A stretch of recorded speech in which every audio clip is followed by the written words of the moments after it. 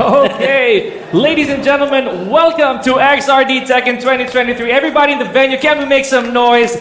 This right here is the send-off of Tekken 7, for lack of a better term. But before anything else, ladies and gentlemen, just like to introduce yourselves. Yours truly on the mic, Speaker, and of course, joined by Rock and Roll. Together we are... Tekken Roll. Oh man, I had to embrace that. Okay. Yes, you should. So that's going to be, of course, a tradition. Moving forward, of course, towards Tekken 8. But again, we're going to focus on Tekken 7. It's been 7 years. Wow, yeah, running to 8 as well. Right? Oh. And you know what I love about Tekken 7? We've basically met a lot of new faces. And not only that, they were able to definitely bridge the gap, right? They were able to compete with even the top players, even from, the previous generation, Tekken 5, Tekken 6, Tag 2, and now here we are, Tekken 7, and just, a month away for Tekken 8. So how are you feeling right now? It's been that long, huh? I know. What do you feel right now about Tekken 7? You know what? I'm definitely going to miss Tekken 7, that's for sure. Oh yeah, for the generation that it was born, Tekken 7 really paved the way for so many players, not just here, but all over the globe. So yeah, I can definitely say that I'm excited for Tekken 8, but it's a bittersweet moment for me to have to say goodbye to probably the gateway title for making Tekken an even bigger, even more prestigious, installment of the Tekken franchise. But XRD, of course, that is the name of the game here. We're gonna have our second, imagine that, only our second XRD Tekken tournament. So a bit of a history lesson here. XRD Tekken was conceived back in 2020. So in an ironic twist, it was only days before pandemic struck our poor country. So I was able to start that off. A shout out to Poch Fight as well, who began this journey with me. Please get well soon. And yes, we tagged in Rock and Roll. Tag us all. Right there. Mash that butt, right? But yeah, we started this journey back in 2020. So fast forward a few years, here we are, XRD Tekken 2023. But now with even more ambition, we have a lot of partners that joined us here, gave us their help, gave us their support in making this possible. Not to mention our beautiful venue, man. That's right. This is really something. And not only that, of course, I would just like to make a huge shout out to our, of course, partner and production team, Crossroad. Definitely huge, really impressive stuff, right? All the equipment, the staff are really friendly. It's definitely number one. And of course, our partners as well, Second Shot. I tried their coffee earlier this morning. It definitely helped me. I want more. I know. And of course, Keychron. I saw their keyboards earlier today. Top notch, right? And not only that, for those who are wondering, the champion of this tournament will also win a Keychron K8. It is 10 kilos, right? TKL. And it's also supported with the QWM software and so much more. Wow. That alone speaks volumes, ladies and gentlemen. So the signature Keychron features, of course, they're wireless and wired. There's a Mac layout. It's one of the few mechanical keyboards that features a Mac OS media keys, F1 to F12, in a Mac layout with the same as conventional Mac systems. It's compatible with all devices. Keychron keyboards are 100% compatible with multiple operating systems, right? So it's suitable for Mac OS, Windows, iOS, as well as Android. So you can't go wrong with any of Keychron's products, guys. And later on, we will show you on camera what it looks like, right? Okay, yes, please. Yes. And so for those who are here in the venue, you can definitely check out for Keychron their keyboards as well. You can also take a sip from Second Shot as well. And again, we are about to get started with, of course, XRD Tekken 2023 right here, and I'm really excited about I know, right? So we also have the previous podium finishers, such as Lucky Fight, which actually placed third during the first XRD Tekken 2023, and so much more. We have a lot of big names right here. I think Hapon is here. Hapon, right? Yeah. I don't think he's using their earning fee. No. Hopefully not too. But yeah, you know what? Sadly though, I think Maru, Maru, the previous champion. Yeah, the previous champion was unable to defend that here. So safe to assume before season 2 we'll crown a brand new champion here in XRD Tekken. So that's gonna be pretty interesting. Not to mention a lot of new people here. And I'm not gonna lie, I'm very happy to see some of them here. One of them already on stage is Bacal Nation. He wasn't here last time, right? And Gold Standard, I believe, is also here. So we're gonna see some of these prominent household names that you guys have witnessed before. And for me, you see, this is how crazy XRD Tekken was, Rock and Roll. During the time of the very first XRD, there wasn't even a Lydia yet. Not even a Fakopram yet. Yeah, that's right. And not even a Kunimitsu. So it's bound to happen here that some of these characters are going to spawn on stage or hopefully on stream. So this is where XRD is, and hopefully not the last. So we're keeping our fingers crossed for that. Of course, this is only the beginning of XRD. And just like what we said, right, Crossroad Productions, and again, the whole team of XRD doing a really great job, not only for the production side, also, bringing the community together to play Tekken. And again, they started with Tekken 7, ending it with the Tekken 7. Of course, moving forward, we'll definitely, look forward for more tournaments. So while our players are setting up, you mentioned that Battle Nation was on stage, right? Yeah. Who is he up against? Yeah, that we're gonna have to see, ladies and gentlemen. I don't want to play spoilers as well. Even later, when we see those names up front, I just want to surprise you guys because right now, there it is, and we have Libran Rabbit. It's safe to assume Libran Rabbit's a Libra. Is it Libran or Libran? Libran. Let's just call L Rabbit. Rabbit, yeah. LR. There L we go. And again, Bacal Nation, looking good with the new hairdo. The do. I don't know who's responsible, but let's make some noise, ladies and gentlemen. We have Bacal Nation and Libran Rabbit. Hello. Let's go. I love the energy right now. See, this is where XRD is at. We have a stacked venue here, folks. I'm not just talking about the people who are participating in the Tekken tournament. Right. There are other stations here as well, for various titles. You know what I'm eyeing at. I know. So major shout-outs to our, of course, side community fighting game tournaments as well. So there we go. We're going to start off with the very first match here at XRD Tekken 2023 with Libran Rabbit and Bacal Nation. Yeah, we're gonna switch names. I believe that it's Bacal Nation. There we go. Bacal Nation is donning the Marduk. Yeah. So we know for a fact that. Okay. Oh, okay. Sorry. That was that random? Yeah, because it wasn't random. Yeah, it's all right. Yeah, that's fine. Okay. Common mistake. But yeah, this is pretty much the same. We're gonna see Bacal Nation with the Marduk, and of course Libran Rabbit. Safe to assume Lily, and hopefully this is one of those really unpredictable matches because Bacal Nation has been participating in so many tournaments this whole year alone. Right, and with the new, of course, sponsor right here, 20V, right? Right. Along with Jules and of course the rest of the South. Wham, Charles, yeah, Shoutout. Is Charles here? I think I saw Charles. I hope so. If I didn't see him, if I did see him. But anyways, here we go. First game of the first set of the day, taking place at Dragon's Nest. So again, I'm gonna miss this character straight up because Marduk, when Tekken 7 came out, he also was not one of the first batches of DLCs, right? So safe to assume maybe in Tekken 8 it's gonna be the same story. Exactly, and actually, I for one is one of the frustrated Marduk players, and I'm really glad I was able to learn him during the last season. But here we go, going back to the matchup right here, and Libran Rabbit. Oh, not breaking the 1+2 throw. But look at this interesting combo right here, and one more hit could do it. Wow. All right. Now Bacal Nation, again, looking really healthy. Libran Rabbit with a bit of a risky Lily play there, right? So, and again, Marduk very accustomed to throws. What a start of a round. Bacal Nation definitely feeling himself here. All the way to the wall. Big damage. Was the ender? Very nice enter right there, and Bacal Nation trying to go for the setup right there. Oh, press the button, and look at this damage, and one more hit could do it. Libran has to do something right here. Bacal Nation right now, he does want to end this as quick as possible, save that mental energy for later. So yeah, 2 rounds up, and this is only a best 2 out of 3, ladies and gentlemen. So if Bacal Nation wins this straight up, he does get a good amount of lead. Oh, wow. Very nice. I don't know what the combo was there for Libran Rabbit. That was, I think, preparation for Tekken 8. Oh, there we go, trying to go for a snake edge. Nice punish for Bacal Nation.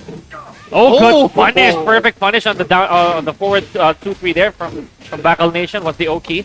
Again, that combo right there, it kind of gave us a glimpse of online Marduk play, right? See, this exact combo right here because remember, it was a very long online year for Tekken. Granted, the pandemic happened, so a lot of players they had to improvise. With that combo of Marduk, yes, it does a lot of damage, but since it's online, you don't want to risk dropping it. I think that's one of the reasons that combo even existed. And not only that, it also introduces new players, right? Yeah, a lot of players actually, you know, played Tekken online for the first time, their first Tekken, and it's really nice to see new faces, even though that's, you know, Tekken 7 is ending.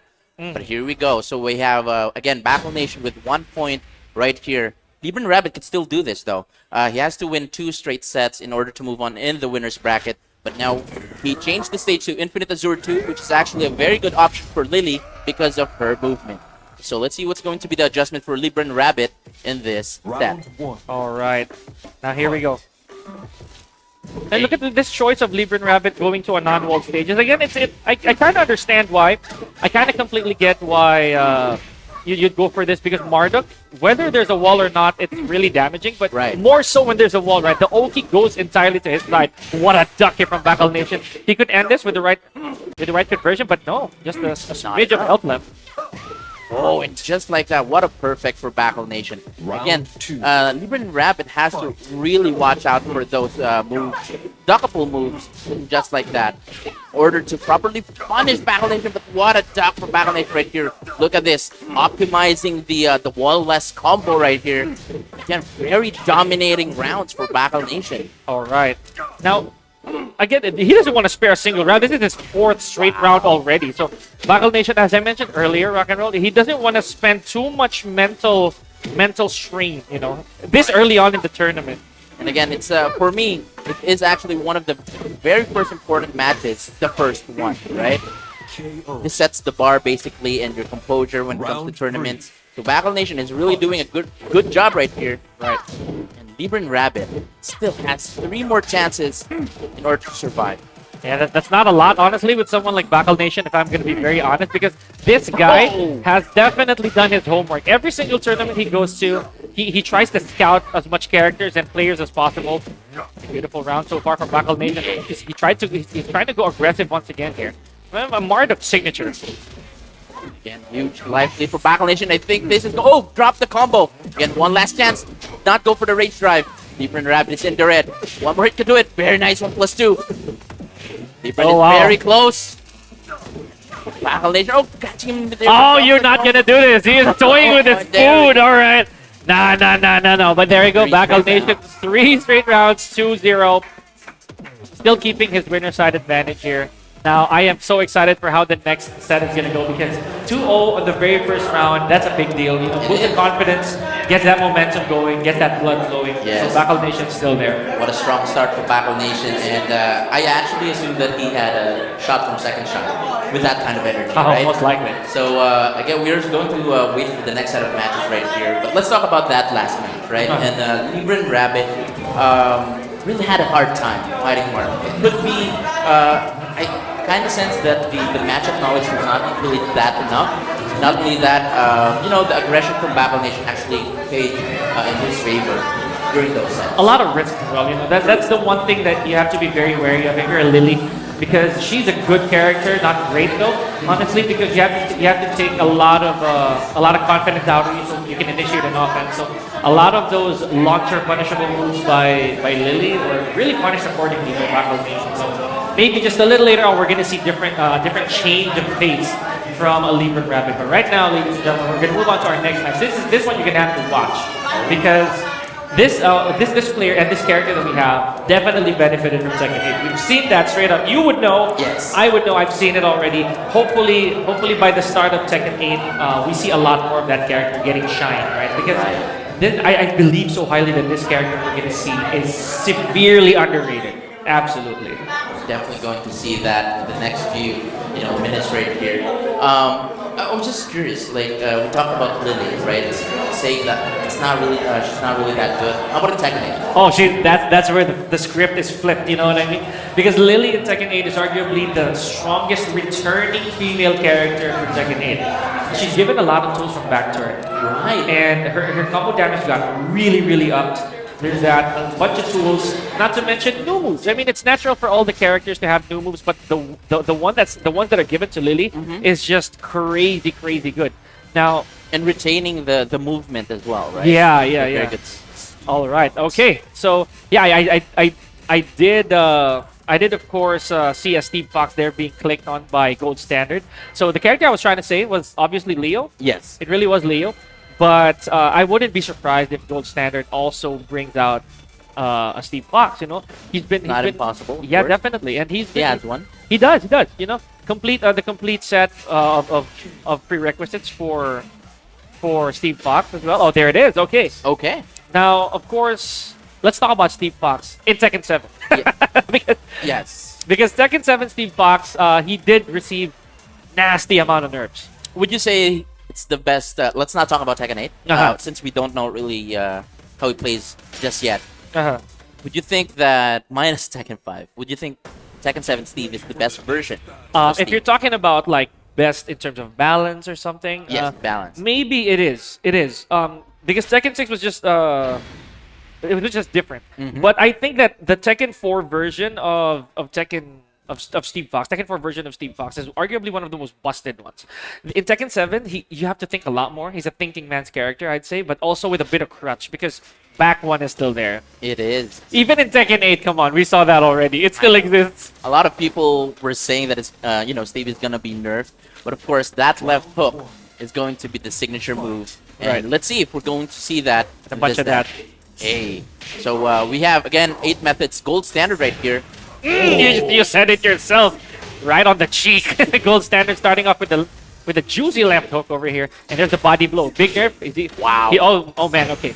But again, that's what I was talking about. That is kind of like the factor that makes Steve Fox still very very dangerous despite all these nerfs, man. That back one is always a problem. So that's shy. We got to talk about that too. This is King. Yes, So you have of course. expectations, I'm pretty sure. And I would say King's back one is also very useful as well. Not as a huge hitbox as Steve, but it is 1 frame faster, right? Yeah. He has to do something right here because again, everything is looking good for Gold Standard, and Shy is just really passive at the moment. While Gold Standard is just is on the driver's seat rather.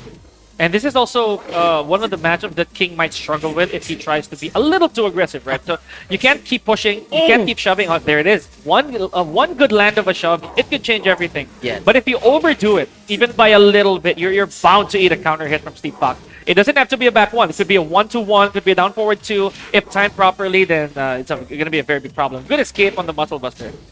That's right. And again, that's something that you really have to watch out for. The counter hits from Steve. Ooh. It's definitely deadly. But look at this. Shy is now doing good right now, but a lot of parry from Gold Standard. He is in the red. It's not yet finished. Oh, what a block, but no punish. Shy is in the red. He has no punish. Ooh, what a wild man from the side, though.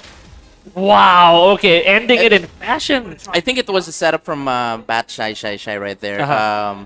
But then again, just so you know, Gold Standard used to be a king main, right? Yeah. So So he yeah, knows the ins and outs. He knows the flaws. He knows the flaws of King. Very susceptible to being sidestepped as well. So even though he went the other way, I think it was a really good call from Gold Standard. Not to mention he punished with a while standing one too. So he flash ducked that thing so he can punish it properly. I agree. And look at these, movement and parries from Gold Standard.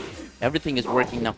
Bat Shy is just moving forward right here, but getting knocked out with that back one. And good night for you, says Gold Standard. 1 point and 2 more rounds, and he will move on to the winner's bracket right here. You know what? It's funny you mentioned that good night. It's one of Steve Fox's actual voice lines in Tekken 8. Oh my I goodness. know. But yeah, that's exactly where Steve really thrived. A lot of these counter hits. Heavy hits when you keep pressing. There it is again. I have lost count there, Rock and Roll, of how many left hooks, quick hooks we've seen out of Gold Standard. And right, Steve He's just Fox... making it look like Steve is an easy character Yeah. to use, but it's really not, He's right? not. He's very daunting. There's a lot of requirements that you have to actually accomplish before you become an accomplished Steve Fox, or at least compete in high level. Like, down forward to body blow combo itself is a problem. Speaking of a problem, Shy does have a huge problem here after getting clipped again by a quick hook. One last chance for Shy. Nice break on the Shining Wizard. Ooh, did not commit with the Rising 2-2. Anything can happen right here. Nice. It's gonna be the follow for Shy right here. Spends the Rage Drive. Oh, from behind. One. Well, there's a chest smash. Oh, and that's gonna Punish. be it. Very nice patience right there for Gold Standard. He didn't really have to press anything. And just like what we said, right? Gold Standard just have to wait, being a Steve Fox character. Just wait for, the right moment. Just like that, he was very patient enough to punish that final blow. So good job for Gold Standard, and we're still gonna see Bat Shy in the lower bracket as well. Yeah, this is a first and two, best of three, double eliminations, folks. For those of you at home watching, it means that you have to lose twice in order to be eliminated, right? And until you do, you can keep your run going. And this is a standard format that we get. A while ago, I wanted to point out as well that after the first launch, Shy did not actually go for a character select or a stage select, so he just went straight to it. So just to give you an idea, guys, that is an advantage that you get in a setting like this. Yes. You can either change your character or change your stage, but never both. So you're going to have to pick one of those, maybe put that in your advantage. It's up to you. Exactly. But right now, again, more household names that we're seeing here, Rock and Roll. So are we looking at our supposed previous grand finalists? Let's see. And what name you use? We're definitely going to find that out. So yeah, just to of course remind all of our tournament players and also players at home who are planning to join tournaments, you can definitely change character or stage. In that particular case, you know, if you're using King, usually you get to choose. You might want to choose Forgotten Realm, right? It's a very good stage for King. Not so much for Steve, right? But then again, it's really up to you, right? But now going back to, of course, our players right here, we have N4K Hapon, no longer using the earning P right here. Probably got, you know, not used to it anymore. It is going to basically starting Tekken 7 with the name Hapon and ending it with Hapon. Right. Absolutely poetic, you know, for Hapon. know. He made a huge impact even in the professional scene way before XRD. Yes. Right, even way back. So now I think he's out for redemption, and this time around for season 2 of XRD, we're just fixing a bit of a light issue here, guys, just to make sure that the players don't look like they're about to be summoned. Right, we gotta align it properly. But yeah, we have N4K Hapon and LK's Korea, if I'm reading that right. Hopefully I got that right. Korea, yeah. Korea. So yeah, we're gonna switch the name And a little later Team on. LK, I think this is the first time I've ever heard that that Yes. team before. Yeah. So basing on the jersey, is that low key?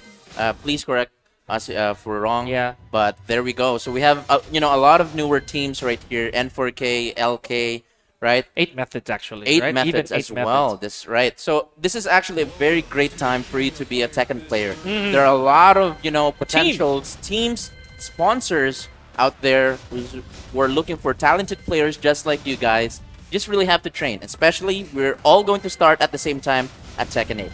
Oh man, with Tekken 8 over the horizon, you know, it opens up a lot of avenues for other characters as well. You know, I said that before, that players tend to get a lot of exposure because of Tekken 7, right? But with Tekken 8, not only are we possibly getting crossplay, there's one. Right. We're possibly getting that. There's also an improvement, massive improvement in the online platforms. We had the lobby. We had the fight lobby. So that's one mode, or that's like one feature of Tekken 8 that really invites people to be more interactive with everybody. So, and speaking of characters, right? Hapon does not have his signature Eddie just yet. This is something that we've been talking about for quite a bit because we know Hapon for his Eddie. Yes, he did bring out the Geese, but of course Geese is X'd out. You know, he's literally crossed out of the picture 2 seasons ago. Yeah. Or 3. Yeah. There's also Zafina, who might come in the near, who's a base roster, but we don't know. We don't know how Zafina stands in the next game. There's a Leroy. There's also a Leroy there, so it's safe to assume that maybe, just maybe, Hapon can bring out the Leroy in Tekken 8. But for now, just like what we mentioned, he's gonna milk the last remaining weeks out of Geese Howard. Okay, and on my favorite stage right here, Brimstone and Fires. It's gonna be really hot here, folks, because again, we have N4K Hapon and LK Korea. Let's make some noise. Guys, let's go. Let's go. More new names, more of the returning champions that we get, ladies and gentlemen. Oh, man. So we don't really get to see this matchup that often, right? So we have Lucky Chloe. And, you know, I'm really glad to see Lucky Chloe in a farewell tournament. Oh, yeah. Because, again, she's not in Tekken 8, but she's definitely, you know, one of the characters that we're going to miss a lot. Yeah, you know, she was made in a very unique manner. There was actually a time that people thought Eddie would be gone entirely because of Lucky Chloe's existence. So, right. But now that's absolutely corrected. Lucky Chloe standing her own. She's a different character altogether. I like that. Have you tried playing Lucky Oh Chloe yeah, before? yeah. Lucky Chloe's her style is very straightforward, right? Like just poke the opponent out, make sure that they lose their patience along the way, and then punish them for it. Like her combo damage is not a joke. Like that entire damage that Hapon was able to induce, Lucky Chloe can take that in a snap, and she doesn't even need a meter for it. And she's not even a 2D character to start with. But here we go. It's like actually watching a 2D matchup right here, in terms of damage, of course. But again, upon getting that very first round right there, and not sweating a lot. Look at the life lead. Korea starting to be very aggressive, but again, another side step from Hapon. But you know, this is very tragic. I haven't seen a full combo out of Hapon's Geese just yet because first, the round number 1, he didn't have meter. Not at all. And the first launch he got from this round was from the back. Actually, so the same thing for the first round. Exactly. Yeah. Exactly. So he never got to complete a single one. Oh, there's the damage we were talking about. Speaking of finishing combos, and again, Korea finished Hapon, tying things up right here. Looking good for Korea so far. And you know, Hapon, a veteran in his own right. Oh, what a confirm from Korea. Okay, hold the phone. We have a match, folks. So that's what I'm talking about. Now Hapon is far from getting a meter. That's going to take a few hits before he can get that back. But that grab gave a chunk out, out of Hapon. Yeah, hit to the wall. Oh, that's definitely going to hurt. But no, the sidewall saves life. One last chance for Hapon. Right in, catching him mid-air. Oh, Korea boy. looking good. He is in the lead. And a lot of people right here are rooting for Korea. That's also a natural reaction from these people because Lucky Chloe, as we mentioned, not really a tournament native character. We don't see that very often. Oh, but no, a little too far in the punish. Hapon had the right idea, though. Very nice break here for Hapon. Now Hapon is starting to be very patient right here and very passive as well. Just not making any huge risk. And very nice, Korea for not confirming that hit. Yeah, you have to commit to while standing 1-4 actually. Exactly. So beautiful sense of awareness that he wasn't sure if it was going to reach. Now Hapon puts Korea in the corner and does have access to 1 meter. He could use that. Okay, no, very smart from Hapon. You see how he just gained the 2nd meter, not needing to use that anymore, knowing that Korea's back was against the wall. Final round and just game number 1 of the set. This is going to be a very challenging round for Korea right here with Geese having 2 bars right there. Yeah. Already 50 seconds. Oh! My goodness, oh, this is gonna hurt. And the wall is right there within reach. Wow. Korea's gonna go for damage. Ow! Look at that damage! Nasty! And Korea, lucky. Oh, Okay. nice punish! Okay, now not if Geese has anything to say about it. He He's can in rage. definitely put it in rage. This is gonna hurt. Hapon completes this rage art and Korea will enter rage as well. The Raven! Oh, so close! Just like that, matching the life. Oh, enters the rage art! Korea, though, with a beautiful call of a rage art, leaving everybody in awe. Oh, Oh, the audience is that how we start? Is that how we start XRD? I would love to see Hapon's, facial reaction right now. Look at that. There we go. Got him thinking, both of them. And again, Hapon has been known, not only for Tekken 7, but from the previous Tekken, Tekken 6, Tag 2, who's been dominating, every generation that he's been part of. But looking at this new name right here, LK Korea, I'm not sure where you come from. Probably not from Korea, but man, Okay. showing us really great stuff right here. That's a statement, if you've ever seen one. And Hapon just went straight to rematch. Rematch, no stage change, Could have been no character choices. Yeah, it could have been a really nice fight between Eddie and. I'm not gonna lie, that was a really close game to begin with, right? That massive combo start from Korea was enough to get that confidence boost. And one mistake, Hapon inched ever so close to almost getting that comeback. Because it's safe to assume in that situation, Hapon was on the back foot. Exactly, and he had 2 meters as well. So Korea, look at this, the change of pace. Hapon backing up with the perfect right here in the very first round in the 2nd set. And can we mention that Hapon also, like in the past, has come from crazy odds, right? Like really bad situations. Like he was supposedly 1 round away from some games from being eliminated completely, but he turns things around, right? And some of those opponents are also here. So in Korea, I think it's definitely gonna give Hapon a little bit of something to think about. Now Korea with 3 Cali rolls from the back, okay. Confidence. Nice sidestep once again for Hapon. All of the sidesteps are working out in his favor right here, but Korea not backing out. Look at this! Oh! Party is starting, and no! Nice break from Hapon. Right, 20 seconds more on the clock. Anything could happen here. This is an eternity for Tekken. What a stationary hop kick from Korea. Beautiful stuff. 1 round a piece. Again, ladies and gentlemen, I said we have a match. And I would just like to take note, Hapon was able to defeat, one of the best Lucky Chloe Oh, that's players in the world, right? John Yeah. Ding. But look at this. He's facing a new Lucky Chloe right now, and he is in trouble. Oh, and again! All the way to the wall. Nice block. Good block on the Indian steps.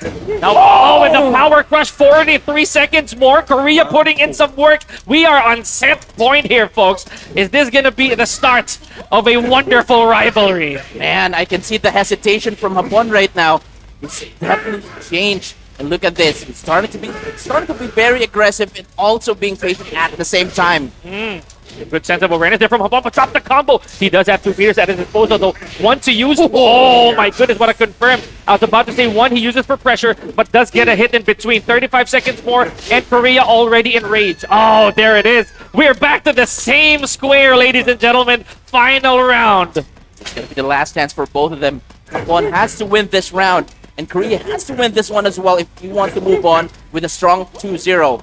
It's all been 2-0 from the very first matches that we've watched. Look at this. Korea's looking good. He has the lead. There it Nice is. block. Good pressure here from Hapon. He does great. 1. Okay, so close there from Hapon from getting clipped by the scissor to chair. 35 seconds more. Korea, oh, he took a chance. And this could definitely be it if Hapon goes for the right conversion. Doesn't have meter, though. He went with an Oki instead. Very nice break from Korea. No! Nice way punish. Korea is still alive. He is in the red. Block. Punish? Did not punish, though. Korea burns the rage. Oh, so close. Hapon again, nearly getting clipped. He no longer has rage here. Korea. Seconds. Anything can Hapon, happen. is he going to zone this out? That's still a long time. it's- Oh, Oh. man. He Kaisered his way into That was a good attempt. victory. Yes. That was a good attempt. And again, Hapon, he was very, very careful during this set, right? We talked about it. Hapon was able to, battle a lot of, new faces. And here, since he's not really that familiar with his opponent, Uh-huh. just geared away, just moved away, just wait for the mistakes to happen.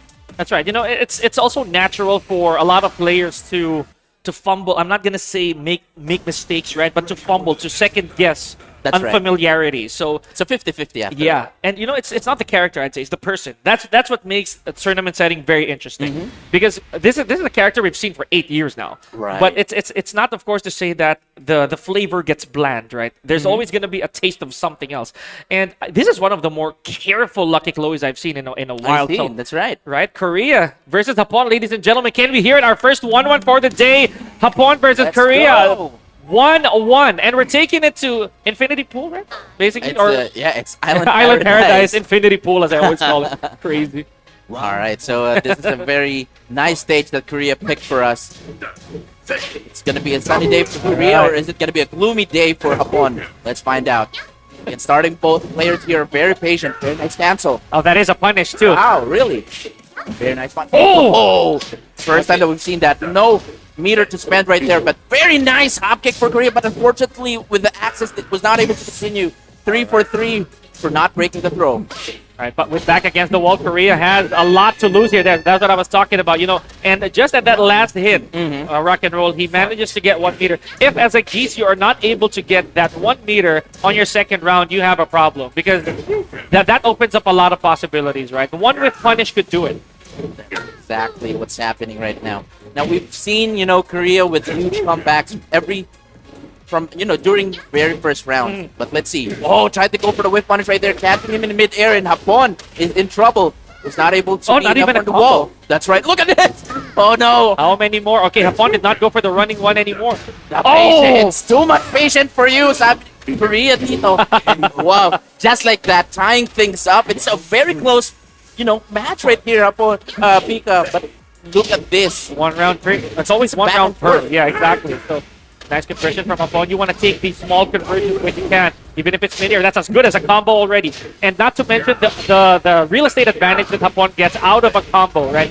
With the back paint against the wall, Korea, Hapon is just literally going to wait for Korea to kill himself here. And just like that, Hapon turning the tides once again. He is now in potential set point in a reverse sweep. Wow, look, the change of pace right here. Very nice. Confirmed from Hapon. Nice reversal. Bending the meter through the max mode. This is definitely going to hurt. Look at this damage. Ow! You. Now one last chance for Korea this time. Oh man. You know, I feel for Hapon in that sense. He actually burned the meter in the hopes of keeping Korea's back against the wall, but no dice. 35 seconds more. You see Hapon with a basic throw here. Good block. Oh, but he neutraled Korea. Goes down to the lower bracket, and 4K Hapon emerges victorious after such a clenching match. Let's hear it some more, ladies and gentlemen. What a start of XRD Tekken, and that was only our second set of the day. And again, this is the first time I've actually seen Korea. So major shoutouts to you, my friend. You know, we'll definitely look forward for more matches. You know, hopefully, right? Get to see him on stream once again. And we've seen, you know, Hapon's expertise. He's a pro player basically here in the Philippines. We've saw him, you know, adjust. Even though that it was really down to the wire during that very last set, he was able to, you know, come back with his composure, right back at, you know, at the very top, and being able to punish pretty much everything. Yeah, the crazy tides that he had to turn there because in the beginning, of course, the anonymity that we don't know much about Korea, it kind of put us on Lucky Chloe as well. It's safe to assume that some people will say Lucky Chloe players are ambitious, you know, because the character has always been put in the bottom tier for so long. But no, I do think that Lucky Chloe has her moments. Yes. You hit one of those scissor chairs, you're definitely getting a huge amount of damage. So we saw that. You know, that's a very clippable moment. I'm pretty sure Korea will definitely take note of that. I'm sure of it. Like that's gonna go to your story. Right? I don't even blame him. That was a beautiful combo. Not to mention all the way to the wall, putting Hapon in rage. Right. It was like an 80% combo, right? And Korea, once again, props to him because he was able to play Lucky Chloe cleanly, right? And speaking of Lucky Chloe, one of the Lucky Chloe mains, it's his birthday today. Let's also make a huge shout out to Haji. Oh, that's true, yeah. Happy birthday, and the twin. The twin. And the twin Ellie. Of course. Yeah, and then Ellie, of course. So happy birthday to both of y'all. Now, so talking about names again, we have RG, and I believe last year he wasn't here either. So it's safe to assume that RGN this time around is gonna make his XRD Tekken debut, along with a lot of the players we've seen already. And back then, okay, that's a shocker what we're seeing right here. And this character, you know, Fakum Ram, as I mentioned earlier, XRD debuted without this character yet. That's right. And again, this is the farewell tournament for Tekken 7. Might as well, you know, see. So basically, it's a pretty much hello. all of the characters, It's right? a high-end goodbye for Fakum Right. Ram.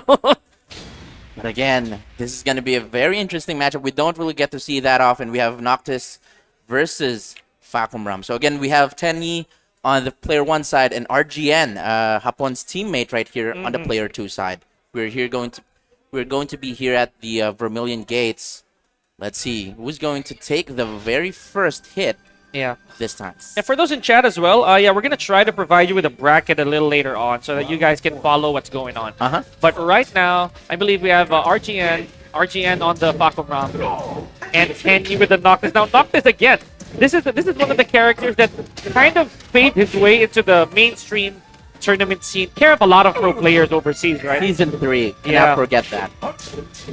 Again, it's really nice to see Fakum Ram. I would still say that Fakum Ram is one of the strongest characters in the game, right? Yeah, man. Like they never took out the damage and the range, so it still falls in his favor. But you have to be a lot safer now. Oh my gosh! But contradictory to safety, RGN launching that down to him. He reacted to that, honestly. Exactly. And look at that. One of the first characters with the guard break missed the wall carry right there. But RGN is looking good. Just like that, Tenyi is in the red. One more hit could do it. And that 50-50 right there is actually one of the best 50-50 from Fakum Ram, right? Yeah, legitimate 50-50. You know, albeit if you get punished from the low, it's fine. You know, it's worth the risk. And in that situation, RGN had all the health to spare.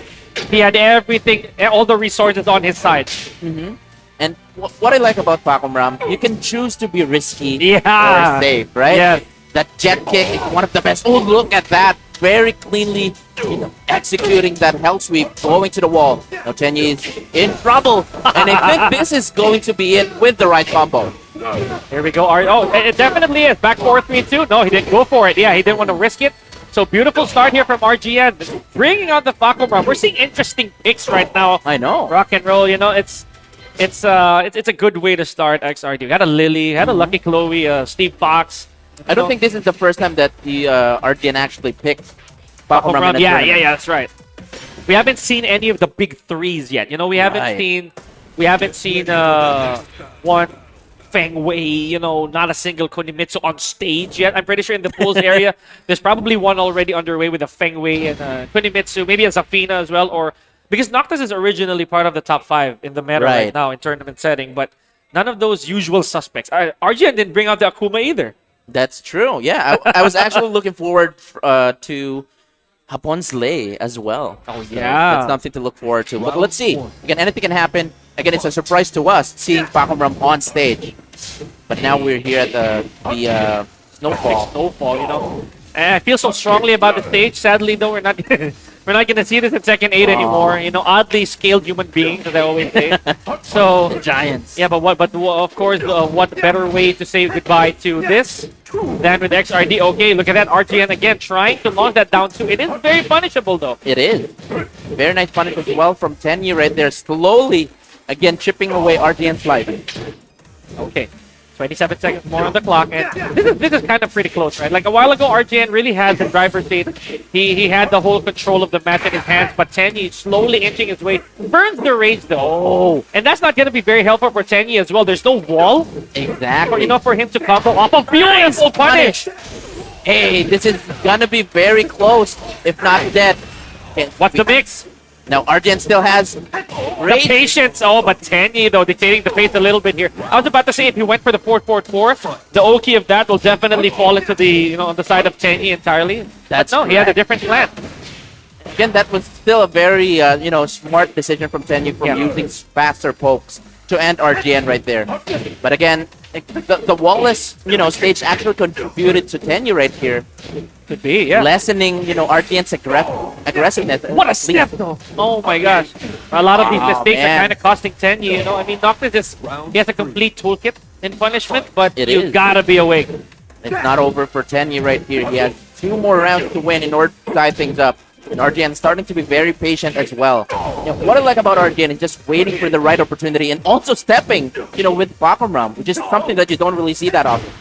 Oh, there it is. Arguably the best holding move in the game in Noctis' 4-4-1+2. Big enough damage, despite the fact that it doesn't, you don't get to use your tail spin anymore. Oh, Paco Ram a little too chunky on the sides there. Getting snagged by the running 1+2. Tenyi, 2 rounds on the board and potentially tying things up. And exactly what I'm saying earlier, right? You don't really get to see Paco Ram sidestep that often because of that single thing that happened. But RGN starting to be very aggressive right here. And Tenyi backing off. Let's see. I like that RGN was trying to bow and arrow his way into victory, but again, a big launch from RGN off of the down 2. Crazy stuff. Pushing at the 70 damage there. Hey, 35 seconds left on the clock. It's still not, of course, not over yet for Tenyi. Now RGN still have a huge life lead. Just poking away, just small pokes from RGN. It doesn't really have to commit because they can. Oh, the block! Are you serious right now? Man! Bring out the energy drink. This man is cracked. He blocks a lot of lows in this game alone, right? But okay, Tenyi, you see that he actually blocked the Paco Ram low as well. Didn't get the launch out of it. And no duck on the second string as well. Very nice sidestep. And it one's game, nice. Oh boy. Oh, look at this combo, but it was not enough. But what's happening here, Pika? I like these flash guards from both players. The back and forth, no punish again. He is in the red, no confirm from RGN. Dashing in the face. 30 seconds left on the clock. Both players are in the red. He did it. Oh, Oh my gosh. oh man. I like that. You know, Like it's seeing 2 cowboys, right? Both pointing guns in there. Wow. You know, I'll point that out. That's a very OG thing to do. Exactly. It's such an OG thing for a player to do. You know, when you get to just dash in the face of the opponent and maybe force a duck out of it. I think the conditioning factor went in, right? The down 4s, a little bit of those lows, and Tenyi just gave into the pressure a little too late. Not the last we'll see of him though. We still have a lower bracket a little later on. However, RGN, F4K's RGN manages to keep his winner's side advantage. And yes, I know that you guys are excited to see, the next few matches that we have. But again, we're just going to take a very short break for 5 minutes. And again, we are your casters. I'm Rock and Roll and Pika, and we will be right back.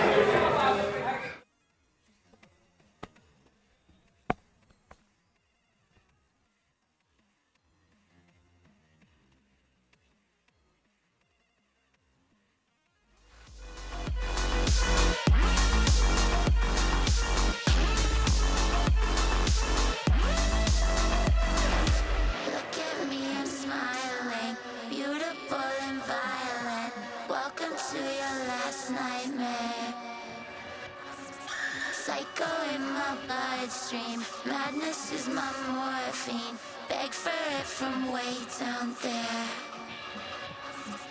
Look at me, I'm smiling, beautiful and violent. Welcome to your last nightmare. Psycho in my bloodstream, madness is my morphine. Like fur from way down there. 'Cause I'm a king.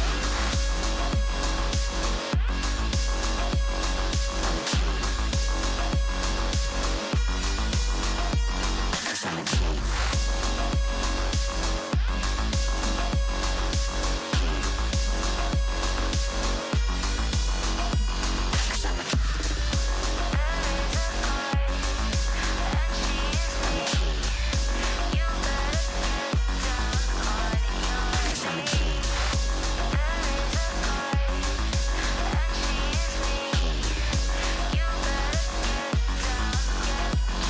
I'm a king.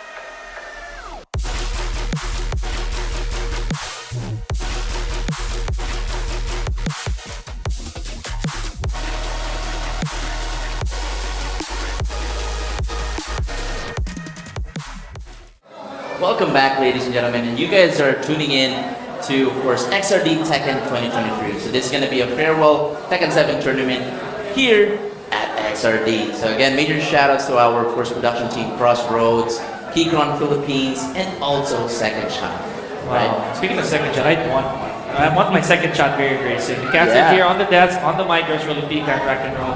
Together we are Pick and roll. Yeah. So again, definitely grab a ball or wall tap rather, because again, we're going to have a lot of Tekken action for you guys. And not only Tekken, right? So we also have, of course, side fighting games as well here at the venue. Street Fighter, Mortal Kombat, Soul Calibur, Smash. I've seen Smash. I'll be back. I'm just kidding. All right. So yeah. So again, let's talk about the matches that we were able to, of course, cast and saw earlier, right? So we have Japón and Korea. Again, that's basically my favorite from so far, right? So it was a very close match. I got to actually talk to Japón. So at the very last round, basically, he became very confident from that set. That was scary. That was scary. And for anybody, like everyone in the venue, they already had their hands up and trying to give their energies to both players, because that last round, that is an iconic XRD moment round. I can definitely say that. Probably one of the best rounds we've seen already, and it's only the start of our day.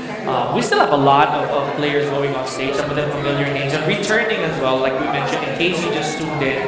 So hang tight, ladies and gentlemen. This is going to be one heck of a day here in XRD Tekken. All right, there we go. Okay, so we talked about this player before. Now, we have SMD Lucky Fighter. So Lucky Fighter, just so you know, he is the third placer from the very first season of XRD. That's right. And his opponent is Kaizen. Again, very first time that I've heard this Arkidon, team. Arkidon. Yeah. Hopefully, we're making justice from your IGNs. Just correct us if we're wrong. Yeah, Arkidon right there from Team Kaizen. And it's going to be really interesting in which characters they're going to pick. So Lucky Fighter is known to use, of course, Lily. And/or Zafina. I don't really get to see Lucky Fighter actually use Zafina, but let's see. Again, this is the farewell Tekken 7 tournament after all. We're also actually expecting Zafina in Tekken 8. Yes. Which we haven't seen a trailer yet, mind you. Yeah, Zafina's on, like, she's pending. She's absolutely pending. What I mean by that is her trailer. She was already confirmed. It's just that she hasn't been announced. She hasn't been announced yet for, say, I don't know, or rather the gameplay trailer, not announced just yet. And we're still on the verge of seeing gameplays from her. But it looks like she's gonna be very well bonded with Azazel this time. It seems like in the story or in Tekken 8, she's gonna be very, very closely knit to the monster. Not so sure if she's gonna let that take over. But for the time being, these are some characters we're already seeing that, sadly, didn't make the cut. Right. Yeah, with Bob already locked in by Arkidon, safe to assume. Bob might come back maybe as Bob himself or Slim Bob. Well, I don't know. It's all in theory. Sure. It's only been 6 months, right? Basically, from the timeline of Tekken 7 and, of course, Tekken 8. But it's been 7 years in real time, right? So it's been a very long time. And again, speaking of long time, the long-time main of Lucky Fighter is being picked. Here we go. We have Lily, and we're going to the Cave of Enlightenment. So Kaizen right here, or Team Kaizen rather, Arkidon is going to use Bob. We don't really see, a lot of Bobs. And shoutouts to Jules, by the way. Yeah, dude. Like, Jules, of course, busy with work so far, honestly. So a lot of people have been asking me today as well where Jules is. Sorry, though, life happens for Jules so far. Gotta keep grinding. Yeah, he also sent his regards because this being the last Tekken 7 offline tournament, he's also a bit bummed out in a way that he couldn't attend. But it's okay. He sent his blessings. I'm pretty sure he's in chat. And Bob, one of the characters that also I consider this character a thinking man's character, right? Right. Not really a lot of stuff there. That's what happens when you when you become a little greedy with Bob. You pay the price for that, Second Lily on stream, by the way, that we're seeing. That's right. Again, a very strong Lily right here, Lucky Fighter. And both players are quite even in life lead. And Arkidon is in there. It's pending the Rage Drive, but got counter hit. And Lucky Fighter getting that very first round. All right. Now, this stage as well, I'm going to miss it. It's a vacuum round stage, right? It is. Cave of Enlightenment has a unique design. So a breakable balcony, then a breakable floor, and the very bottom is also not easy to get to. Like, it's an end-to-end stage that it's so hard to fully accomplish.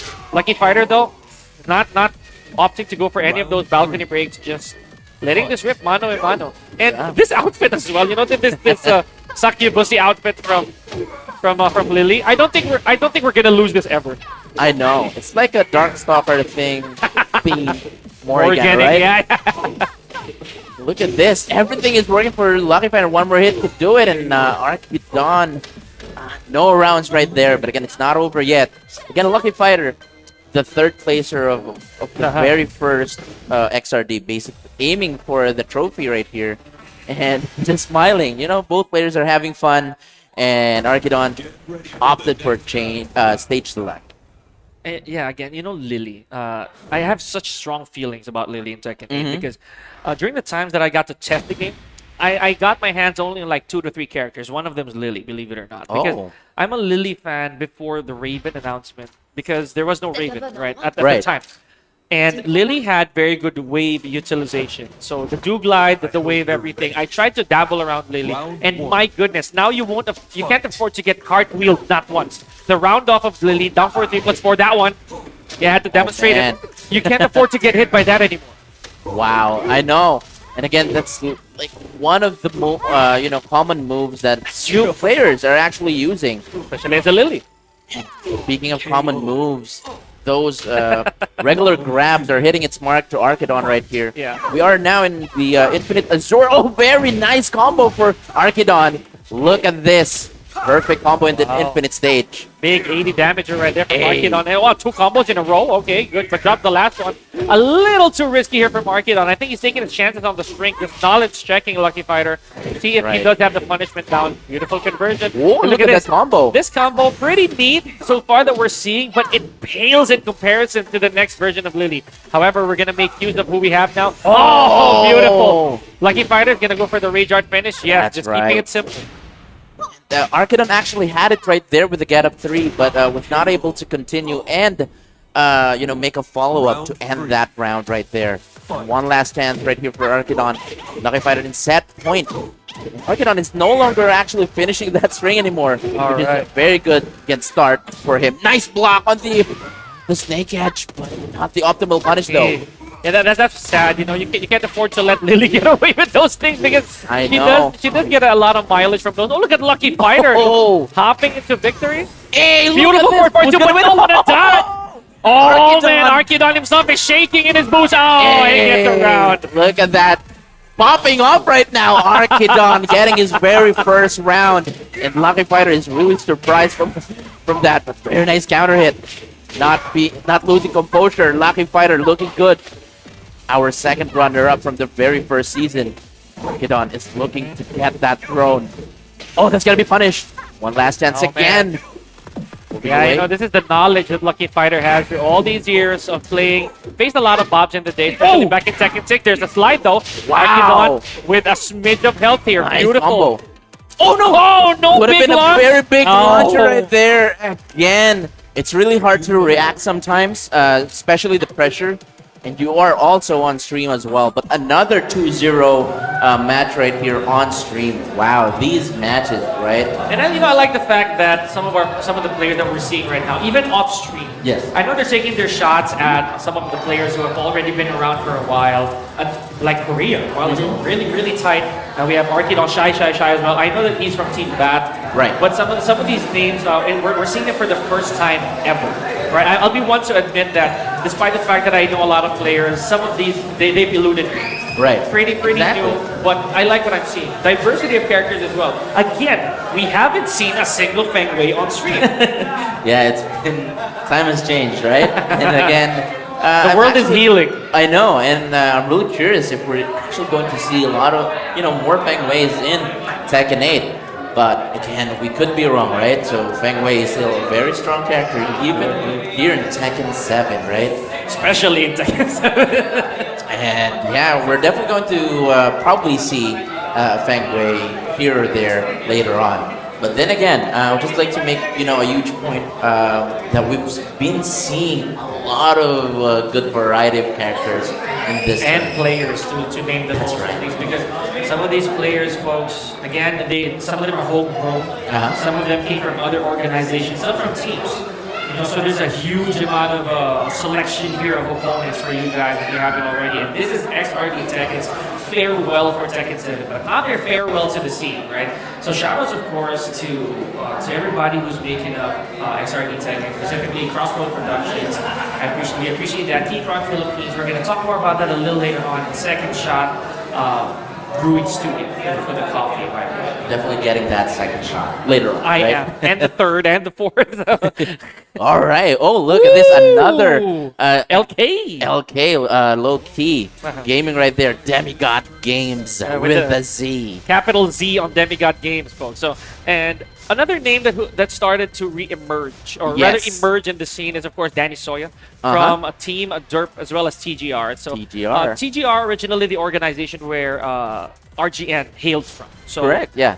of An course, they're- alumni, right? That's right. And they're still bringing up talent. They're still bringing out people, some players. We've seen them in a few tournaments before, but right now it's Danny Soya who's helming the team tag here on stage. So we know that Danny Soya is a king player. Let's go. And a very talented King player as Oh, well. you'd love that. And again, playing with just the use of one eye right here, we have Danny. So just smiling, right? So again, both Handicap. players are Got the handicap. Handicap. Okay, so she- fixing her hair. two eyes. All right. The two eyes. There we Right, go. You got two eyes. 100%. All right, and Demigod Games popping off right now. Okay. Let's make some noise for Danny Soya and, And Demigod Games right here. Demigod Games. Let's go. The Danny Soya with a capital A. Capital A. But yeah, representing Team Derp. Team Derp, of course, made up of a lot of players. Just to give you guys an idea, formed online. Mm-hmm. The Team Derp is supposedly a gathering of different interests, not just Tekken. So they're very esports based. But Danny Soya, is. of course, new to the scene, admittedly, she did claim that, and looking for more experience. Speaking of repeats, this is a repeat king and a repeat Bob. Simultaneous Bobs we're seeing. That's So- right. Yeah. So this is going to be very I love interesting. And we're also at the Jungle Outpost too. Mind you, in Tekken 7 story mode, this is actually, in fact, in the Philippines. That's right.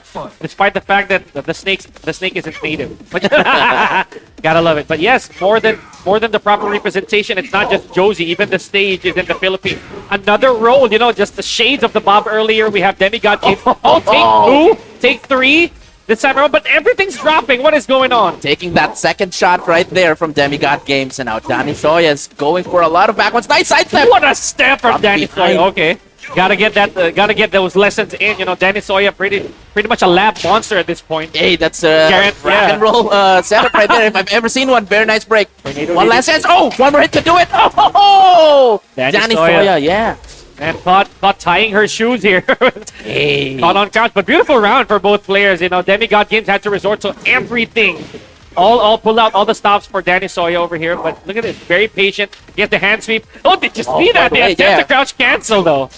What's gonna be the punish? Very nice punish right there for Danny Soya and Demigod Games right here. Quite even on the live. Very close matchup that we're seeing here. No break on the chokehold. Look at this combo from Danny Soya. Oh man, I thought she was definitely gonna go for the moonsault slayer there, or the moonsault. But no, Danny Soya 1 round on the board, playing it ever so slow, so cautiously. I dare say, oh my gosh, Here we go. Chicken Are we gonna wing. see it? RDC!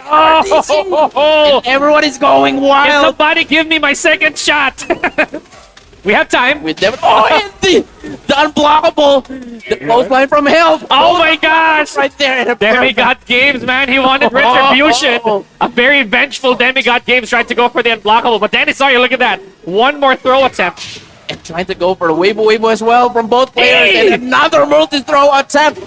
Are we going to see the complete version? Hey! That's a very nice break for Danny. Oh, damn, he got James up, but now he's going downstairs. It's going to be the combo. Double monster hooks. Oh my gosh, Danny Sawyer though still goes for the throw. A little bit of that rack and rolling on the side Hey! of Danny Sawyer. 4 Look at strings. this. The strings from Demigod Games. Again, putting the S on those. Oh! Catch him in there. One more hit could do it. Down Look at four. that! Danny Sawyer, Wow. mind you guys, had a player in the house with Danny Sawyer, so them giant swings is gonna burn out your thumbs. But Danny Sawyer got that on lockdown, so that's the first round. Okay, All so right. this is what we're talking about, man. The talents that we have all over the Philippines since Tekken 7 came out are unparalleled, right? I can say that straight up. Danny Sawyer, come on, guys. You know for a fact that you would not expect a king player to do these things, let alone from Danny Sawyer wearing that very formal outfit. That's right. We're not profiling here, by the way. But of course, it's not over yet. We remembered, of course, Demigod Games popping off, Uh-huh.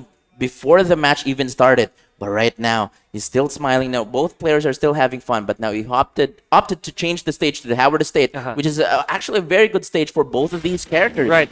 But let's see. Probably, Demigod Games knows something that we don't with Bob. That's interesting too, because Bob originally cannot break everything here. That's what's funny. King, it favors him entirely. Oh man, more monster hooks here from Danny Soya. 4-2-1. Oh, she always gets clipped by that 2-1-4 though. Everything is working for Demigod Games, and now Danny Soya is behind the wall. She has to be very careful. There we go. Look at this combo from Demigod Games. Danny Soya.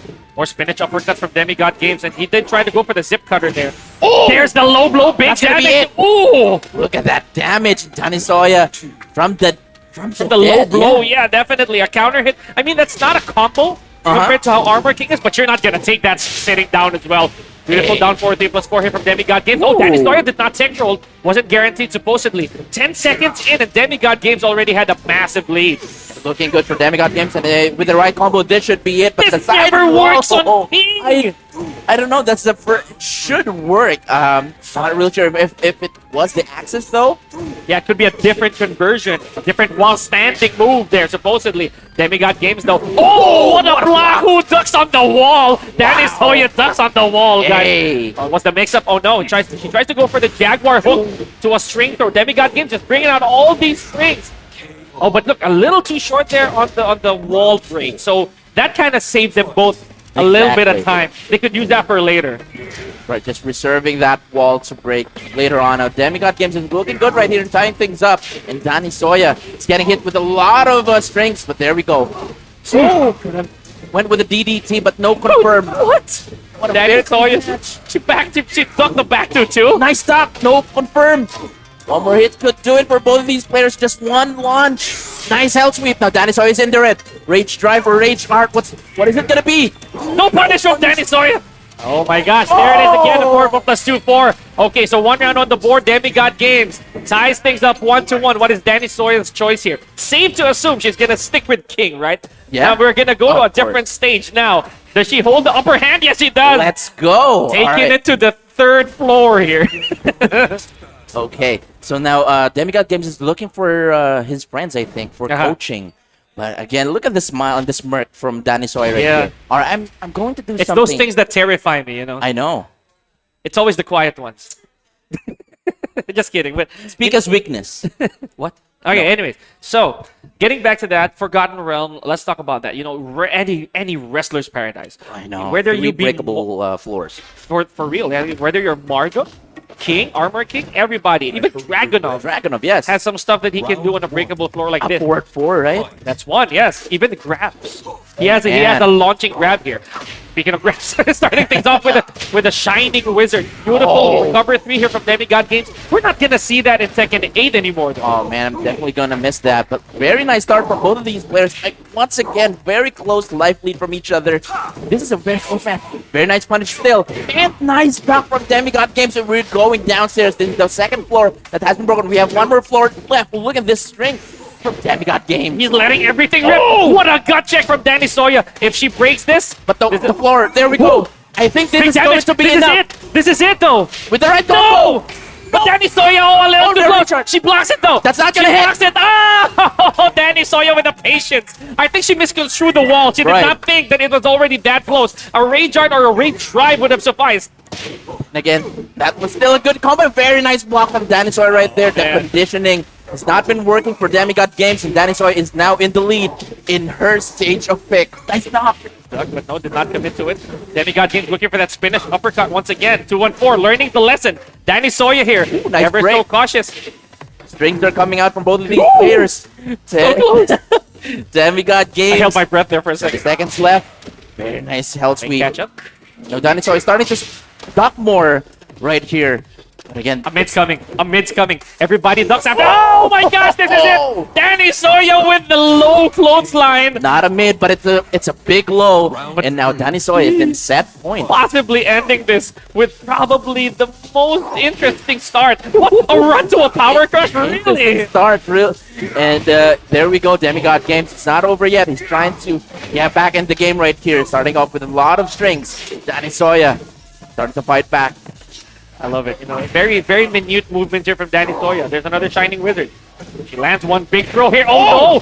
Falls for the second hit while standing 2-2. There it is again. Try For to the duck. 4-4. One last hit for Demigod Games or Danny Soya. Is this gonna be your game? No, Hey, oh, No, sneaky ma'am. though. not yet. Oh, Oh, I cannot think of any more ways to see King gameplay. Here we go. Are we gonna Oh, see the man. full clutch of the Mexican magma? oh no break. Oh my gosh, Danny Soya Verta Breaker. Count it Four with more. us, guys. Three Count it more. with us. Oh boy. Two more. Two more grabs. Oh, and the screwdriver, ladies and gentlemen. Now Demigod Games is in range. What's the mix-up? No double the second string. Nice. Oh, what a block! And Danny Soya with a perfect to close out that set. Oh. Amazing. Wow. Oh, Just like that. Danny GG. Soya, right? Congratulations. Moving on to the winner's bracket. But still, you know, it was not an easy game for Danny, right? No, not at all. Congratulations as well to Demigod Games. Still alive. Look at that, you know, Patricia and Danny Soya hugging it out. Team Derp right there. Team Derp. That's what I love about, you know, the Filipino community. Yeah. Basically Tekken, right? Everyone loves Very everybody. supportive. Everybody loves everybody. But man, that clutch at the that clutch block at the bottom, sealing the deal. But let's talk about honestly the biggest chunk out of that round was completing Mexican magma. I know, right? Oh my gosh! How many times you see that in a tournament? They call it the 7 wonders of the world, basically, right? Yeah. Ever since Tekken 3 and even the very first. 6 catches, right? I know. And wow, what a nice showing. We've seen the Rolling Death Cradle, also the 7 wonders of the world, a lot of huge gut punch combos, and so much more. That one month that Danny Soya, when she fumbled a bit on that ender while she was in range, that made my heart skip a beat because Demigod Games had access to range. And should Danny Soya have overextended a little bit Yes. there, anything would have killed because that range arc was really, really close. Oh man, okay, And those attempts from Demigod Games, throwing a lot of blows, though very risky, but it's also Paid very off, right? understandable, Yeah. right? That's the problem with Bob in Man. That's why I said that he's like a thinking man's character. Uh-huh. Opening up a person or any player with a Bob is never easy because everything is a risk. Like It your lows are kind of mediocre at best. Down back 3, down 4 even. You don't really do that much chunks unless they're a counter hit or anything heavy. Not to mention the hell sweep, which I saw Demigod Games had to resort to it. He Yes. had to pull the trigger on those. And most of his key moves are actually highs, right? So Oh, that's sometimes there's not really much of a reason to actually duck, Crouch, pretty yeah. much. So yeah, so moving on to the next set of battles right here now that you guys are very excited. We have right here Crits on the player 1 side and FTC Sync Yellow Rainmaker. So wow, that was a mouthful, but let's see. Call it Oh, Rain- okay, Yellow we're, Rainmaker. Yeah, another character that's sad to say we're not gonna see out of the confirmation Oh, is yeah. Josie Rizal, right? Oh, man. So with the supposed announcement of Azucena, who's pretty close to the way Pretty close, yeah. that Josie was made, I can dare say that maybe, just maybe, Crits is still gauging whether or not in Tekken 8 he'll be using Josie. Mm-hmm. However, here we go, Yellow Rainmaker with a Marduk, another Marduk that we're seeing here on stream. And both these characters, man, I cannot be any more excited to see how they're gonna fare in Tekken 8. Should they still come out? Especially Josie, though. Exactly. I definitely look forward for actually the very first season pass for Tekken 8. But then again, Josie Rizal, one of like the major characters or key characters, especially here in the Philippines, during Rev Major and so much more. Let's see. Again, Wow. from FTC and Marduk basically is a common thing, right? Yeah, I guess everyone has a pocket Marduk from Team FTC. that's true. It seems to be an ongoing meta for even for other countries. There seems to be a common character that they all share, maybe out of interest or they understand the utility. Look at this Crits, however, he's not really falling back on this Marduk pressure because Marduk, when he's on your face, he's really oppressive. Damage, range, elbows, knees, all sorts of tools that he can use to inflict fear. But Josie, though, the timing queen, the queen of rhythm, as I call it. And relatively, Josie Rizal is faster basically. Yeah, on from paper. Marduk. But again, Yellow Maker. Oh no! He could have had it right there with a DF4 too. But very nice break here for Crits. One more hit to do it. Oh, Yellow Rainmaker had it right there. Yeah. Crits was behind the wall though. He could have converted that combo, but again, Yeah. you have to really react precisely during tournaments. The hot potato, the push of Marduk, really effective, but you have to be, as Rock and Roll said, aware. A very alert, beautiful punish from Chris. Wow. Frame perfect. That's you knowing the matchup. Beautiful. Oh man, it's gonna be big. Yep. Grits will have a bunch of life here to spare though. Let's see, but it's gonna be quite close. With this little health, Yellow Rainmaker will get a bit of that health. That's right. A bit of that health back. Not enough for Crits to have that. Oh no, red for you, and just like that, a very quick low for Crits. And is this gonna be like another 2-0? That's I don't think so, because again, Yellow Rainmaker had opportunities and strategies right there. It was just Crit was very too fast and adaptive in his movements. Oh, interesting choice of stage here from Yellow. Was it random or? Oh no, he did. He stuck it with Marduk. Wow, Stuck it out okay. with Marduk, but went straight to Vermilion Gates. It's one of the more aesthetic stages. In terms of functionality, not so much that it offers. It's almost not different from Jungle Outpost or anything. So, That's true. Yeah. yeah. So Vermilion Gates again, Kunimitsu stage, if I may. One of the stages that was recently added to Tekken 7. Again, sorry if we're going to be talking a little bit of history here, folks, because this is again an adieu to Tekken 7. Uh-huh. I'm getting nervous. Yeah, we're crying as well, Josie. Because again, we're gonna cry goodbye for Tekken 7. But of course, it's not over yet. We still have a month away right here. What? Yellow Maker starting to again making things rain against Crits. Marduk, we've seen Marduk in huge tournament settings, and the damage output is just unbelievably painful. We've seen that in bigger tournaments with the likes of Fate Khan, right? Bajan, even Neat. So they've brought out characters, these kinds of characters in the high level of play. What a range drive commit right there from Grits with a speck of health. I'm pretty sure Yellow Rainmaker didn't mean to duck there, I could be assuming, because there was really no reason for you to crouch there. I think he went with a down 4. Could be. So, and that, the crouch dash 3, the silk of Josie would not have killed it. But again, Yellow Rainmaker just cashing in everything. Very smart, for taking that turn right there for Crits, and everything is working right here. That's supposed to be the very first round that Yellow Rainmaker could have. No punish of the 1-1-2. Nice duck. Oh, there's the shoulder. Yellow Rainmaker. But, Crits very wisely jumping out of that. Oh, Crits actually pulled the trigger on that while standing 2 off of that duck. So that is a high indeed. The last part of that string. Both players was not able to commit from their moves right here. But very first round for Yellow Rainmaker is going to be the momentum that he needs, but everything is working once again for Crits. Very nice, landing that DF2, going to the wall. Look at this combo though.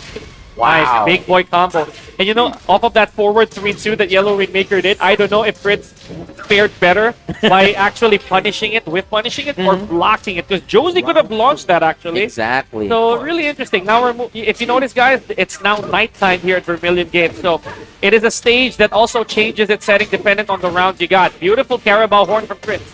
Is this going to be enough for the wall? You can still break the balcony. From behind. Oh no, no! and Crits was not able to duck. But no, a lot of drops from Yellow Rainmaker right here. I don't know what's happening. Could be the nerves. It could be a bit of pressure here. Hey, but you don't want to... Oh my gosh, one more! Crits! Oh my gosh! The labbing has worked. Did he press a button? Looks like he reached out. Oh, he did! Oh, it's not over yet for Yellow Rainmaker. One last chance right here. This is going to be Crits or Yellow Rainmaker. I think the advantage will go to Yellow Rainmaker this time. Yep, it does. It does in terms of health. But Crits, only one poke away. The knee! Oh, man! Again, one thing that I would like to give a tip for newcomers, right? Yeah. Is whenever your opponent has, access to Rage Drive or Rage Art, wait for it, right? Just be very careful and wait for them to spend it. Then that's the right time. That's right. Again, that's basically the second time that happened in that set. It costed him basically 2 rounds, right? And it was very crucial. Yeah. That was a very nice Rage Art. He was able to land it perfectly. He had the comeback, right? Just evening the life lead. But then again, pretty much couldn't stop the excitement from just pressing a button from the very end of the round. Yeah, I think he rushed into it, because he knew that he had the lead. He wanted to get the job done. He wanted to end it right then and there. So He had to stop actually. Yeah. But then again, a little too late, I that guess. little hesitation didn't actually pay off. But again, congratulations to Crits with a very strong 2-0 against Yellow Rainmaker. Gotta love it. And you know, it was crazy too because the last hit of that rage, it wasn't gonna hit. Yeah. Right. It looked like it was gonna miss, like barely. But you know, good stuff. We like that we saw. Congratulations, of course, to Prince. I believe this is our fourth set for this second half. I believe so. Correct us if we're wrong here, folks. But yeah, we're gonna see another tournament local that we've been a couple. Whoa! A couple of them. Let's now, go. of course, LJ Lee. We know LJ Lee as a Nina Williams specialist. Have been to Rev Major on stage, off stage, almost in every tournament possible, and with a new and improved in-game name, Ivano Delacroix. There we go. I hope I didn't. Delacroix? I don't know. I don't know how many letters are silent there, but yeah. From AG96 96, and yes. Team UG. There we go. So we have a lot of fans from both of these players. Now I can say we have a Kunimitsu. Oh yeah. Now I can say we have a Kunimitsu on stage, folks. Now, of course, we're gonna leave it at Ivano for now, simply because it's a little too long, you know. Kind of like what happened to us with the Demigod Games and Yes. With a Z. with Capital Z. yeah. We have a lot of fans from LJ. And I'd say Ivano simply because I believe that's our player's last name or the first few syllables of his last name. So safe to assume that's Gigas. Okay, never mind. I thought Rick was gonna get his request because he already has it here in chat. Oh, really? I'm serious. He's already requesting for Gigas. So Rick, wherever you are in the Philippines, you know? Let's go. You know, Gigas mains unite. Oh man, you know, there was a time, honestly, that I really wanted to commit to Gigas, but it just so happens that I realized, man, he's not coming back. I know. But you know what? You know, Jack actually deserves, you know, the Gigas A move. bunch, actually, a little too much of deserve, but yeah, you know, you're right. He's getting more tournament shine this point forward. Because I think Gigas is like one of the best, for me, concepts in Tekken 7 in terms of the character. It just so happens that, you know, he's too big, doesn't really have that good mobility, doesn't have the best lows, right? Yeah. But then again, transitioning those moves, not wasting it and going towards Jack, basically Jack 8, is for me is a good idea. And you know, just to add a little bit of lore to that, you know, because Gigas was really originally made as an experiment. He's supposed to. He is an experiment, because right? he is, yeah. He's supposed to cater to some of the moves that could eventually be used in future projects, right? So, and there it is. It was Jack all along who benefit from all this Gigas shenanigans that we've been seeing, running 1+2, overkill. While standing 4-2, all of these moves were given. Even the crazy, even the boot, right? The big boot that Gigas has, all on Jack right now. But let's focus on the game. LJ Lee, big amount of damage already against Ivano's Kunimitsu, and we are in Kunimitsu's home court supposedly. That's right. Are we gonna see a home court advantage right here for Kunimitsu?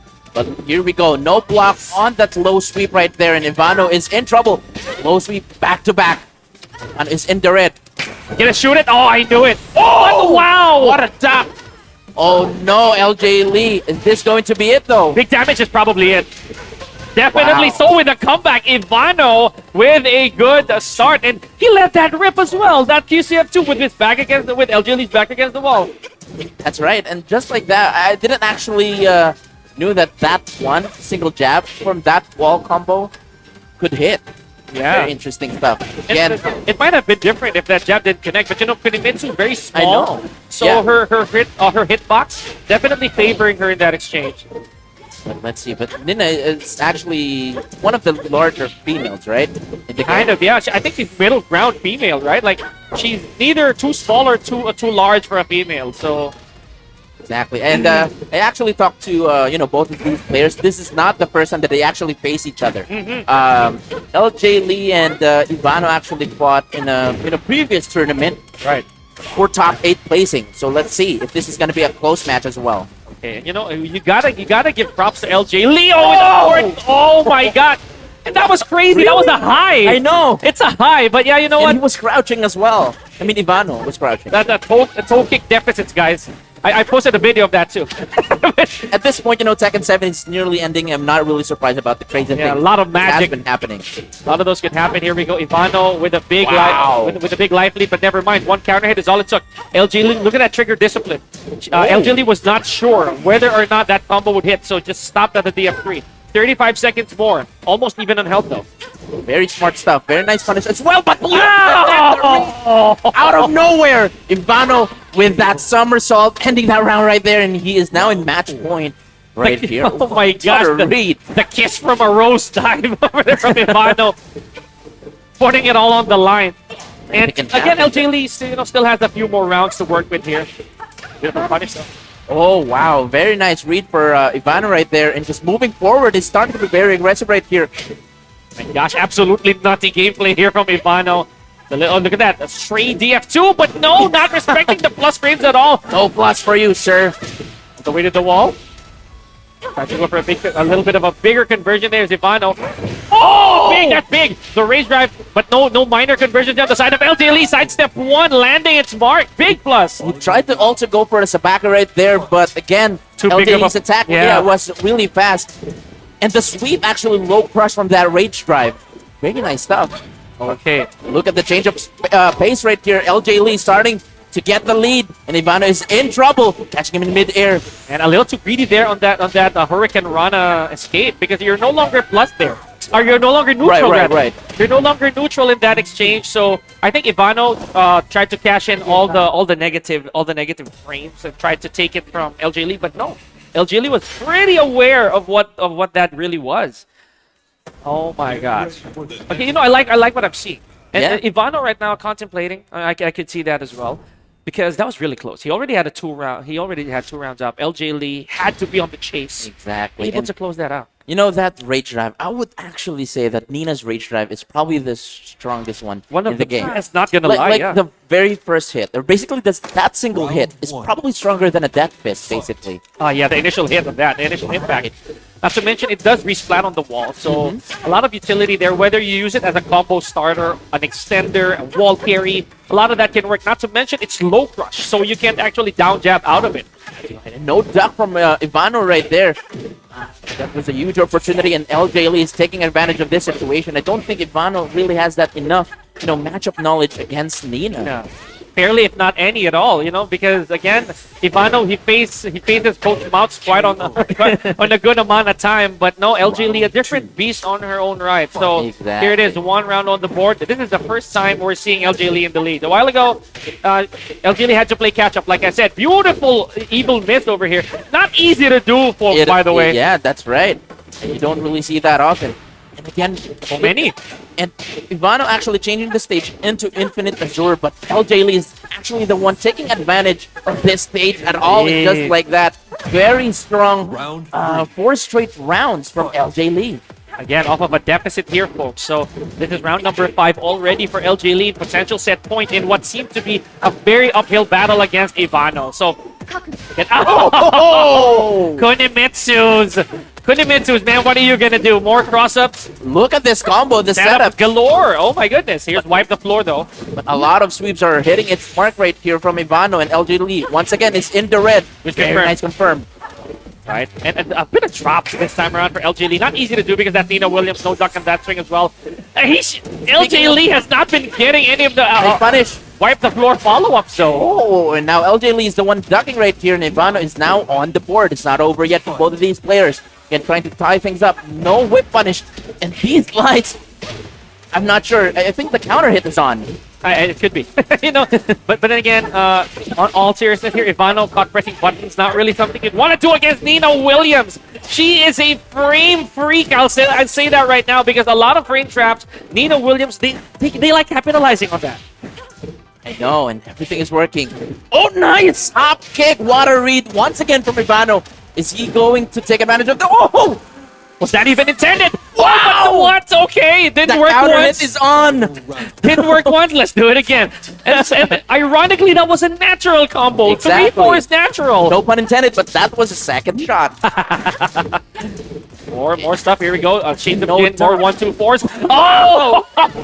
Eagle, what's happening? Take that 1-2 out of there, says Oh, Ivano. man. There's the Muchades trying to make a bit of space here. LJ Lee this time get the follow-up. No break on the throw. The command throw, by the way. It is very hard to break as well. Another hop kick. Are we gonna see another low sweep from LJ Lee? That's basically the pattern that we're seeing here. Another hop kick. Oh, yeah, and I think this is going to be it. I am so done. Oh my gosh, we got a set 1-to-1 here. Ivano. Oh man, let's make some noise for LJ Lee and Ivano right here. What a match. You know what? You got sweeps, I got knees. That's what we get for this entire set, man. Oh, All man. right. What an exchange. Okay, so LG Lee a little too overextending there, I would dare say. Yeah. And Ivano, I think that the stage pick was actually slightly favorable on the side of, on Ivano. Only in the sense that, rather a while ago, because LJ Lee, the stage pick of Ivano, rather, it favored Ivano a lot. He went to a non-wall stage, right? That's right, yeah. So I think he didn't want to get wall carried out. Exactly, So- and not only that, I think the reason why LJ Lee actually kept on pressing, basically, she had a lot of chances to Right. end it right there. Uh-huh. But then again, the persistence. I know, right? That's what I'm trying to say. Again, LJ Lee switching to Eliza. This is probably gonna be the first time I'm seeing her use Yeah. this character, right? Oh, And this is gosh. not really a common matchup that we get to see. But let's go. Make some noise for LJ Lee and Ivano. Eliza? Okay, I am baffled. I am honestly speechless at what I'm seeing right now because Eliza, another execution-heavy character that we're seeing. LG Lee seems to have that fad for characters that take a lot more effort. That's right. And it's pretty much like a similar character, right? For the kid. She has the sweep, she has the strings. But let's see. This is gonna work out. No break on the throw for LJ Lee. Oh, press a button and this is gonna be big, but no! The occupational hazard that you get out of being an Eliza player or any of those characters that are big. One speck of health. Oh, no! Oh, and again, pressing buttons. Goes for the razor. Doesn't want to drop it anymore. But yeah, that's what we were talking about. Eliza, so many risks that you have to take just to get those combos in. And knowing that LJ Lee, of course, is a controller, a pad player, one does not want to compromise those inputs, right? Got to be super careful. That's so bad on your thumb.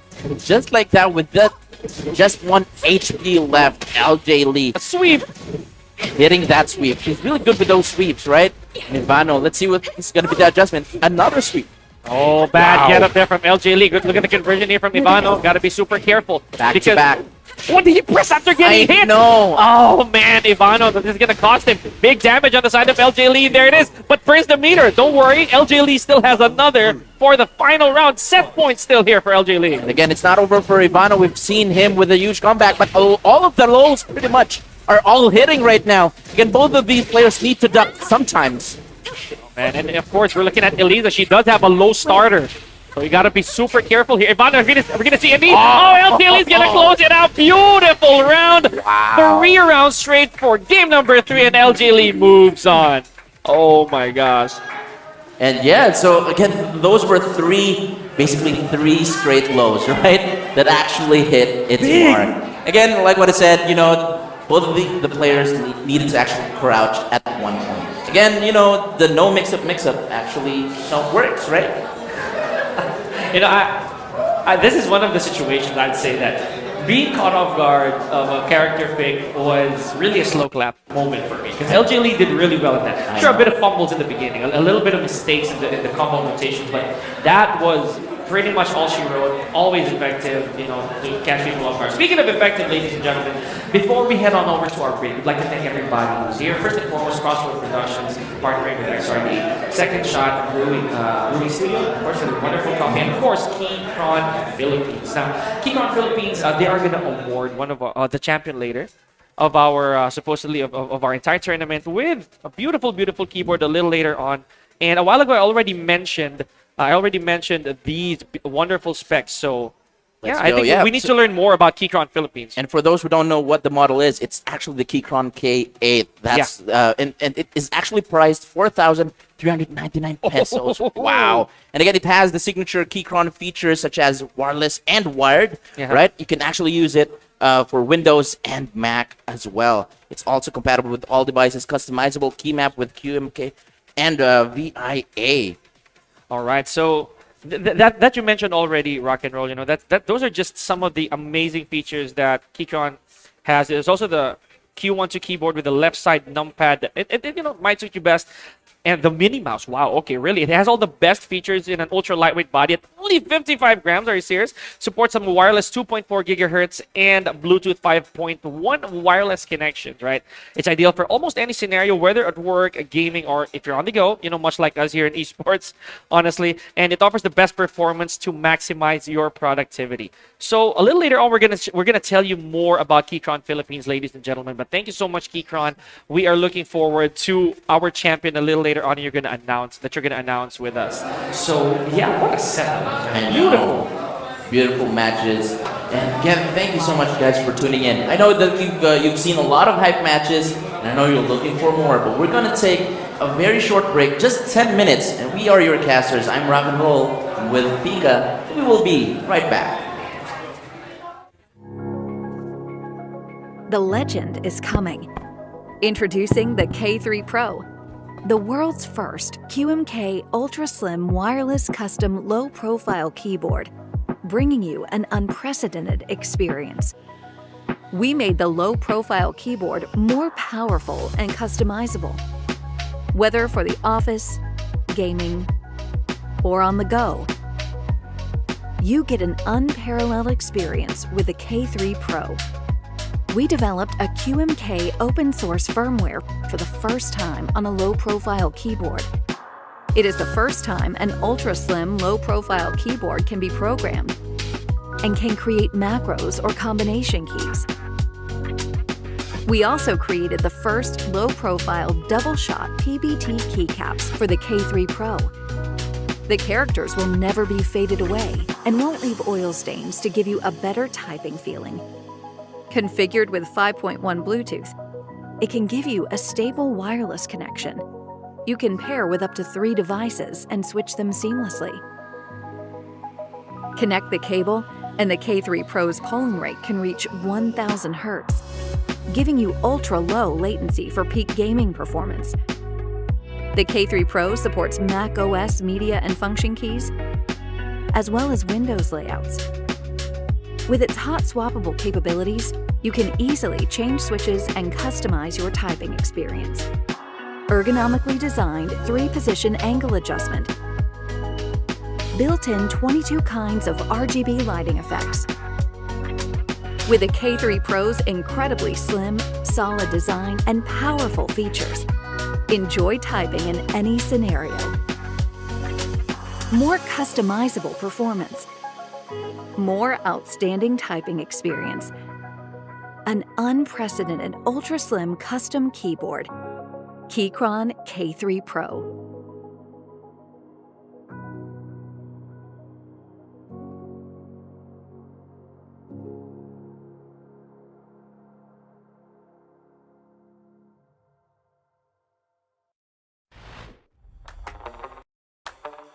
Introducing Keychron K6 Pro, an inherited classic 65% wireless mechanical keyboard with an updated QMK function that will transform your typing experience to the next level. After all the optimization and upgrading on the K6 Pro, we will surely bring you the ultimate typing experience. K6 Pro features QMK and VIA key map configuration functions, so you can easily create macro keys and set up different key combinations. Equipped with Bluetooth 5.1, K6 Pro lets you connect with up to 3 devices wirelessly and switch between them simultaneously. You can also use the wired mode to get the ultimate gaming experience with a 1000 Hz polling rate. Installed with a pre-lubed Keychron K Pro switches, feels smoother and more stable. The double-shot PBT OSA keycaps offer a great touching feel and won't leave oil stains. Keychron designed the silicone pad, sound-absorbing foam, and screw-in stabilizers to give you an epic typing experience. K6 Pro also supports Mac OS function keys and also Windows layout. Ergonomic angle adjustment design, built-in RGB lighting effects, and the hot swappable function allow you to customize your typing style. Whether you are working, typing, or gaming, the K6 Pro offers the best experience, allowing you to customize the experience however you see fit.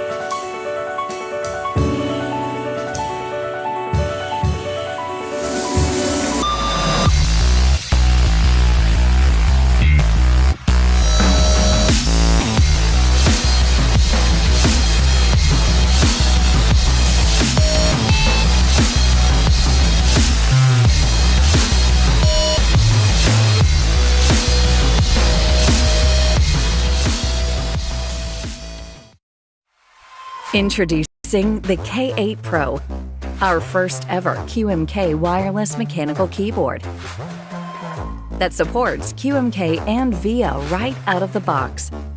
The K8 Pro is completely revolutionizing the typing experience from the inside out. The new double-shot OSA profile PBT keycaps add more comfortability and thought feel. The double-shot PBT keycaps prevent the legends from fading out and the keycap surfaces from oil-greasy shine. Internally, the newly upgraded bottom acoustic silicone pad, PCB mount stabilizers, and sound-absorbing foam provide each downstroke on the keyboard to have a much better typing sound. In addition to an outstanding tactile feel, the K8 Pro supports VIA key configuration to allow you to have the capability to fully customize and program each key on the keyboard much easier. With its Bluetooth 5.1 wireless connectivity, enjoy a stable and smooth wireless experience with up to 3 devices simultaneously. The K8 Pro fully supports Mac OS function keys and also Windows layout. You can even adjust the keyboard to your preferred angle with its ergonomically adjustable feet. Not to mention, it also has embedded south-facing RGB lights and hot swappable switch functions. With all of these premium features, the Keychron K8 Pro wireless mechanical keyboard will deliver an epic typing experience and optimize your productivity.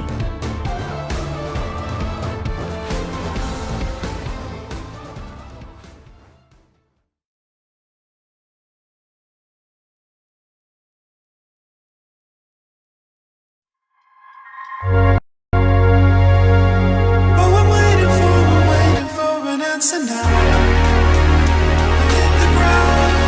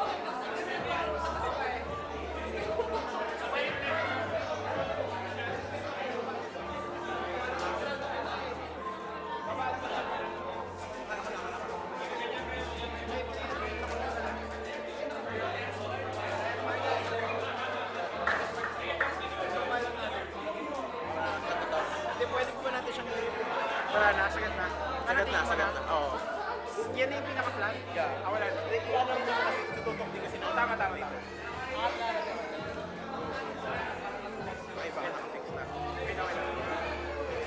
Awkward yung position ko eh. Taas mo pa.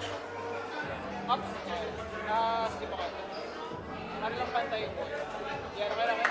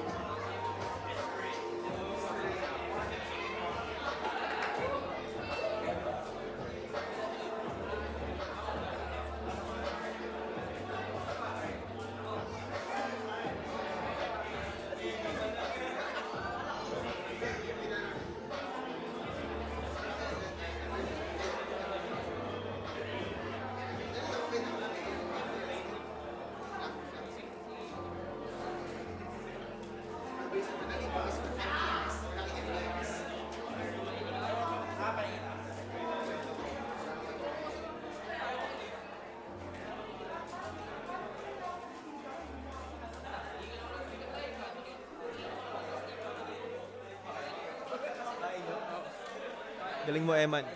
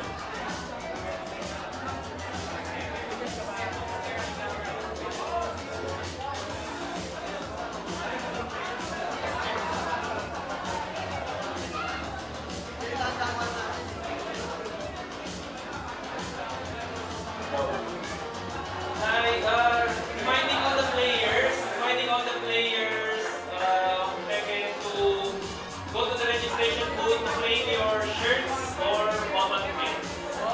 Okay?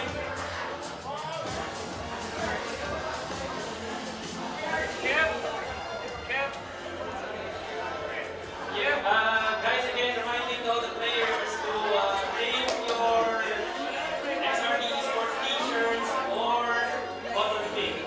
Alright? Registration booth. Thank you.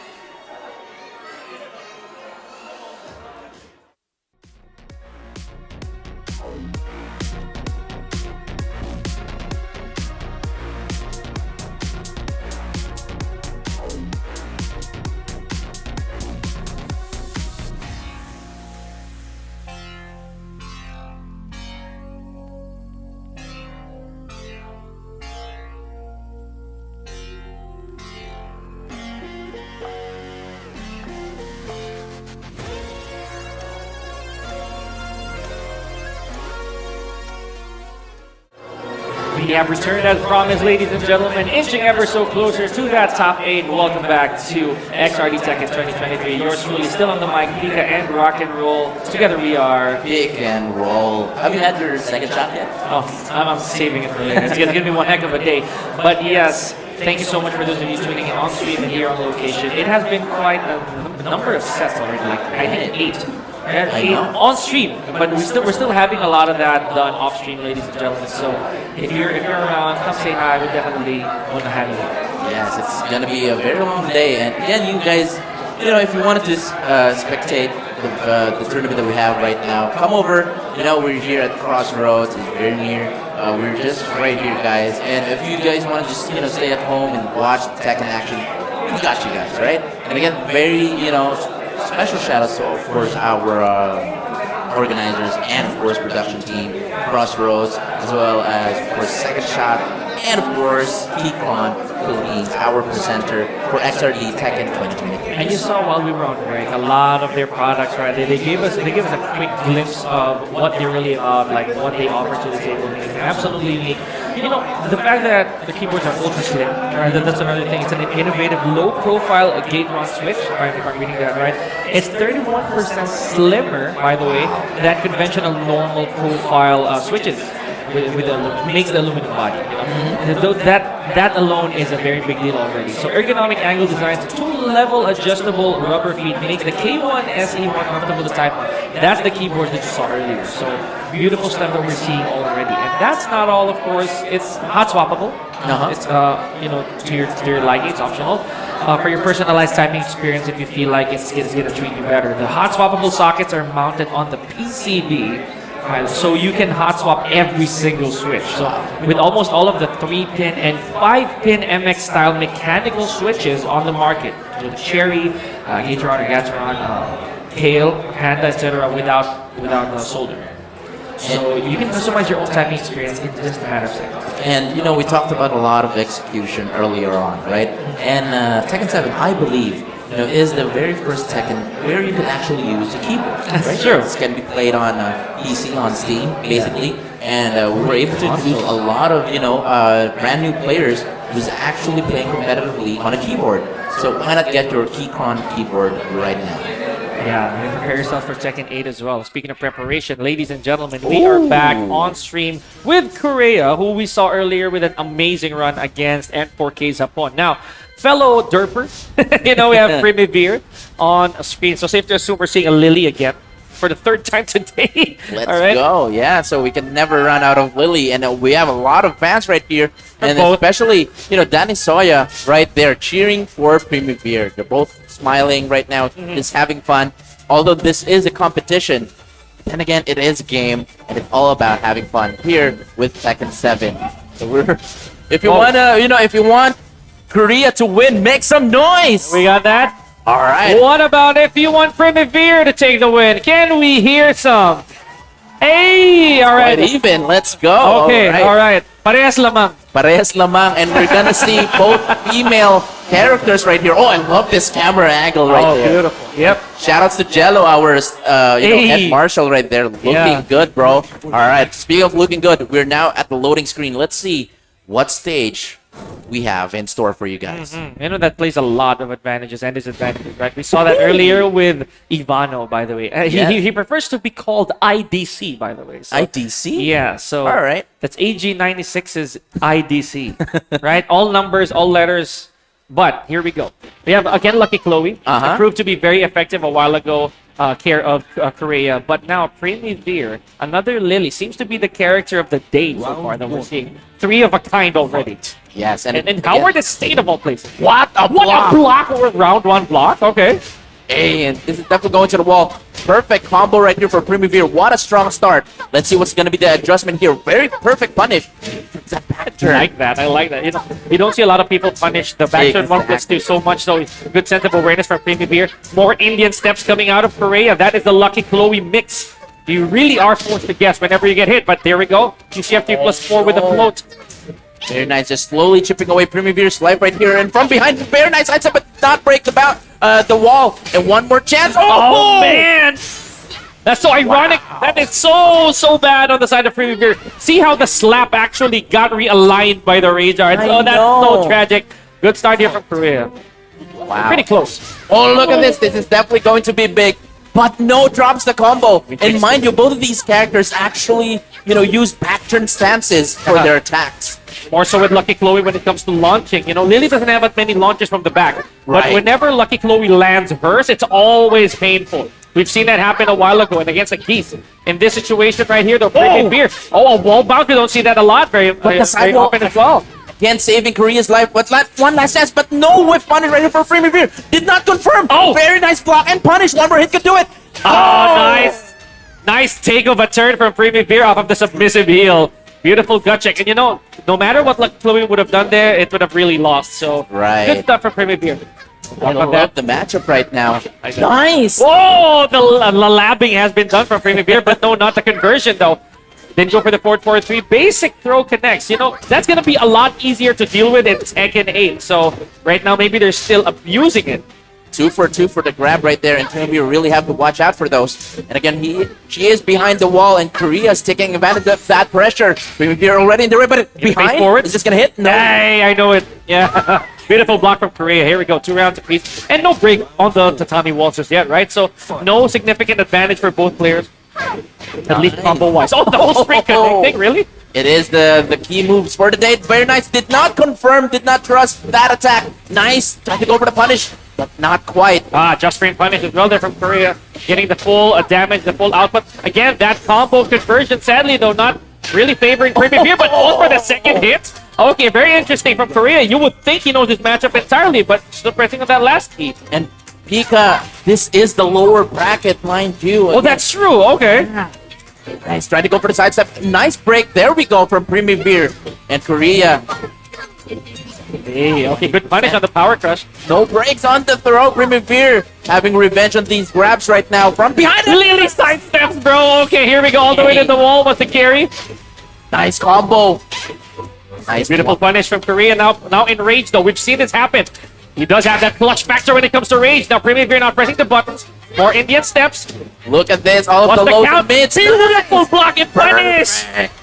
And Premier Beer and even Zani Soya filming everything right now. Oh, man. Smiling behind that mask. Definitely so. Keep that phone charged, Danny Soya. This is gonna be a long one. Even Cookie Monster right there, just standing up, you know, hyping up Premier Beer right here. All right. Now here, naturally so, we do have the advantage on the side of Korea, having lost that first game. So bringing it to Arctic Snowfall probably does not want to deal with this Lily wall carries. It's very unusual because as a Lucky Chloe, you'd want that wall combo. That's right. We saw it happen a while ago. I minced when I saw that wall combo. So this is a very interesting take on it. I don't know if he's gonna play hit and run or just tire out Premier Beer, trying to chase her down. It is a double-edged sword because again, Lily has one of the best movements, if not the best, in the game, right? We right? saw that a while ago, yeah. So again, picking Arctic Snowfall will give an opportunity for Premier Beer to actually move around the stage. But let's see. Again, Korea can actually take advantage of this stage as well. And you know, I love the fact that Premier Beer, she knows exactly when to throw out forward 2-3 after the roll, right? Albeit she doesn't convert the best way, but the fact that she stops Korea from the roll is a very big deal. Beautiful combo, no, but drops it. Premier Beer trying to go for these really crazy straight hits. Wow, we don't really get to see that move counter hit, and look at that damage. Now Korea is in the red. Anything can happen right here, but what a trade in favor of Premier Beer. He needs 2 more rounds to move on to the lower bracket. Very interesting take here. Now with Lily, again, not really the strongest comboing character in the game, but I think slightly safer than Lucky Chloe. A very unfortunate exchange there. No hotkey for Korea.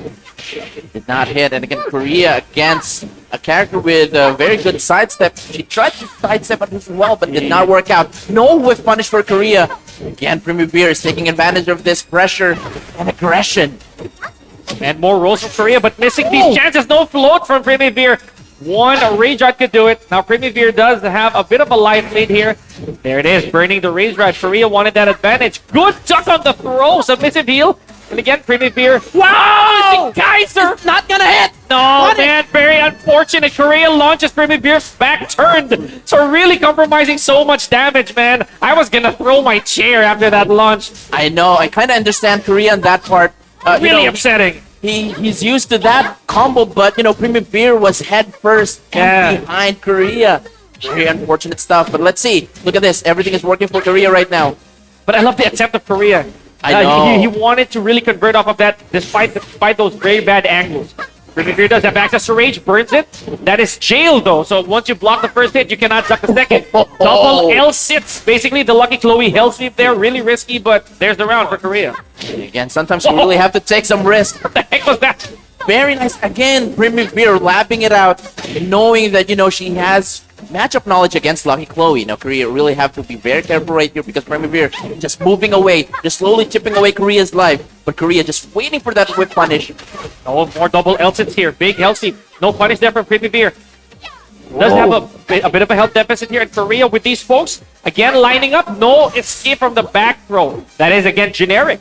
I can feel another mid or a huge low right here, and Primavera is in the red. Have to be very careful. Oh, one more hit could do it. This little poke, no! And that's Beautiful. gonna hit. Oh man, okay, this is big damage here. Now Primavera not dropping that combo. Well, goes for another mix-up, but no a little punish. too risky, and no punish from Korea as well. Be Poke careful. away, 10 seconds on the clock. Oh, no, this time she pulls the trigger. Is it a low? And a low parry, and Primavera with the crouch cancel. Drops the combo. 3 seconds left. Oh! Korea, though, with the evasion of the rage drive final round. Okay, we're gonna fix the score, guys. So Yeah, it's it's still not over yet. It's not over yet. It's still a 1-0. Back it up. There we go in Korea. Primavera, oh my gosh. Going for a comeback right here, and Primavera is not having it. She's just waiting for whip punishes, Oh. but Korea spilled that blood. Look at this, looking good so far. What's gonna happen, Pika? Big damage. Okay, Primavera just shy from rage. Oh, never mind. There it is. The poke have added up, and Korea managed to fight his way into a tie, a 1-1 with all these pokes, and that last exchange with the rage drive. That was just a Very little too unfortunate. tragic. And here we go. Primavera sticking it out, staying in this non-wall stage. Was this a wise choice? Did Primavera just do so out of impulse, or does she have a solid game plan? Because that was really close. Again, competing in a tournament, again, pressure is a really huge factor, Yes. folks. That's something that you really cannot pan out. Because again, look at that. A very simple combo was just dropped just like that. Yeah, what a step from Primavera, but no, fails to capitalize on the hop kick a little too late, just a few frames late. 43 more seconds here, Primavera though. And you know, this is what I've been seeing from Korea for the past how many rounds, is that he has been oppressing Primavera, understanding that Lily, though, not a very offensively equipped character, but never mind, Primavera, after the root of evil, just went brave and swept Korea. The oppressed is now the oppressor, Primavera. But no, Korea says denying Primavera right now. Again, it's a back-to-back, back-and-forth battle right here. But Primavera is knowledgeable against this matchup. Looking good so far. Let's see what Korea is up to. I love that dash cancel for Primavera. She ran and then made sure that he doesn't overextend it, otherwise she might run into a counter hit. 35 more seconds here, and Primavera, look at the backing up ever so slowly, but no, ran straight into a hop kick. Korea just a bit of off timing there. Primavera has a chance right here. He's beyond, but look at that. Yep, Guaranteed. And 1 round apiece. This is a very close match. Who will go home, because this is the lower bracket. I love it. Oh, nice Perfect. punish from Primavera. Yes, not the optimal, but good punish nonetheless. Wow. Yeah, Korea with the blocks. Multiple rolls right there, seeing if Primavera was going to budge. Now Korea is now showing different strengths and new moves right here. This is a huge match knowledge against both of these players. Look at this, the mix-ups. Everything is working. Primavera has a chance. Okay, 35 more seconds here in Korea. Oh, the down forward 4-4, really? Oh no! The hop kick unpunished, left From unpunished behind. over here. No break once again, but Primavera is in the red. Rage. Not gonna hit. Nasty range there from Lily. Oh, there's the hop kick block. And Primavera a little too greedy on that last exchange off of that 1-2. Tried to hop kick, but no, Korea now in set point. More Indian steps here. Korea is throwing a lot of just simple pokes, slowly chipping away Primavera's life. Now Primavera is now very scared to just move in because of those neutral hop kicks that Korea has been throwing. These conversions, though, they're costing Primavera. A while ago, she was able to capitalize on some of them, but I think the hesitation, the hesitation on not. Oh, there it is again. More hesitation on the side of Primavera. I know. Oh, wow. No break on the Basic regular throw. throw. Korea's in the red. I have to be very careful with the rage art or rage drive. There we Okay. go. Root of evil connecting there from Primavera. Oh, did you see that double punish. duck? Double One break. twenties. Oh! Wow. Nice off timing on the submissive I heel. know. And Final round, folks. if you want Korea to win, make some noise. And if Primavera's gonna take it, let's hear it, folks. What a close set. Oh, anything can happen. Loser goes home. Quite even to the life lead. 50 seconds left on the clock. No sidestep. Korea is no longer continuing that string. And Primavera slowly backing away, just waiting for some mistakes. Both of them. There's the back slap. Oh! Now, more of the round off. No pressing on the button there from Korea. He did get hit a while ago. Primavera still in this. More strings coming out. 30 more seconds. No No break. escape as well. Ever so close here, folks. I can't breathe. 3. There's the 3. Primavera just gauging the waters here. Anybody's game. 20 seconds. 8 more seconds. Look at this. Just Four, one four, lunge. three. Just one lunge. There's the left axe kick. Primavera with the patience. But she continues to string. Oh, no. She finishes it. Oh my God. These two players. still 7 alive. seconds on the Not over clock. yet. Oh, Is this got gonna be help. enough? No help. Oh my gosh. Korea takes it over Primavera in an absolute nail biter of a set. Wow. Primavera has been eliminated, but in a very amusing, astonishing fashion. Let's hear it for both players here, ladies and gentlemen. Primavera versus Korea. Another set for the day. Yeah, Rock I and know. roll. And even Team Low Key right there is just hugging Korea right now. And even, you know, the Team Derp giving some love to Primavera. Gotta One of love the, probably the best match that I've seen all day, right? I was gonna save some energy for top 8, man, but I don't think I'm gonna make it that far with the mellow Man. with any mellow attempts. But right now, again, still living to fight another set is Korea. Good stuff, you know. Lucky Chloe, not a character we see ever so often, making it work. This was the first match right before the break, right? Yeah. Oh man. What a way to resume, guys. So again, apologies to people at home Headset from warning, all of guys. the screaming. Headset and warning. I'm pretty sure you guys were all hype as well. You know, those matches between those players, Korea and Primavera, we're definitely going to witness more hype matches for you guys. You know, let's just talk a little more about that match. You know, Korea's way of slowly punishing at least Primavera with a lot of folks, mixing it up with, you know, the minute lows and mids. It's actually working out, despite of the movement and stage situation. You know, I'd say that the punishment award in that match really goes to Primavera. Really. A lot of the things that Primavera needed to punish were actually punished. Not that there's a lot to punish with Lily on Right. block, right? Most of them you have to duck or make Yes. whip. That's why I could definitely give that to Primavera. But I think that the pace setting really belongs to Korea there, especially Right. with that last game. Korea was all out. I know. Speaking of all out, that's something that actually Primavera lacked during the last set. Very submissive there. Right. She was able to commit a lot of moves that could have been, you know, a launcher, right? Yeah, or a convert, because those things Convert. add up, right? So that kind of She in the had it end, right there, right? Yeah, it kind of became detrimental to her victory in the end. But still, beautiful showing from both I know. players, right? That's the game after all, right? Yeah. So sometimes you really have to commit. If you don't really believe that certain move will hit, Yeah, you don't have to do it. But then again, you know, everything can happen. But speaking of, you know, more hype matches, we have the next set of players for you. Not sure if this is the winners or the lower bracket, but we have TNS Cyclone Rune and VA GP1 and credits. I love the love name. And credits, right? Right. So it's always right there at the very end. And Cyclone Rune, you know, this is Cyclone Rune's second time here. Very memorable showing that Cyclone Rune Yeah. had last year. You know, he went up against Upon for quite a bit, right? A long set that they had last year. I'll never forget it. But now back on stage, I'm not so sure. It's the fourth Lily, by the way. Yes, the that we're fourth gonna Lily. see. I was about to say that. So yeah, a lot of people are actually saying that here in the Philippines, pretty much everyone has a Shaheen, pocket Shaheen, right? Uh-huh. I actually don't believe that. I believe that everyone has a pocket Lily. pretty much. Oscar Kazama. Lily or Oscar, right there. There it is. A lore battle. You know, we got a lore battle here. And this is the first Asuka we're seeing on screen, by the way. And Asuka is one of the characters who share kind of like the same sentiments as, you know, some of the characters in Tekken 8 as well. Because Asuka feels like she got heavily nerfed in Tekken 8. So the change in reversals, you know, you can no longer reverse moves that jump. That's right. That's pretty big, right? And I think unblockables too in Tekken 8 are irreversible now. I'm not so sure. You guys can correct me on that, but as far as I read the notes, you no longer can. Meanwhile, back Yeah, you to cannot. Tekken 7, it's another Lily in Cyclone Rune. Hey, Wow, dropkick, first time I've seen that on stream. a very strong start. Very different Lily compared to Primavera right here. And lucky fighter. Lucky fighter as well, yeah. But again, this is going to be a very different matchup, but because end credits is looking good so far with all of these conversions.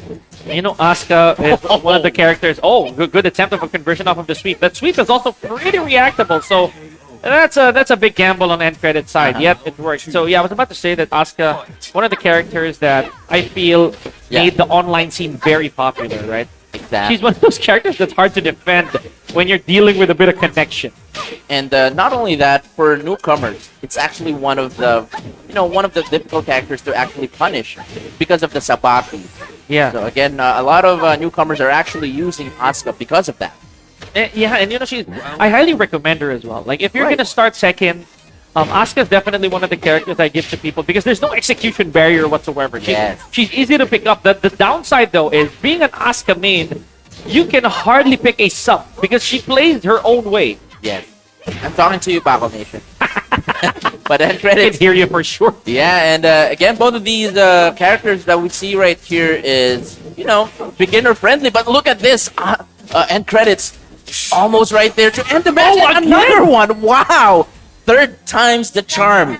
And just like that, end credits is on the board with a very strong 3 straight rounds. Can I just say, man, like the down back 1-2 of Asuka has an insane phantom hitbox, right? Like I know. it goes through highs, that's a given. It's a naturally high crushing move. It comes out 14 frames fast, by Yes. the way.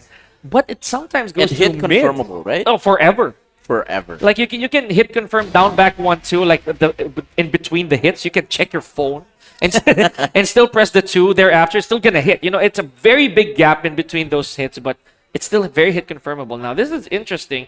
Lily is a very strong character in Forgotten Realm. She's one of the few characters that's not a wrestler Yes. who actually benefits from Forgotten Realm. Because of her buttons. Really good buttons that Yes. like the cartwheels Yes. and huge lows. Wall as well. combo, the wall combo, right? Uh-huh. So yeah, so let's see if Cyclone Rune would be able to take advantage of the Forgotten Realm. Oh, There that's we one. go. All right. Not enough for the wall though. But we're yet to see a back 3 from end credit. Hey, you're right. Not even a can just yet. So I think end credits right now is not really gonna play the traditional Asuka game of keeping you out, draw you in, and then counter hit. No. I think Cyclone Rune is gonna go in. Interesting stuff. Very different, pace right here for Cyclone Rune, as well as the set of move sets used right here. End credits is trying to go in, but everything is working for Cyclone Rune. This is the second floor that has been broken. Is this going to be enough for the wall? Oh, wow, dirty! Wow. That was so dirty. And I love the fact that Cyclone Rune used the Root of Evil as a floor break. That is indeed a very viable option, but beautiful. I like that. He knows what he has to do in this stage. So, yeah, Lily, one of the characters, very strong in that situation. But, this is only to tie things up. End credits can definitely make a comeback here. I love, comparing all of the Lily players that we had on stream, everyone actually plays different. That's true. Yeah, there we go. Cyclone Rune, kind of like, I'd say, power move heavy. Yes. Right, Primavera a little bit on the, tries to interrupt. Kind of like that. The Lucky Fighter just does whatever Lucky Fighter does it. But, hey, I didn't say anything bad. I just said you do what you want to do. Our second runner-up from the first season of XRD. Yeah. But yeah, tying things up right here in Kevin's side, we can already see Cyclone Rune smile right now. Just again, finding that momentum back, right? Yes. Because this is an Asuka we're talking about. There's not a lot of things you can punish with Asuka, especially if the player opts to be safe. If the player doesn't gamble anything, there's nothing you can punish. So now we're back to Mishima Dojo. I think that stage pick, of course, favored Cyclone Rune. But now in a stage as small as this, Asuka, this is Asuka's cup of tea. Just normal, nothing's too special. End credits might take this here. Can Lily actually punish back? That's true. She can. Okay. She can 3-1. Oh, F2, 3-1. Right. F2, 3, even a hop kick up close. Wow. So a lot of tools that Lily can do that. She definitely is able to do so. Oh, Man. and I think this is going to be it. That's right. And now end credits once again is now in the lead in this match. Oh, shout out to Keith. Hi Keith. Welcome. Jason Kuyen as well. And Let's go. Philippe Esperanza. Thank you so much, guys. Appreciate it. Thank you so much, guys. Make sure to share our stream as well. Please do. Different groups, and also like it as well. So let's go back to the matchup right here. Cyclone Rune fighting back against end credits. Wow, what a confirm from end credits right there. Oh, there's the can. First can. However, it was actually blocked. Not really a good sign there for end credits. Uh-huh. So that is going to be scouted for sure. The can, you already see it coming. You're going to start waiting for it. But it's going to be a 50-50 this time. Wow, the drop kicks are working out. And back threes are not hitting its mark. And end credits trying to move in. But Cyclone Rune just backing away. Waiting for the right opportunity. And just like that, I think this should be enough for the kill. Oh, wow, a little too low. I think it was one hit too many. Because while standing one, already connected. While end credits was flat on the wall. So really tragic stuff. The 1+2 not hitting. End credits though. Still has 2 rounds to to come up with here. Hopefully he does find Cyclone Rune's rhythm so we can get a final round. Yeah, of course. And it's not impossible because again we've been seeing a lot of huge counter hits from Encrets right here. I told you, there we go. Whether it's while Perfect. standing 3 or back 3, big punish. Oh, from behind the setup. Hey. That was very clean, and congratulations for Cyclone Rune for moving on. Not sure if that was, the winner's bracket or lower bracket. Then again, Cyclone Rune moves on. At the lower, okay, so that was Oh, the fight wow. for survival, right? So Cyclone Rune and Credits both lost off screen. So congratulations. There we go, Cyclone Rune retaining tournament life here. And good run. Yes, definitely so. In XRD, we have a lot of killers here, guys. We got a lot of big names, a lot of newcomers, some anonymous participants, honestly. Just because we don't know much about them, honestly. That's right. I'm really curious as well of who's gonna make it out where, because the top 8 is coming ever so closer, guys. And here in the Philippines, we've been also playing online, right? Yeah. And Pika mostly streams, so shout outs of course to Pika right here for streaming. Basically, what we're trying to say is there are a lot of Filipino players out there who's really good, probably just not that confident in joining tournaments. We've seen a lot of new faces right now competing with the best of the best players here in the Philippines, and they're running with it, right? And they're doing a great job. So we definitely suggest you guys trying out and joining tournaments, join the local community, because pretty much the second people, or basically the whole community, are very friendly and really nice. And there's a lot of room for being part of the second community, not just for competing. Even if you're a content creator, you're a streamer or aspiring everything, even commentary. We welcome everybody. Give it a shot. If your talents really fit the bill, then you're more than welcome to join the fray. But right now, again, going back on screen, we're gonna see 2 more names that we saw a little earlier on. Really nail biter of a match between Danny Soya and her opponent, as well as Crits. Right, so. Crits, Josie, of course. We haven't seen another Josie apart from Crits so far. So it's something that I know that Crits is taking pride in. It's never easy to be a Josie. It is, and let's see if Crits will actually shout out Shoryuken with a rage art right there. Not saying. Putting some thought. Yeah, maybe. Okay. Or if he's gonna cry when he wins, like a very Josie-esque thing. That's bound to happen, Crits. It is, and now $5. Danny Sawyer right here unlocking both eyes. No handicaps this time in fighting Crits. She's now in the second player side of the screen, while Crits on the player 1 side. Yeah. Sometimes sides does sides. Yeah, they do play. Make emphasizing. I like that play on words, man. Sides do matter. Yeah. I like that. Or side does matter. I like that. Kind of makes sense. But yeah, King, one of the characters again that, in my opinion, gets a lot of entertainment value as a character. Watching King is always fun. Even Armor King, not gonna lie. It's just that in tournament settings, sometimes you have to dig deeper if you haven't already. We've seen a bunch of successful Kings already, Rock and Roll included. Let's go. We know that King is always entertaining to watch. Let's just see how that's gonna fare with Josie Rizal. Unfortunately, of course, Tekken 8, this matchup is absolutely void. I know. But let me ask you this. Like, you are an Armor King main. What made you choose Armor King? Oh, there's just the aesthetic. Like, I'm I know. very shallow. I'm very shallow in that sense, man. Armor King looks cool. I'm gonna pick him up. Functionally, of course, that's a different story. But Armor King is a beautiful character.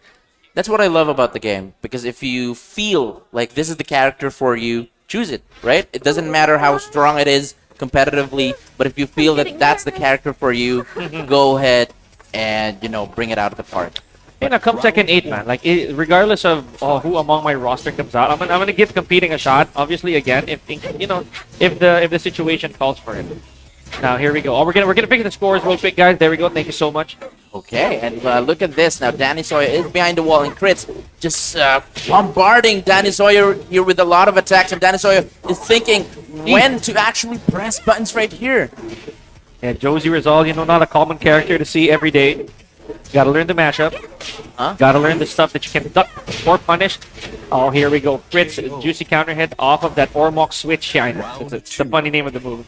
Really? Very Yeah, nice. the Ormok switch. The Armok switch. Really cool. Oh, no block. Or the Sapu switch, rather. The Sapu switch, the low. Okay, tries to go for another string grab. Danny Sawyer We saw that Danny Soya a while ago had a lot of mileage with them grabs, right? So maybe that'll also come into play here against Crit. There were a couple of attempts right there, but no dice. Crits has been moving really good, and Danny Soy has been pressing buttons from that second hit, from that rising to 1. And Crits is actually running away with it with an hatchet. But imagine if Josie had more than that combo. Imagine if Josie had a longer combo of Superman Punch. That would be absolutely sick. OP. Yeah. You know, a good range on the Superman Punch. Not to mention fast at 14 frames. A beautiful confirm there on the war drums, the Josie war drum. Whoa, counter hit FF1 for Danny Soy right here. Oh, I tried to go for a very different What was combo. A really interesting round there from that. Oh, nice. Again, these conversions, these mini floats, rock and roll. This could mean a lot. Oh. But it's not over yet. Very nice low right there. Oh, but Doc and Danny Soya, no rounds right there and looking good for crits. And I think because of that Superman patch actually hit, because of that hatchet kick that ended that round, ended the second round. That's right. And you know, a bit of a risk there on the side of Danny Soya. You gotta be careful with Josie because she's not really combo heavy. Right. Her combos are actually good, not great. Her wall carry, sure, exceptional. Not gonna lie. Not the best, but it's definitely gonna get there. King, on the other hand, if you're not gonna launch anybody, you're gonna have to stick it out with the neutral game, right? You know this for a fact. Like, of course. if you can't counter hit anything, you can't launch anything, you're gonna have to weather the storm with just the basics, the most basic of the basics. This is actually one of my favorite matchups, actually, against Josie Rizal. I understand, actually. Right. But again, I cannot say why. But we're now here at the Forgotten Realm, ladies and gentlemen. Because again, this is going to be a very tricky matchup for both of these players, right? So, very nice punish for Danny Soya. No break on the Muscle Buster. There we big go. damage, alright, for sure. Down What's going to be the combo? Yeah. Hey, does Crits know? No, that's going to be a different combo. Oh, but I like that. Very nice, Right? right? Go for the burning. You go for the burning Exactly. knuckle. Just went straight to the OK.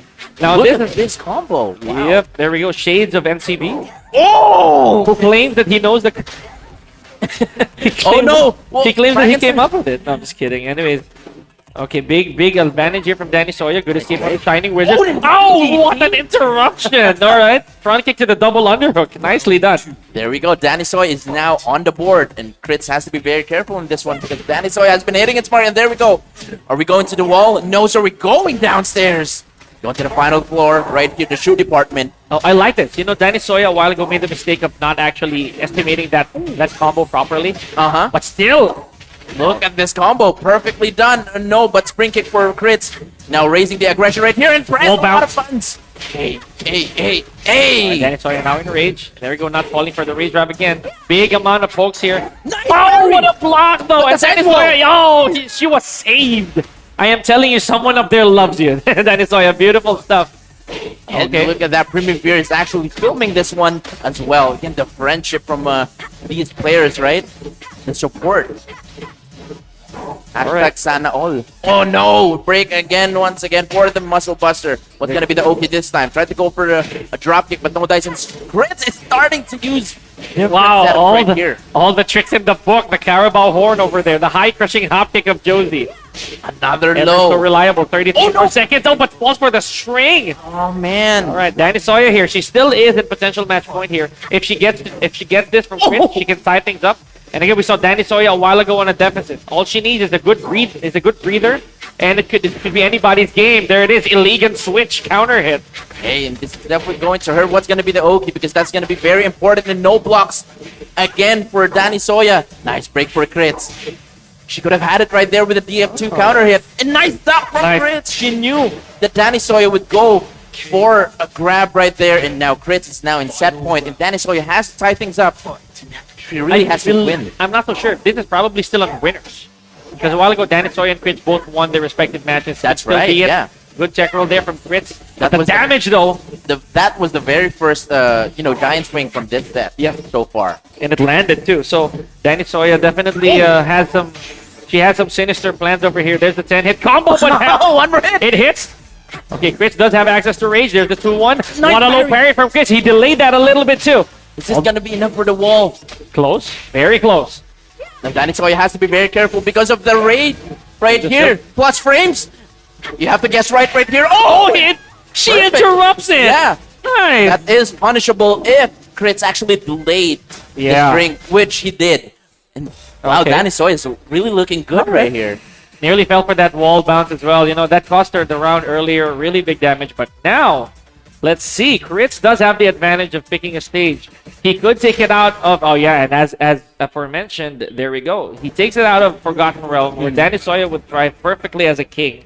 Just brings it to El Clasico. 4 walls and a floor. That's exactly where we are with Mishima Dojo. Yeah, we've seen Crits with a really good movement, not really being hit with multi-throws from Danny Soya. But let's see if we have a lot more attempts this time. Okay, Mishima Dojo though, guys. Oh gosh. It is. It do be. I'm getting nervous. So again, I believe this is still the winner's bracket, right? Yeah. And tying things up. It's either going to be Crits or Danny Soya who will move on. Yeah, she knows some of the moves right here from Josie. Nice break. And there he is again. The muscle busters, you know. Danny Soya just... I think she intends to... Oh my gosh! I think that Danny Soya intends to really get those muscle busters in so that there's going to be a bit of a mix when she eventually does the giant swing, which Yes. happened earlier. But there we go. The forward 2 down 1-2. The triple hooks there from Danny Soya, just really brave and confirming it as well. Exactly. That's actually one of my favorite moves to use whenever I know that my opponent is really good in reacting stuff. Yeah. Here we go. More silk pinning Danny Soya's back against the wall here is Crits. Oh man. One counter hit, one big splat is all it takes. Crits could definitely end it, but Danny Soya, nice confirm on the down forward 2-1. Oh, the setup right there, and Crits is in the red. Very nice interrupt on the power crush, trying to go for the plus frames. Oh no, That is- Doc. Oh no, from the wall. And if it can happen, went with the mid this time. Another mid. Takes the one. gut punch. Oh, but a little too far. There we go. Crits barely escaping that gut punch though. But he did. He had the opportunity. Yeah. He did have the opportunity to whip punish it as well, or to punish it entirely. And Crits is now looking good with a lot of low moves right here. Danny Soya has to actually, mix up with the grabs because again, Crits has been breaking a lot of those lately. Another giant swing there from Danny Soya in midair. You know, King's giant swing in midair isn't really the strongest follow-up or the strongest ender, but it does give King a lot of momentum. Another muscle buster here. Hey. What's for wake up? Oh! Back turn unblockable lariat. And now Danny Soya in potential set point here. Oh, there we go. More grabs, standing leg lock, and Crits with a proper escape. I could bet that was actually a sharpshooter. A sharpshooter indeed, and another counter hit FF1, and this is definitely going to the wall. Look at that, delaying the jabs right there from Danny Soya, but got hit with the second hit. And very nice conversion from Crits. Is this gonna be at the Sweet! end? Wow! Crits with a combo video attempt over there. One more elegant switch. Look at this comeback, and nice punish from Danny Soya, first time blocking that. Perfect! 15 frame punish, are you Yes, serious? sir. Hey. Oh! And I kind of understand, Danny Soya, first time punishing that, Yes. getting very excited, but overextending it a little bit. Yeah. But now we're going to the final round. I don't between think she Crits. wanted to lose the momentum there, so it's an understandable follow-through attempt, but no. Josie swinging the finger out of that rage art. Oh no whip punish right there from Danny Soya. And Oh! second giant swing in the game, but no break from Crits and no tech. No as second well, taking the full effect of that giant swing, folks. Get Now down. Crits has to catch. Oh my gosh, no combo there from Danny Soya, but the giant swing that's from gonna be mid-air, it. and that one's it. Oh my Wow. goodness, Danny Soya with grabs after grabs, eventually paid the bills. Have you seen, Danny Soya's game face right there? Yeah, man.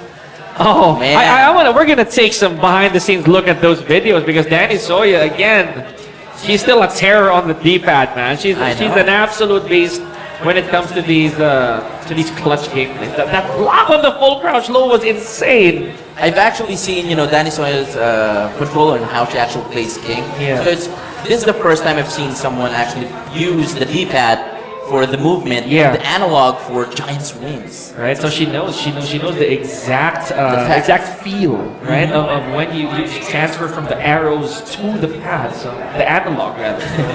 Perfect stuff. And of course, we're not sure if that was the winners or lower bracket. Feels like it's winners, Right. So still, props of course, Crits, for giving us a very close match right there. We don't really see a lot of Josie mains out there. But again, Josie is representing all of you guys, all 5 of you, and just in the world. But you know what?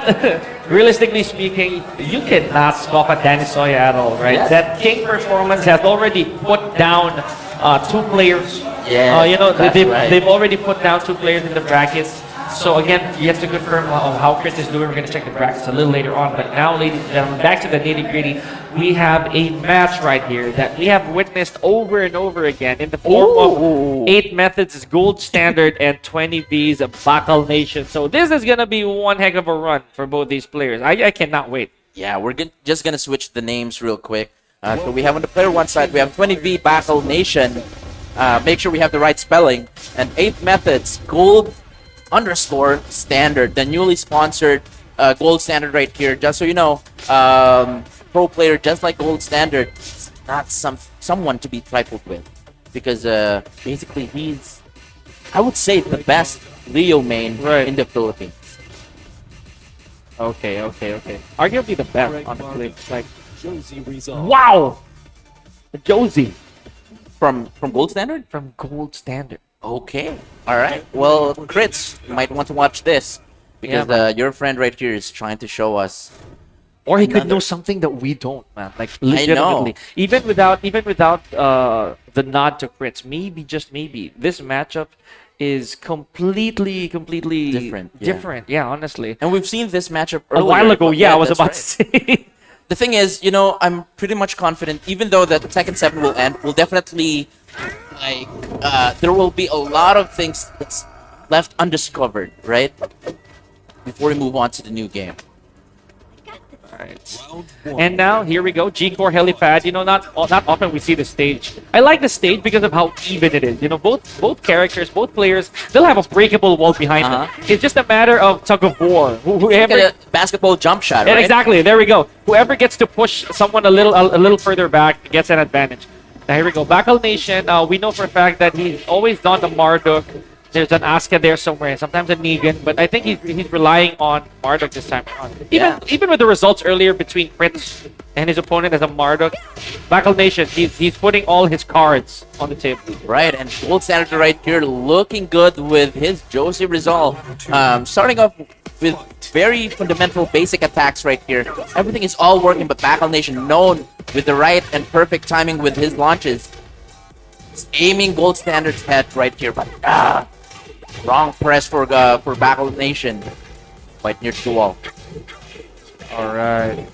Gold Standard is just pressuring Bacal Nation. A very perfect punish with that low speed from the Python Crusher. Now Bacal Nation is in trouble. Yeah, I like the fact that Gold Standard didn't actually break the wall then. He had the Right. chance to do it.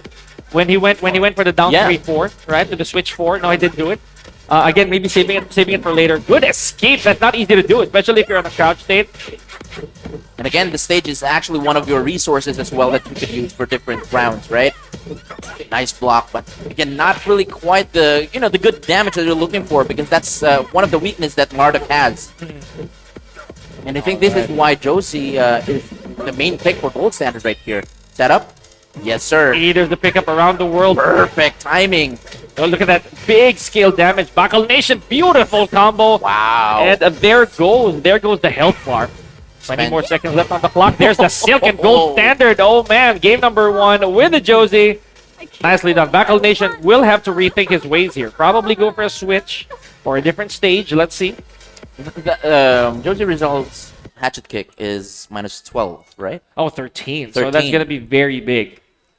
So that could For have, Marduk, yeah. we could punish that with either a Rising 4 or a forward 1-2. Yeah, for sure. But by the looks of it, we have Bacal Nation opting for character select right here, which he can. He has an Asuka, right? He sometimes have a Claudio as well in his pockets. And what else? He actually has a Negan as well. So very interesting stuff. And we also see Gold Standard with different set of characters as well. A while ago, he brought out the Steve. So Really? it's Yeah, safe yeah, to yeah. it's safe to actually assume that Leo might be is still back there. He's Leo's gonna come out like when the chips are really down, like when it's a really tough matchup, or whether or not Gold Standard makes it the top 8, which we're gonna check later on. I believe that Leo is about to come one way or the other. So in That's this right. case, Bacal Nation after bringing out putting it all on the line with Marduk for that first game, now cashes in the Asuka Kazama. And it's like we just did a simple select because we're back at the G Corp helipad.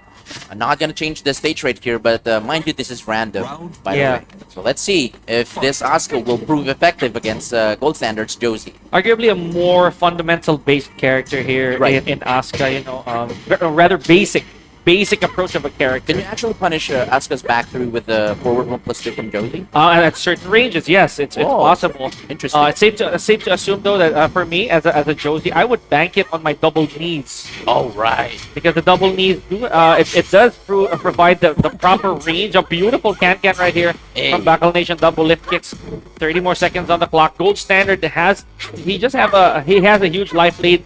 Gotta weather this out. There we go. Backle Nation, and that's 4 straight rounds for Gold Standard. Very nice buttons right there for Gold Standard. Just very simple stuff. 9 sidestep, but unfortunate drop from Backle Nation. And again, let's see if this is gonna drop as well. I don't think so. Learning the lesson this time around. Clean flat off of that broom kick. There's a forward 1 trying to take his turn back. Backle Nation here. Oh, a beautiful attempt of a forward 4, then a power crush. It is safe after all.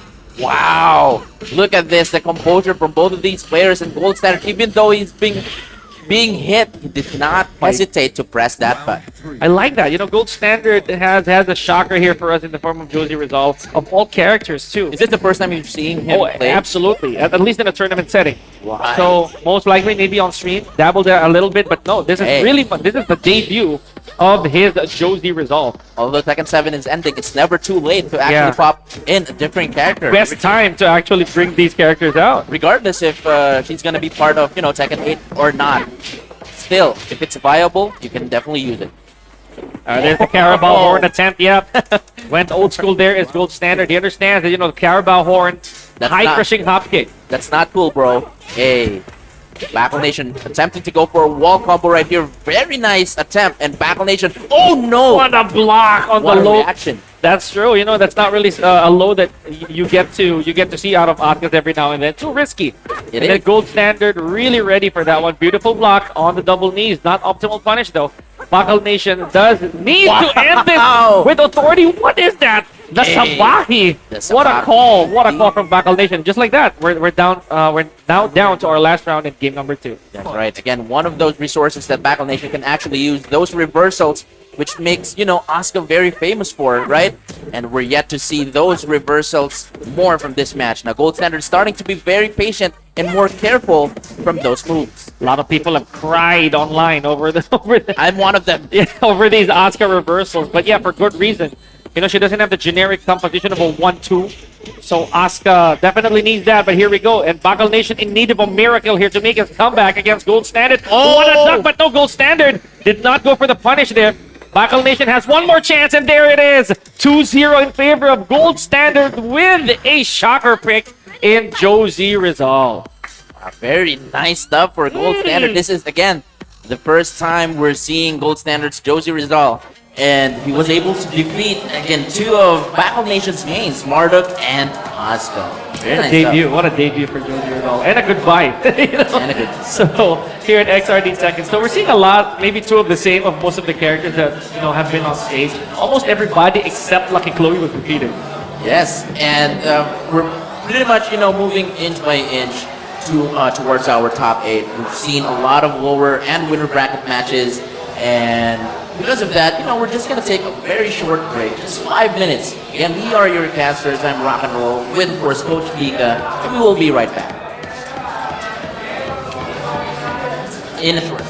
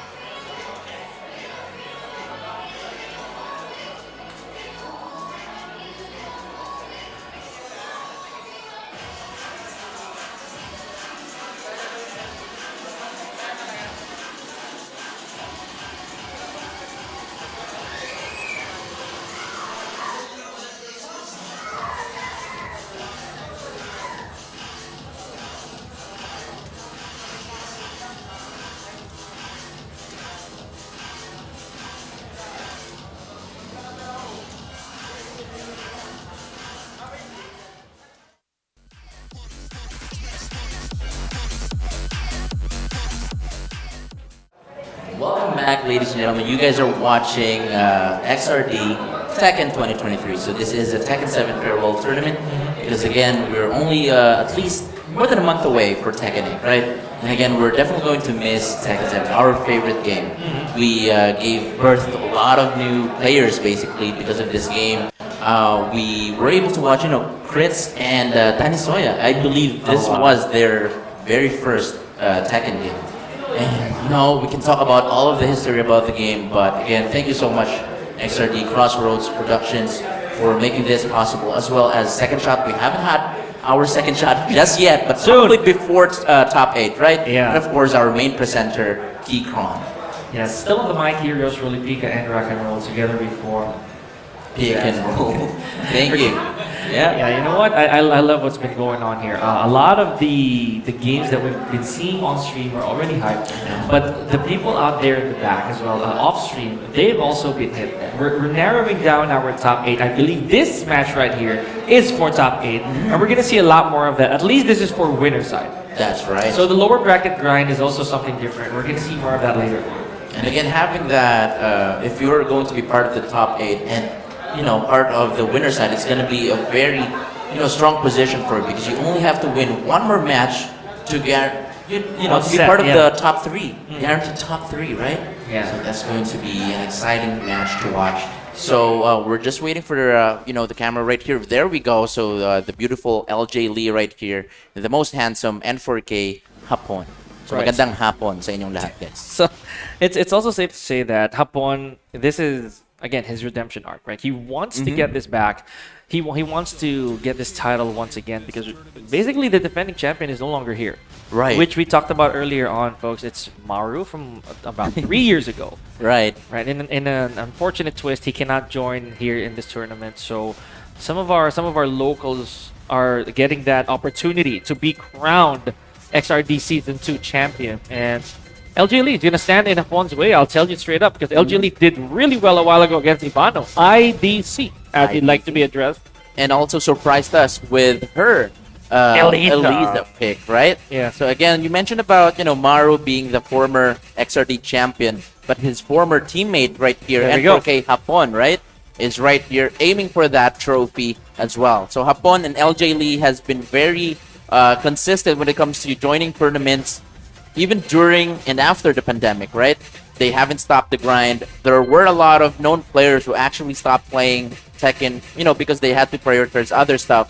But again, it's all game for these two players. So this is gonna be very interesting. We're already seeing N4K Hapon looking at Lei Wulong that we talked about earlier. Yeah. Oh, okay. What do you think about this matchup, though?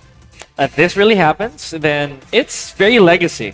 It's going to be a poke fest, I'm not going to lie. And with Nina Williams holding the upper hand when it comes to Negativa pickup, it's a very big deal, right? Because got to stop Eddie from doing any gimmicks out of sit. But I think the range advantage really goes to Eddie here. Eddie is very tough to close out if he gets the damage lead and runs away. But, Nina Williams, she's a very stubby character. Like, her limbs are very short, not gonna lie.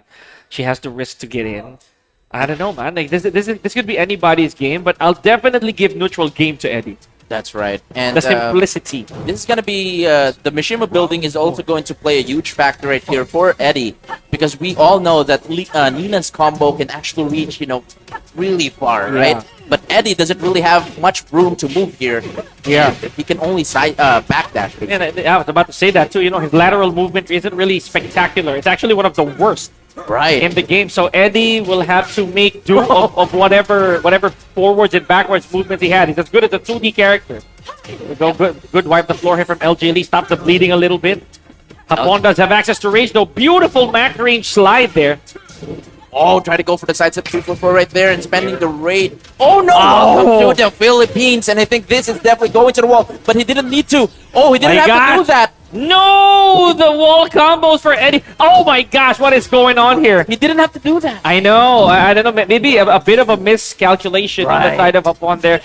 He was uncertain whether it was going to get to the wall. Big damage he got off of the I love you, the 143 off of Eddie, but a little I don't know. I think it's Really just the questionable. confidence, right? Yeah. Overconfidence from Hapon right here.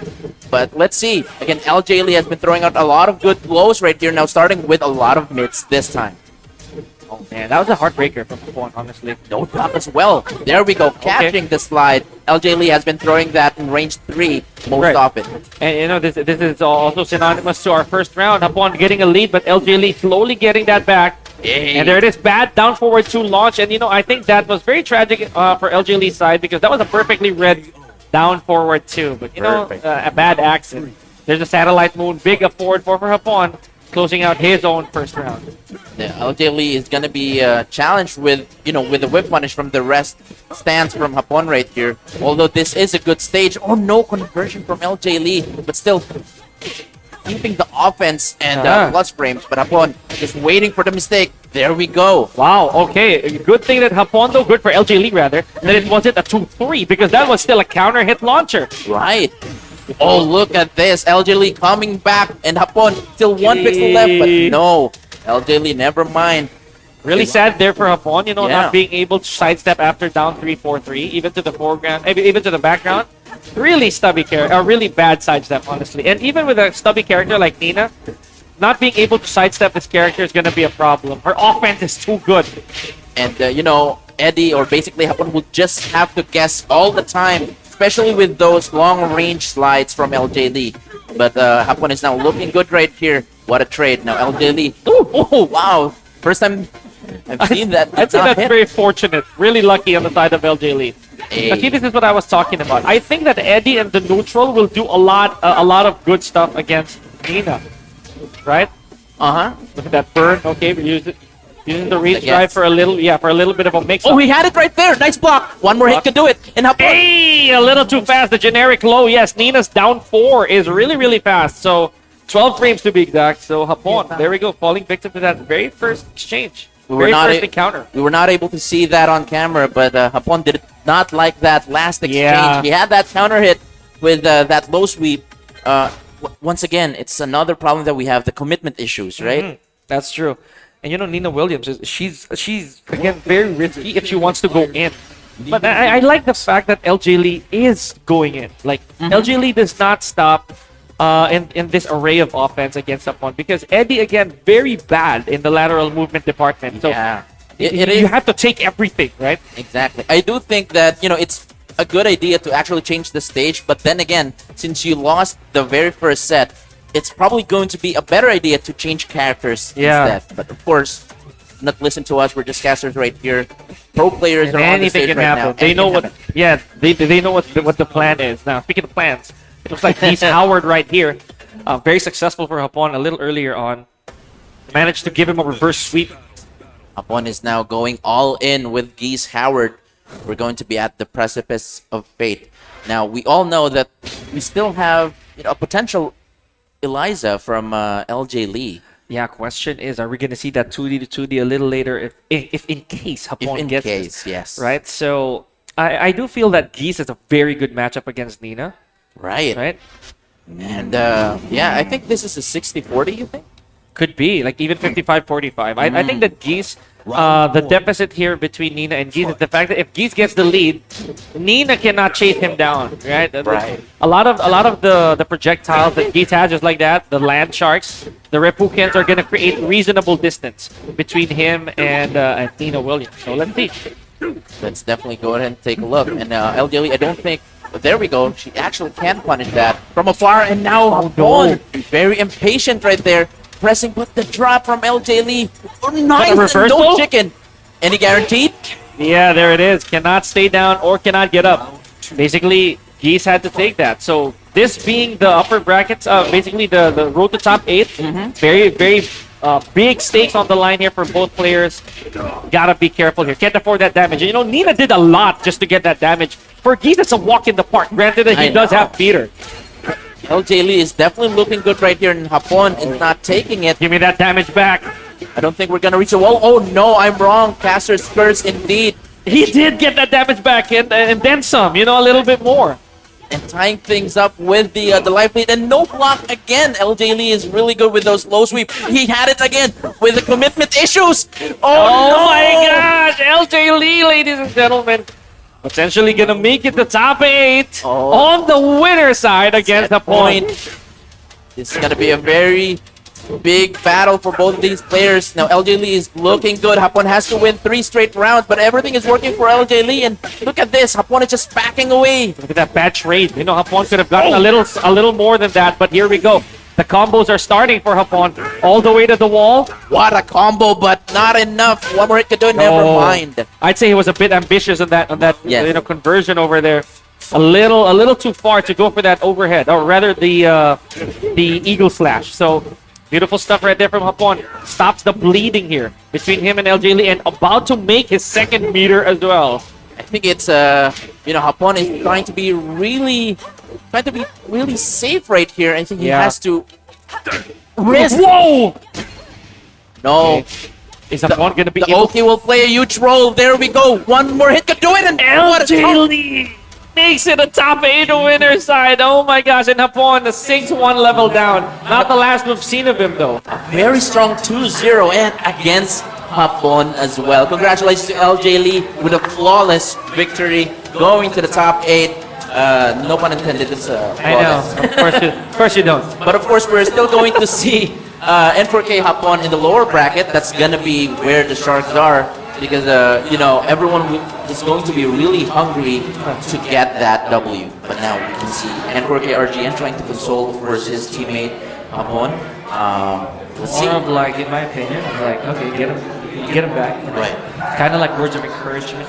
We know that Hapon has been in this situation many times before. I know. From the lower bracket all the way to the grand, maybe even turn it around to make the championship. Sometimes it's that slap on the wrist that you Yes. need to get that thing done, right? I agree. To get even further. I think what happened right there, what lacked was the commitment, right? Could be. Yeah, that's true. Back 3-2 confirmed, right? Yeah. Counter hit combos. Even the contesting when it came to the proper moves. I think he was a little Unusual. Yeah. It's a strange because he pressed on the buttons that we don't usually see Hapon pressing. Maybe just a sense of urgency. I need to get the damage back. And of all characters, Nina Williams, right? Nina is not really known for massive piled up damage, right? She's a death by 1,000 cuts character. So LJ Lee definitely put that conditioning factor in Hapon a little. Lot of lows that got away. Right. Sweeps too, right? Yeah. And those are reactable, but then again, LJ Lee times it really well. But of course, we're now going to proceed with our next battle right here. I believe this is also a battle for top 8. We've seen, of course, RGN. Oh, and his opponent is SMD Lucky Fighter. Yeah. Not Joker, by the way. Yeah. We're gonna update that for you. Yeah. For sure. So yeah, RGN a while ago gave us a showing of Fakom Ram, right? Another character that did repeat Yes. along with Nina and Eliza. So it's really a statement. There's really something that RGN has to say when it comes to character picks, right? He himself believes that some of the characters that used to be meta are highly no longer, like Devil Jin or Zafina. So the name of the game really is probably, I'd say, counter picking. Right. Could be that. But it's loyalty. Loyalty really wins. Yes, Right? that's true. And being I heard it, I loyal, heard it. yeah, you being loyal to your character, being faithful to pretty much Yeah. everyone is basically the key to success. But we're not trying to say that switching off to different characters is always the something key. bad, right? Yeah. But it depends on you, on whatever works for you. That would definitely give you whatever success that you need. But Yeah. now, okay, so we talked about this earlier that we haven't seen any Feng Wei I had to all say it. day. But there we go. Road to top 8. Now we're going to see Feng Wei for the first time against Lily here at the arena. Wow, and this is a really small stage to boast as well, man. Like, this is one of the stages I don't actually like personally. Really? Just because of my character composition, because a lot of the damage gets compromised here. But when it comes to these two, I think it's even ground. Lily, not so much of a high wall carry character, or not too intense. But I'd give it to Feng Wei, man. Like, this character doesn't need walls. Right, at all. right. That is true. And again, a lot of good buttons right here are for Feng. And I can't believe that only in Season 5 was Feng actually being recognized as Yeah. one of the best characters in the game.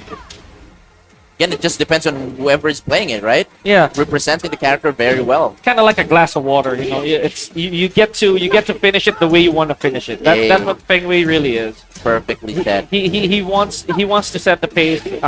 And the funny thing about Feng Wei is there's no apparent weaknesses of this character, right? That's true, yeah. So there's really nothing that people can say about Feng Wei that can be used for downplay. Everything's good.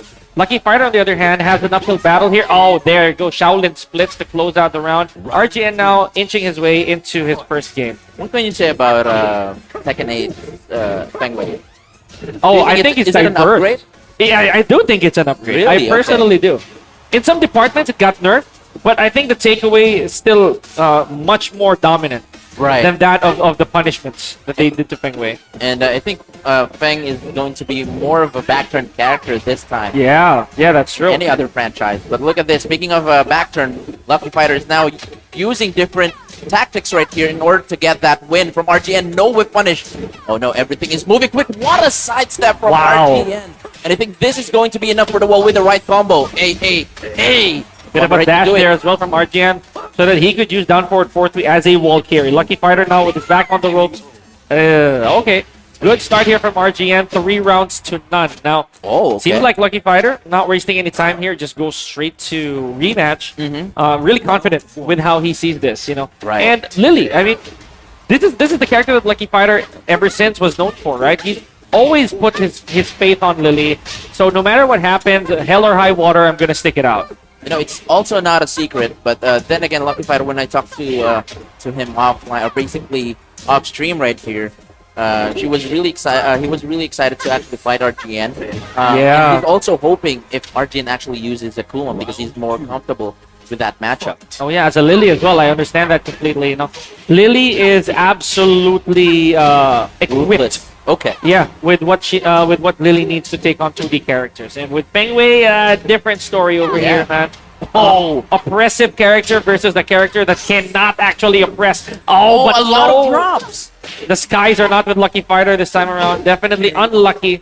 You know, all pun intended. So man, can't be jinxing that. But it's of course not over yet. Lucky Fighter is our second runner-up from the very first XRD tournament. He's also aiming for that trophy once again. But RGN, the very first time he's joining XRD, also trying to go for that same plan as Lucky Fighter. Oh man, and this is that's so crazy scary about Feng Wei, right? It takes a few hits, takes a few buttons, a few presses, and then the damage it is horrifying. You know, you can't just be careless when it comes to Feng Wei. But likewise, you can't be too careless as a Lily.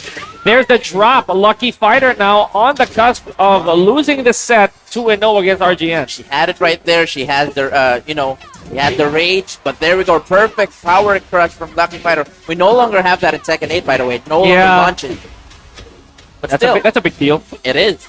But I think she has a free follow-up, I believe. Yeah. Giving at least a more so 50 damage. Still good enough. Wow. RGN looking for a comeback. Start to be very risky and aggressive right here with the sweeps. I was about to say that. A lot of sweeps coming out of RGN, whether it be side step 4 or down back 4. But no, Lucky Fighter, beautiful ender over there. I believe that's also the strongest for shorter burst combos, that ender. QCF 2-1. Now Lucky Fighter still has one more shot at this to tie things up.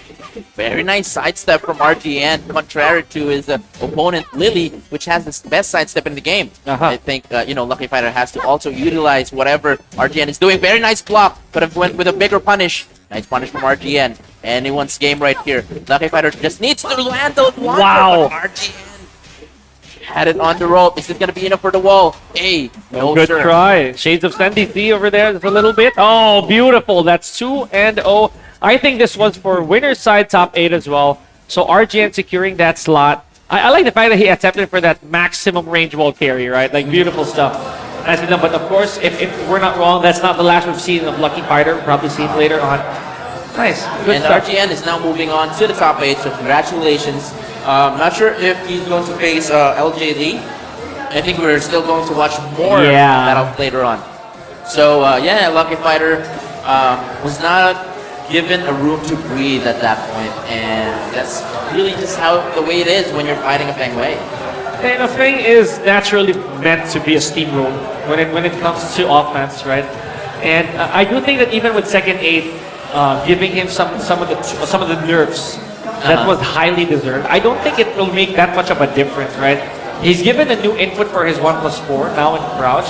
Given new moves from while standing. He's given a knee that's big plus on block.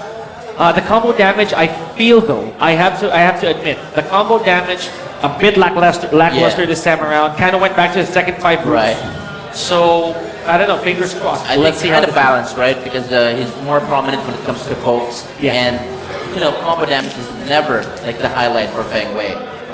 So yeah, it's probably going to be the same thing, same concept basically for that character, but still very strong. All right. Yeah. So we have the next set of players right here. Okay. So we have finally the right names on stream. So we have SMD, FTC, Juker, and Koki Monster. With no E. Yeah, an admitted rebrand apparently from Koki Monster, formerly known as Astral Heaven by most. So yeah, having to change that brand. Hopefully not changing the characters as well, because Koki Monster, one of the full-fledged Asuka players we've had from a few seconds back, right? We know that Koki Monster had an Asuka there, but here's the fun fact though. Yeah, Koki Monster has a pocket Gunry, which is so Oh really? Yeah. Never knew that. And we talked about loyalty earlier, right? And Koki Monster is one of those. Has actually one of those principles, basically. Yeah. For that certain character. I wouldn't say the same thing for Juker, because Juker actually uses different set of characters. Yeah. But mostly I've been seeing him with a huge success rate when using Leroy. That's right. And I don't know. I'll be real. I think that even though Juker is a relatively new player, right, to Tekken 7, I think that some of his tournament experience will carry over to 8, this one included. Of course. So I believe that Cookie Monster also has his hands full here a little bit. Yeah, so despite the fact that, Juker is relatively new. Right, and Cookie Monster has been playing, even in the arcades, right? Met a lot of people, sparred with pros, casual players, and so on. Tons of players, man. And yeah, so just going back to our comment section, of course, thank you so much for watching, guys, and just shout-outs to Jeff Gonzalez. He's asking if laglag na po ba si Keenan. I haven't even seen Keenan. So Keenan did not even join the tournament, yeah. and Jeff is asking. And Ramon Munar, shout-out, Boss Kebs. Yeah. We do have a Noctis, though. Yeah, you're gonna have to put up with Joker's Noctis here. Sadly, though, Keenan not here. Yeah, Jeff. Shout-outs to you. Hope you're enjoying your vacation if you aren't back yet. And of course, Koki Monster with the Asuka. Again, I didn't want to jinx it, but loyalty, though, it really pays. That's right. And I think this is actually a good matchup in favor of Noctis. Very good matchup. Because Asuka has reversals, right? But Noctis has weapons, which is something that you cannot really parry unless you're Leroy or Keith. There's that. And also the fact that we're going to fix the scores real quick as well. We're gonna go 0-0. So another thing that I want to point out is the fact that you cannot whip as an Asuka if you're against Noctis. So whether it's a back 3, you're fishing for that, fishing for forward 2, you're not safe. It is, yeah. It is going to be a very challenging for Koki Monster right here. I think the strategy would be he really has to time the back 3s or the forward 2 very well against Juker, because Juker is really doing good with a lot of pokes. And Koki Monster is slowly chipping away his life. And the reach, man. Oh, speaking of reach, what a low parry here from Joker. Hey. And even up of that cancel from forward 2, that's a pretty decent conversion on the side of Joker. But no, Koki Monster letting that big one go. That was a huge block, but not optimized the punish. Oh, from behind. Koki Monster knows something that we don't. Oh, no. Extended. Oh, everything is working, but the side wall is saving each other's life. Wow. Oh my gosh, that exchange, man. That turn of events, just that last round right there. It's just...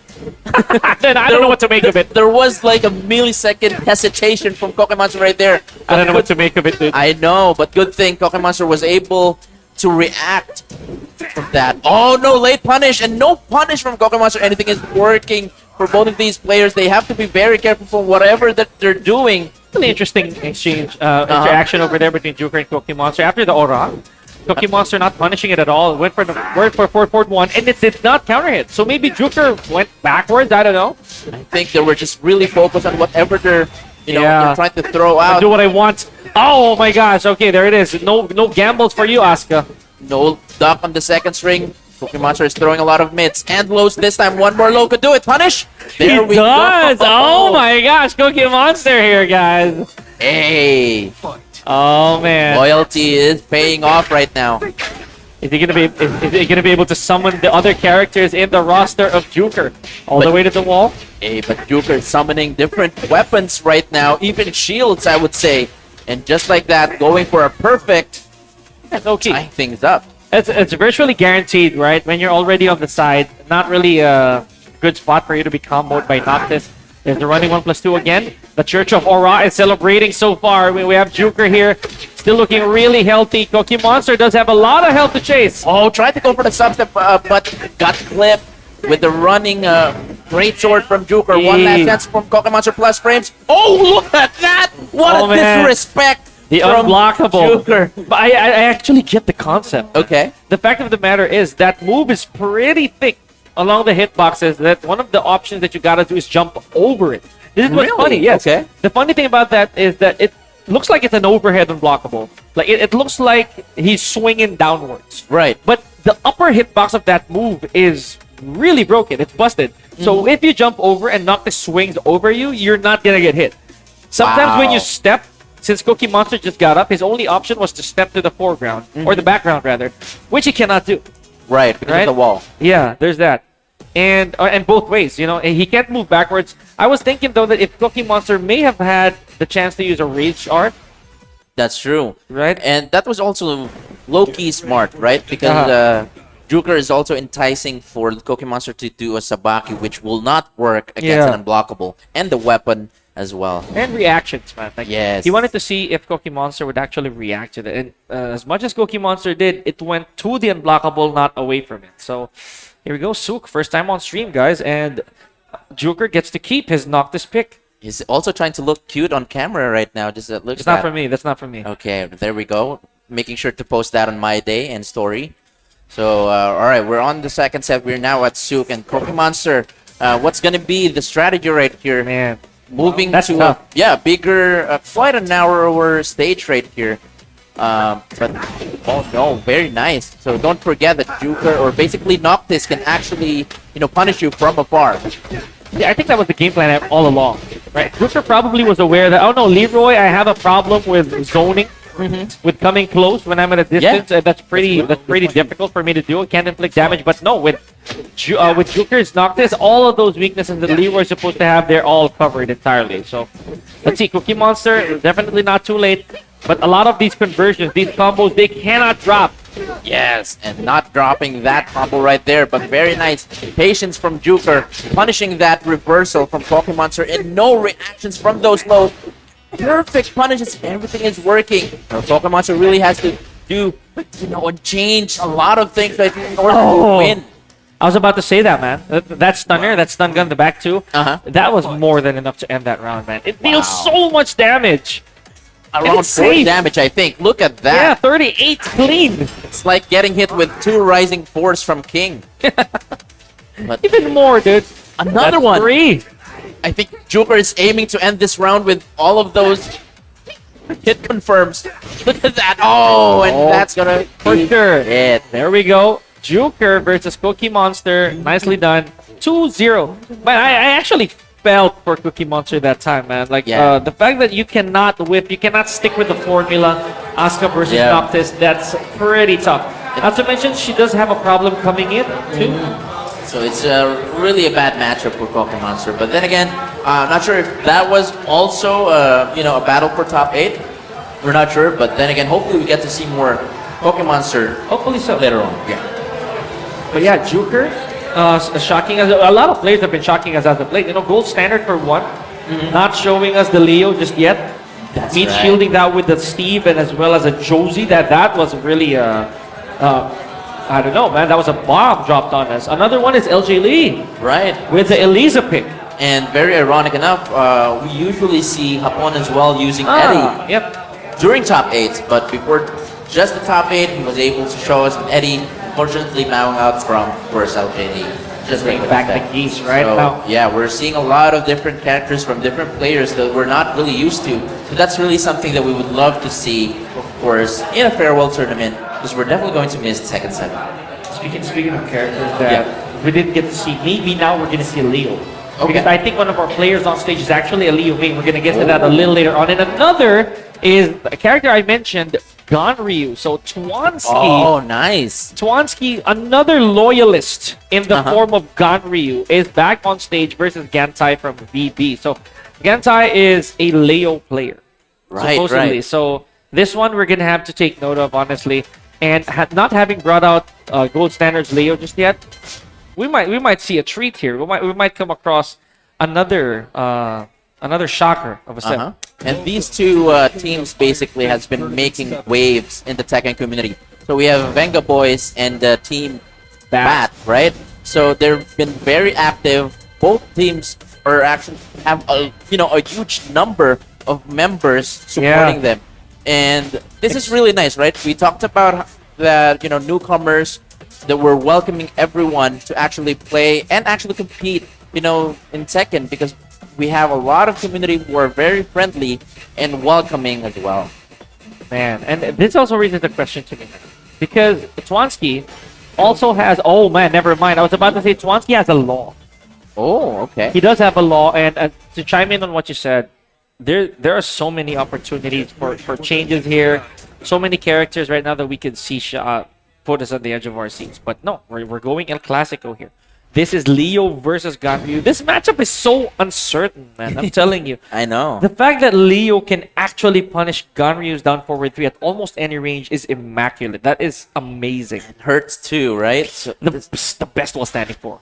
Punisher. yeah, but let's see if Twansky can actually land a lot of DF2s versus Leo's DF2s this time. So we're now here at the Jungle Outpost. We're just going to update the scores for you guys. And for those who are watching at home, major shoutouts to Keenan Aguinaldo right there, Idol ko po si Gantai, and Joseph Jericho Psycho right there. Thank you so much for watching, guys. Hey, what a punish right there for Twansky. Look at that damage, and Gantai is in trouble. One more hit could do it. Man, the oppression, though. And that's what I was talking about. Ganryu, very unorthodox. Very, very unorthodox when it comes to that offense. Not the usual jab game that we see from a character. Takes a lot of turns. But what a step from Gantai. Wow, that was a counter hit. Natural counter hit combo right there. And very nice whip punish for Gantai. And this is definitely going to the wall. Look at this combo damage. Oh, went with a different setup instead. Very nice. Tying things up. Gantai and Twansky, 1 round apiece. I think that the Leo damage really pays off really well. Oh my gosh, what a combo from Gantai. Does have the forward 2-1 combo down. And yeah, you're not going to trade 41 for more than 60 damage, right? So beautiful stuff from Gantai. I was about to say, yeah, Leo does need a lot of work when it comes to execution, but definitely not out-tooled. Twansky is out-tooled, or Ganryu is a bit out-tooled. Not to say, of course, that it's impossible. What a call from Twansky, choosing to stay down.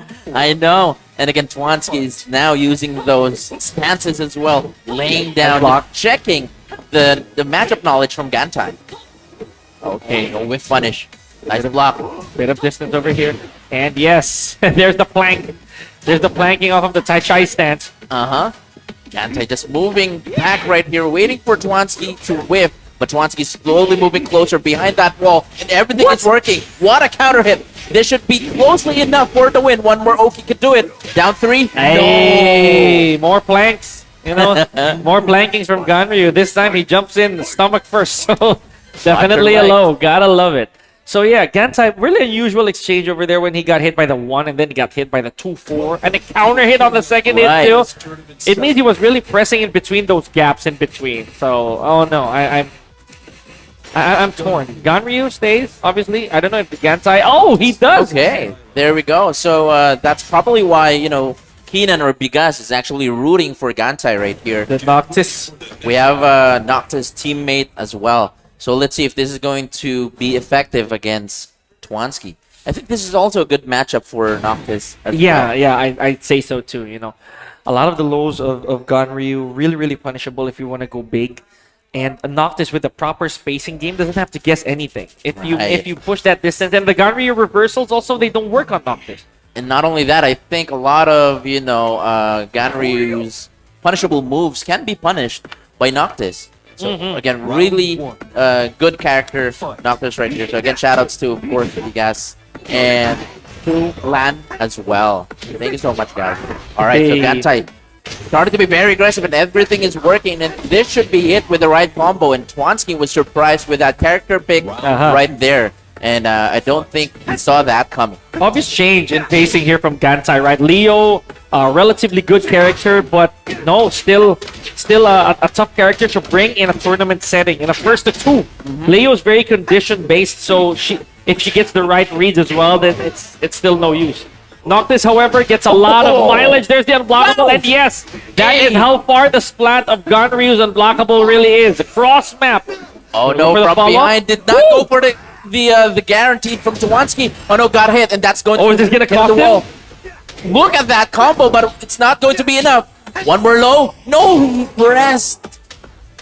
Oh man, that has got the sting. That has got the sting Yeah. for Twansky. He was close to ending that round, and just I think fumbles in the end. Let's see, 2-4 again. And Tawansky has been, throwing out all of those setups just so he could end this, set immediately as he can. Because he's potentially, going to give a momentum for Gantai. Very nice punish. Could have went with a bigger punish. Nice stuff. One more hit could do it. And again, watch your toes because Twansky is aiming for those. Hey, more low plank here, and Ganryu is relatively safe in that string, or that move, that low plank, because he's lying face down. He can Right. even roll back, and he'll still be safe. Now, big combo start here from Twansky. All the wall carries, all that small bits of damage adding up. More 2-4s again, dude. Look at the change of pace right here from Twansky. Yeah. He's now on the oppression. But there we go. Not giving a time to breathe for Gantai, but this is going to be the momentum that he needs. We're going to the wall. Hey, trying to go for an infinite combo, but no dice. Now Twansky. Hey! Yes, and now sir. entering set point, Twansky here with a beautiful Ganryu play against Gantai. Gantai does have a chance here to tie things up. Yes. Should he cross this treacherous river known as Ganryu? Okay, the no mix-ups are adding up, and there it is. Twansky forced to guess off of side shy. This is where the conditioning factor of Ganryu is so crucial. Oh, just ran up with a DF2, but no punish as well. And nice. Oh, but no launch. And once game still. Punish? Oh no! No punish from both of the Little players. punish, no no duck. Oh, enough health, and Twansky with the He knew. perfect power crush call. And Twansky standing Always up entertaining. and hugging his opponent right there. What a respect. The sportsmanship from both of these players. Again, Bat and VV team, they're really, known for really showcasing basically how friendly our community is. I love that. The fact that Ganryu as a character is absolutely entertaining, right? Really, really entertaining, honestly, and hope to see more of that because Twansky himself, he got himself another win to put forward. Gotta love it. Now, yeah, ladies and gentlemen, I feel that wraps up some of our top 8 winner side grind. Right. So these players, Swansky safe to assume he's on the winner side, so he gets to keep that spot. But ladies and gentlemen, yeah, yours truly still here on the mic, Tika and Rock and Roll. So that way, pick and roll. We're gonna take a quick break, and we're gonna present to you the rest of the matches that we need for our players who want to qualify for top 8. XRD Tekken 2023 will be right back. So could you tell me the truth so I can stop making guesses? 'Cause now I'm losing my mind. Keep on running till I find a way to ease my mind. So could you tell me the truth so I can stop making guesses? I don't know what I should do 'cause you're ignoring my texts. So could you tell me the truth so I can stop making guesses? Is it hard to make up your mind? Doesn't the fun that we have make it easy?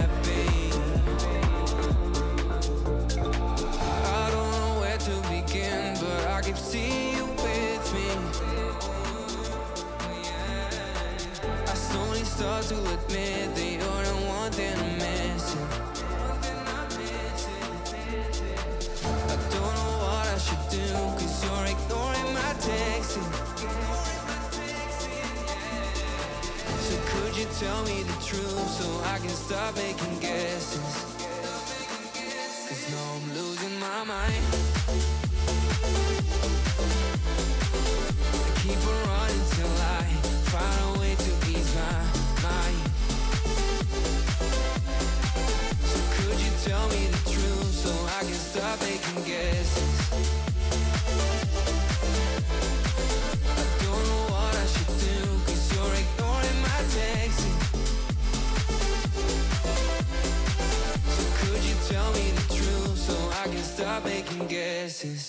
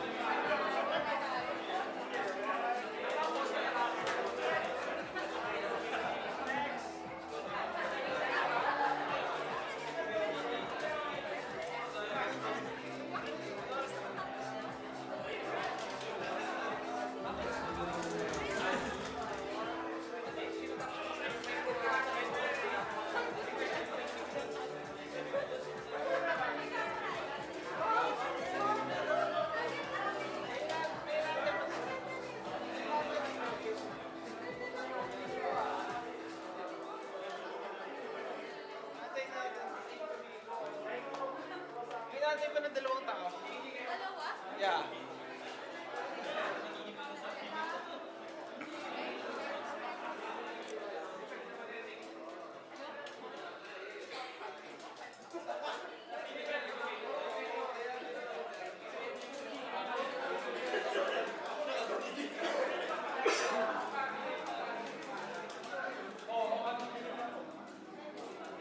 Ate Men.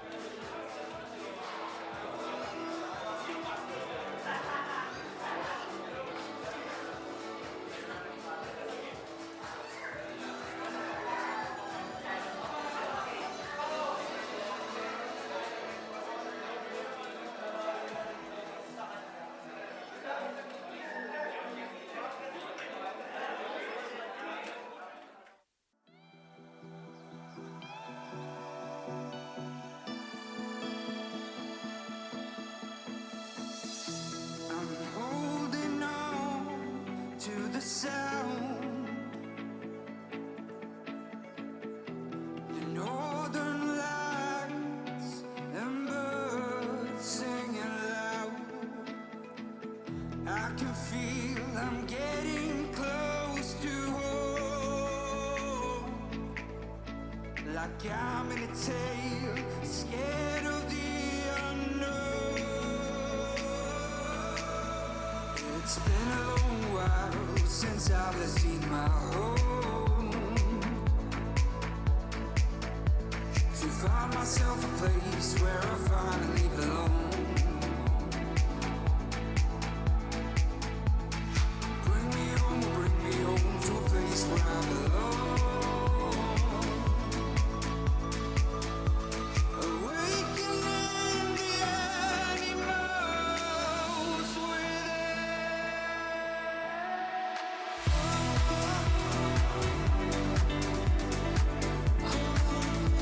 Take me home.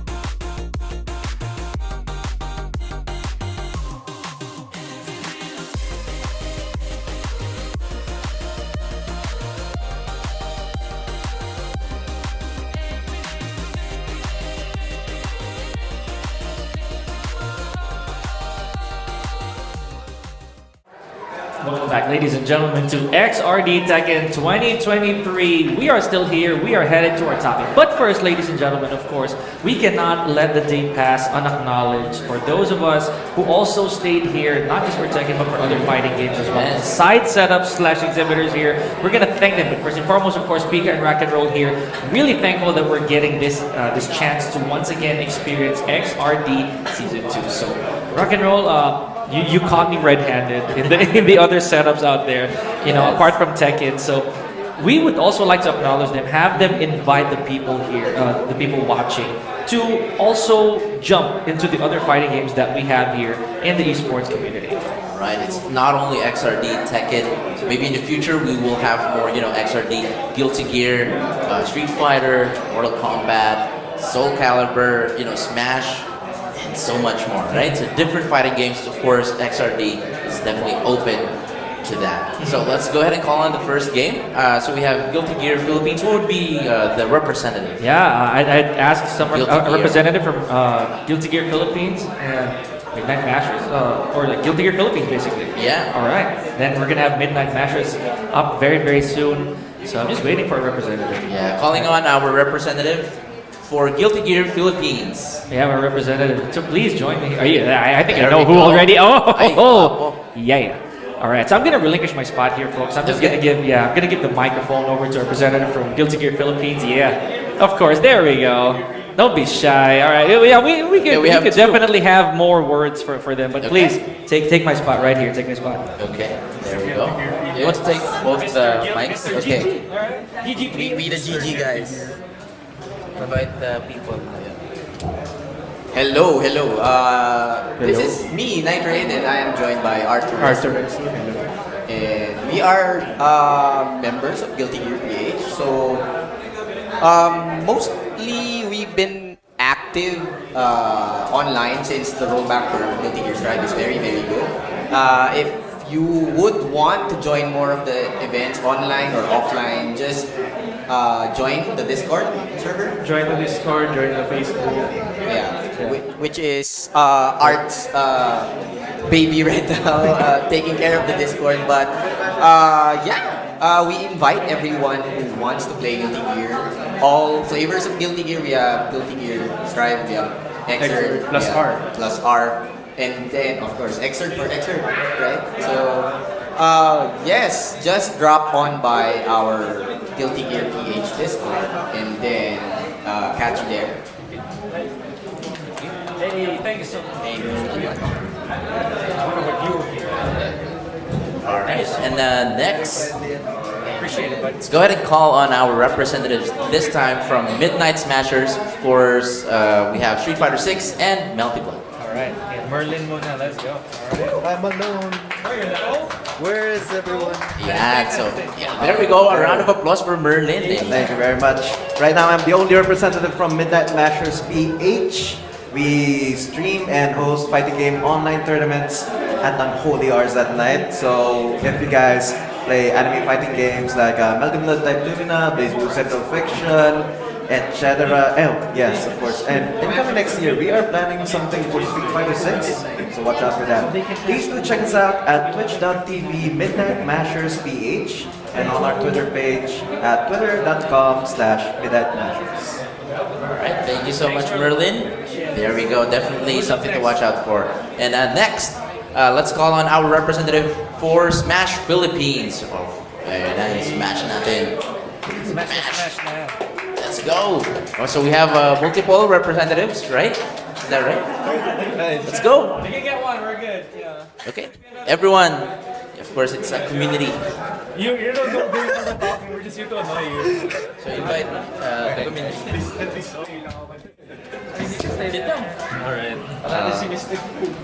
The guy beside me is not gonna say anything, but hello, we're from Smash Bros. Philippines. I'm Regarettes.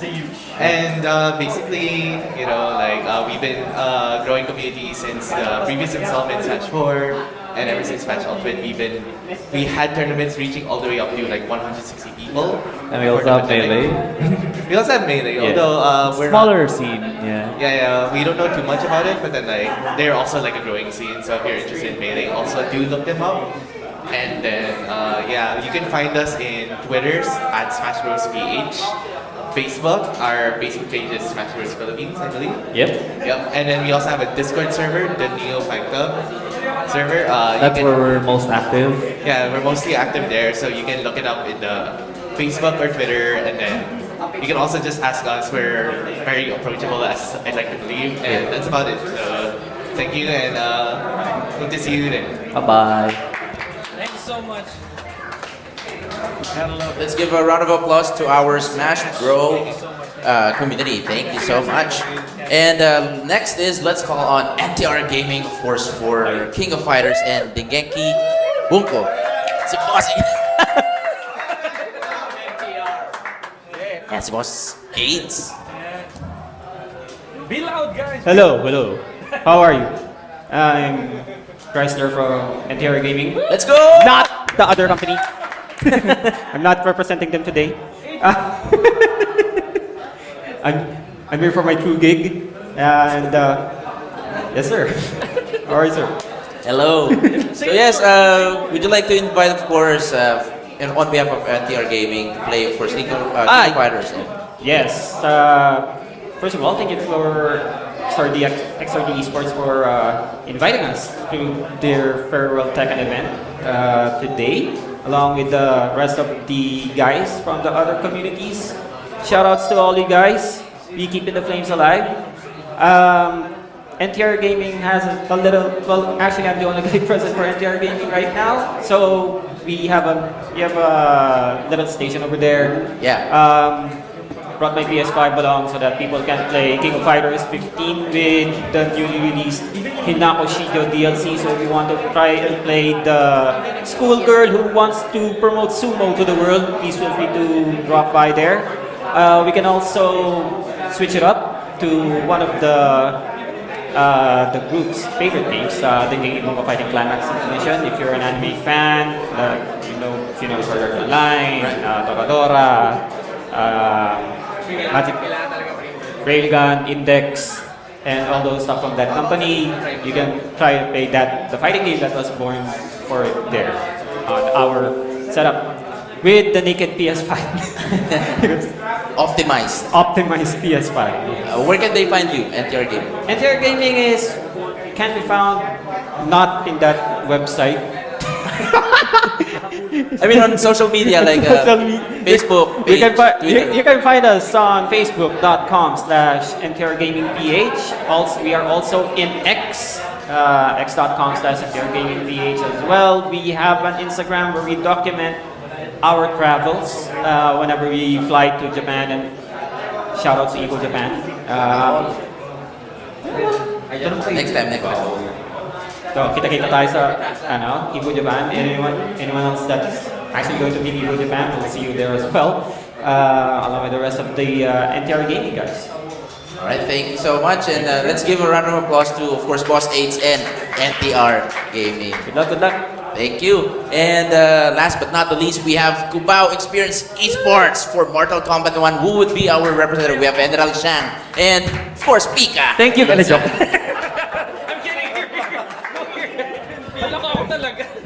Yan na. Kinarma tuloy. Hey, you're right. So of course, the only title here I can relate to. So, please. First of all, thank you for XRD Sports for inviting us and having us set up and be able to showcase Mortal Kombat 1. I'm there longer than you. So yeah, we have our current ESGS champion on deck. So if you want a crash course on the game or on a specific character, you can ask him.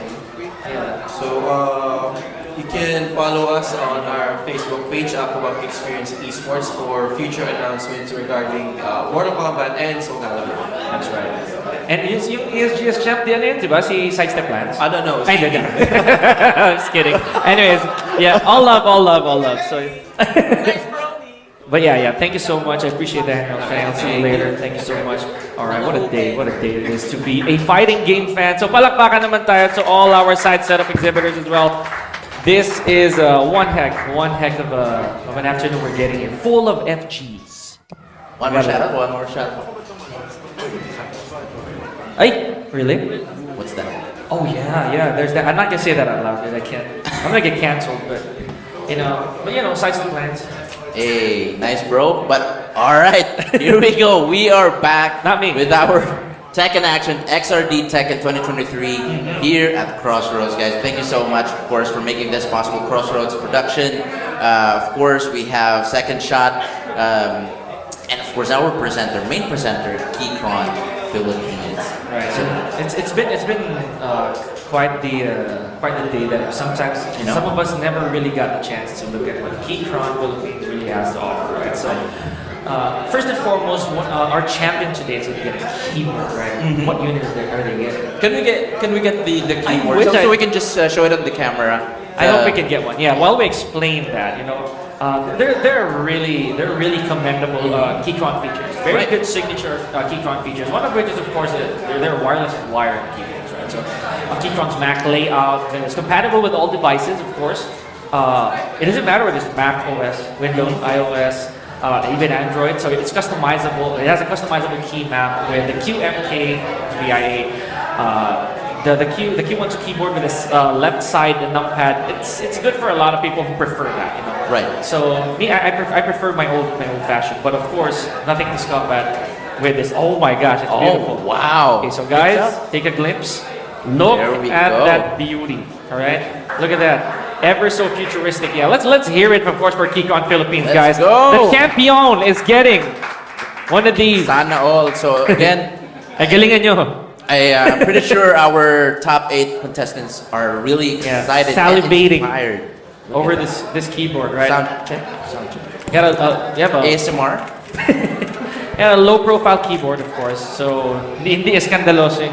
It doesn't make that much noise, right? Ultra slim, of course, very innovative. A low-profile gamer on Switch is 31% slimmer, than the conventional normal profile. Yeah, pwede na si Kim. Exhibitor na you can start your own XRD. It has an ergonomic angle design and hot swappable. It's just optional, but you can if you want to personalize your typing experience. So thank you so much, Keycron Philippines. We really appreciate this. And now, of course, these players right here vying for the top 8 spot. This is what we got. So all right, in the top 8, of course, Derps Danny Soya made it to our top 8 winner side semi-finals. Taking on 8 Methods is gold standard. That's going to be up next if memory serves right. Yes. We have LJ Lee and N4K's RGN, UG's LJ Lee and N4K RGN on the upper bracket. Now this is going to be a bit of a heartbreaker because N4K Hapon is down there in the lower bracket. Yes. And to take on SMD's Lucky Fighter.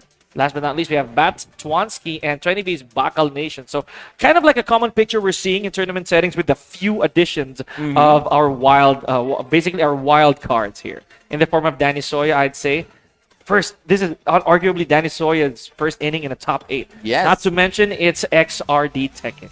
And not only that, I would just like to mention the names that we have here in the top 8 is totally different compared to the 7 years ago. That's true. The vanilla Tekken, Tekken 7. But now, before we get started, let's make some noise for our top 8. Let's go! All right. Our first match, we have Team Derp, Danny Soya right here, no handicaps this time using 2 eyes. And we also have Gold Standard, again, from 8 Methods. They're about to get started. They already have the good signal right there. We have, I think, Leo and King. Yeah, it looks like a Steve, actually. I could be wrong. And again, Gold Standard, one of our players today, whom we are yet to see the Leo of, if not already. He started off the stream with a Steve, so it's no surprise that like I said. Okay. And I share the same sentiment. Like we both like Steve, both like Steve Fox, but Gold Standard arguably has brought out the Steve in tournament setting more than I ever have. So this is definitely saying something, right? And he also faced a King a while ago, as a Steve Fox. So this is gonna be a treat for everyone right now. So major shout out to, of course, JC Antonio. Danny, go. That's Jelly. We have supporters. Nice. Starting off with a parry right there from Danny Soya. This is definitely going to the wall. What's gonna be the wall combo? Missed it. But Gold Standard. A little too low. Oh no. Okay, here we go. So more pushes here on the side of Danny Soya. There's another back one. Again, this has been causing problems for King players, honestly, because it's a bit thick. The back one has a very big hitbox. So King, even though he's pushing but rush in a little too late, and that back one's gonna count. That's gonna counter hit for sure.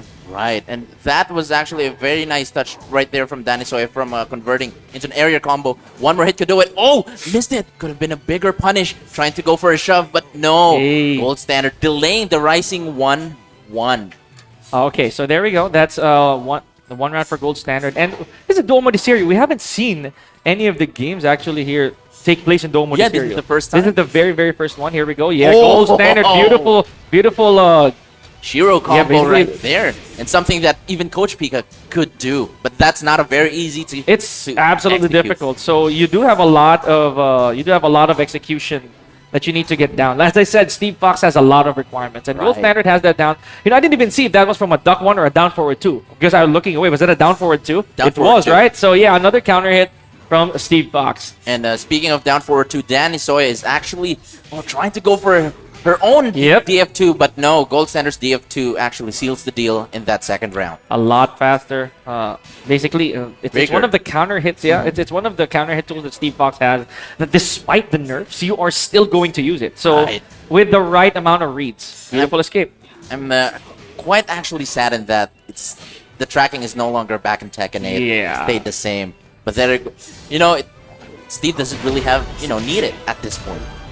Yeah, I mean, it's at this stage in Tekken 7, they've already figured out what they need to do when it comes to Steve Fox, True. right? The alignment, the method that you have to go through, just so you could track whoever it is that you're facing. With King has good homings, but he's relatively slow, right? So gotta be super careful when it comes to actually gauging your offense as a King. But Danny Soya, of course, not really phased by that, despite the 3 rounds Right. straight that Gold Standard has. Goes straight to Forgotten Realm, without question. That's right, and again, that's one of the perfect stages for Danny Soya right here. But then again, Steve Fox can also take advantage of this stage. So both of them, they really have to be very careful. But I do think King is in the advantage right here when it comes to combo damage. Yeah. Here at Forgotten Realm. Not to mention the grabs. He can break the floors with a grab and turn Right. it into a combo. Still big on scaling. I'm talking about Tombstone, Muscle Buster. There are many more. Even the crotch smash, the pickup, the one pickup from the ground, it's actually gonna break the floor. Very nice. Try to go for, again, another Shiro combo right there for Gold Standard. He's been landing that counter hit DF2s very consistently. And Danny Soya, she had it right there, but no dice. Oh, look at this. There we go. Wow. Good attempt from Gold Standard. A little too low there, although on the follow-up. But that would have been a very, very good attempt. There's the running grab. Hey. Danny Sawyer does have access to rage. We've seen Kings go for a comeback in this particular situation. Need one good hit. Oh, but there it is. Gold Standard, though, with a down one. I don't think Danny Soya was confident enough because of the sidewall, trying to go for a wall carry right there. That's right. It happened to her earlier already. So it was a pretty sketchy situation for Danny Sawyer. There we go. Gold Standard tries to go for it again. There's the body press. There we go. Danny Soya already won right there because of that move. But there we go. What a nice back one from King. Oh, a little too late though. Late. Hesitated. Yes, again, the hesitation has been killing a lot of our players right here. Could have spent the rage drive right there. There we go. No break, and that should be it. No. One more hit. Speck of Hell. What is the mix-up? Oh, but Danny Soya continuing the entire alley kick strings. She had to do it, because she did have the Oki advantage. But yeah, I mean, all over the place here. Customized combo from Gold Standard right there. And again, glad that Danny Soya is now on the board. Not gonna break the floor this time. No break. This one again. doesn't either. You have to be very careful with the get up. There we go. Danny Soya is still alive right here, but nice duck. Gold Standard getting that in second round, and he's now in set point. Okay. And Danny Sawyer, she managed to stop the momentum of Gold Standard for a little bit, and again, another quick hook. Gold Standard all the way to the wall, but no, fails to get that rocket launcher in. Tries to go for that floor break once again. Danny Sawyer, however, no confirm on forward 2-1. Another hesitation from Danny Soya, but there we go. Landing a counter hit, and look at that damage from Gold Standard. Gold Standard is now in the red. One more hit could do it. Nice block on the drop kick. So bad. Okay, no dice. Oh, wow! Of all the places, though, Danny Sawyer right here. This could be the round. Oh no, sir! Alley kick. One Pokemon. No, too fast. Good stuff. All right, that was still nice stuff. Of course, Danny Soya is in a very nice position earlier. Nope, part of the winner's bracket, but we will see more of her in the lower bracket later on. That's impressive too. Standing your ground against Gold Standard, was really exposed in tournament settings. Pro as well, Exactly. right? So that says a lot. That makes statements right there. So it's still good stuff, and that's not the end of the road for Danny Sawyer. Believe it or not, guys. Yes, I know that some of you may have a little bit of a doubt when it comes to a king making it the top 8. I But know. no, she's still here. Happens a lot. But probably the first king to represent, of course, the top 8. In top 8. In the recent months, right? So congratulations to Danny Sawyer, one of the first king mains, basically. And last for and Tekken last 7. for Tekken 7. But now, Gold Standard is now comfortably sitting in a guaranteed top 3 spot in the XRD tournament. So what does that mean, right? We haven't actually talked about this earlier, but the top 3 of the XRD tournament will actually win cash prizes, right? So the first, or basically the champion, will get the Keychron K8 keyboard, and not only that, 5,000 pesos. Right. The second place will get 3,000 pesos, and the third one is 2,000 pesos. So Even split there for the prize pool of 10,000 pesos, ladies and gentlemen. Not to mention again more stuff from Keychron. And right now, as we saw, the Gold Standard is he's more likely than not gonna rest it out. Wait for whoever wins this, right? Just let that RGN's expression right there. Go ahead. That's how it is, man. RGN, of course, is one of our more decorated, pro players here, because this is his year. I would dare say he has proven time and time again that he deserves where he is. He deserves to be sponsored. He deserves to be recognized. He's more than viable for a top spot in the country's best, right? So another thing is, of course, there's LJ Lee. Yes. The reason that LJ Lee is here because LJ Lee bested a very, very good player, or a lot of good players in the process. So with a Nina Williams as well, one such is using that Eliza earlier on, right? So that was a shocker. That was against Ivano, Yes. IDC. So, of course, RGN not hesitating at all to bring out the Akuma. This we haven't seen all day. Right. And I think it's time. It is the top 8 after all. So that's actually a very nice catch. And also, again, just to share more allocates for, of course, RGN. Yeah. It's also part of the LCQ. If given, the chance to travel in the US. But now going back to the matchup right here. Again, we have N4K RGN. Very nice sidestep for LJ Lee with the DF2 right there. This is definitely going to the wall. Look at this wall combo right there. I'm pretty sure Coach Mouts from afar is very proud of this woman. And by far, we mean about 3 seat rows away. So it's definitely nearby. But yes, RGN now a little shy of rage. Okay, did not go for the punish. Yeah, at all. Not even a down jab. I think he's really vying for that meter build. So maybe he didn't want to take that turn or lose it, actually. Wow, try to go for the punish, but did not get that, right amount of meter. One more hit could do it. Nice. Oh, no. Just in time, though. But that's not going to be enough. One last chance for both of these players. Went with the mid. Beautiful plus. Nice LJ Lee. Oh, what a block from LJ Lee. The patience with Very only smart. 6 seconds left. And I'll say this straight up. Nina Williams, one of the characters that a lot of people have overlooked in the past because of how difficult she can be, may just have the secret formula against Akuma. She's fast. She has a lot of tools that's going to stop Akuma from flying or a little overextension, especially on the down jabs, She has an afford 1. And I don't think Akuma can actually punish FF3 from Nina. Oh yeah, not with the launch at least. So that's a big deal. Here we go, LJ Lee with an look at authoritative start. This is not yet the final. So this is only a best 2 out of 3. LJ Lee looking to get her first win, just like that. And I don't want to start something here, but LJ Lee is definitely dominating both of the N4K players right now. Yeah, definitely. This is again a problem. Right, a problem for N4K. We're not gonna jinx it at all, but RGN right here, he does get this. He is getting a lot of mileage out of this round. Could be what he needs, right, to breathe out of this situation. Nina can be really suffocating if you allow her to be right in front of you. She doesn't have the best range, but of course you can't get damage from just running away. Here That's we go. right, and it's already 2 for 2 for RGN, dropping the FADC combo, which is not a good sign against LJ Lee. But now LJ Lee is behind the wall. There we go, going for the simple stuff. Look at this damage. and that was also supposedly an option select there from RGN. So even if LG Lee did the while standing one butterfly flaps, it would have been punished by RGN's down 2 or Akuma's down 2. And we're not actually sure if this is the first game that RGN actually used Akuma. So yeah, the at least on stream, yeah. Right. Execution has to be on point. Oh, what a risky move. Run up, down 4, tying things up. Let's see who takes the first set. And off of an aneurysm punch cancel. You know, that's beautiful timing there from RGN. Just had to delay that a little bit. LG Lee caught off guard. Now, here we go. RGN dictating the pace. He does have access to 1 meter already. Go. Is he gonna burn it? Not quite. I don't think he needs to. Hey, first time ducking that string. Now LG Lee is now in trouble, ladies and gentlemen, because RGN has 1 bar, and that's gonna be it. Just nice like use. that. And it was only 23 seconds on the clock, and RGN depleted LG Lee's life bar. Oh, I like that. I like that. You know, the fact that it was a slow burn for RGN, right?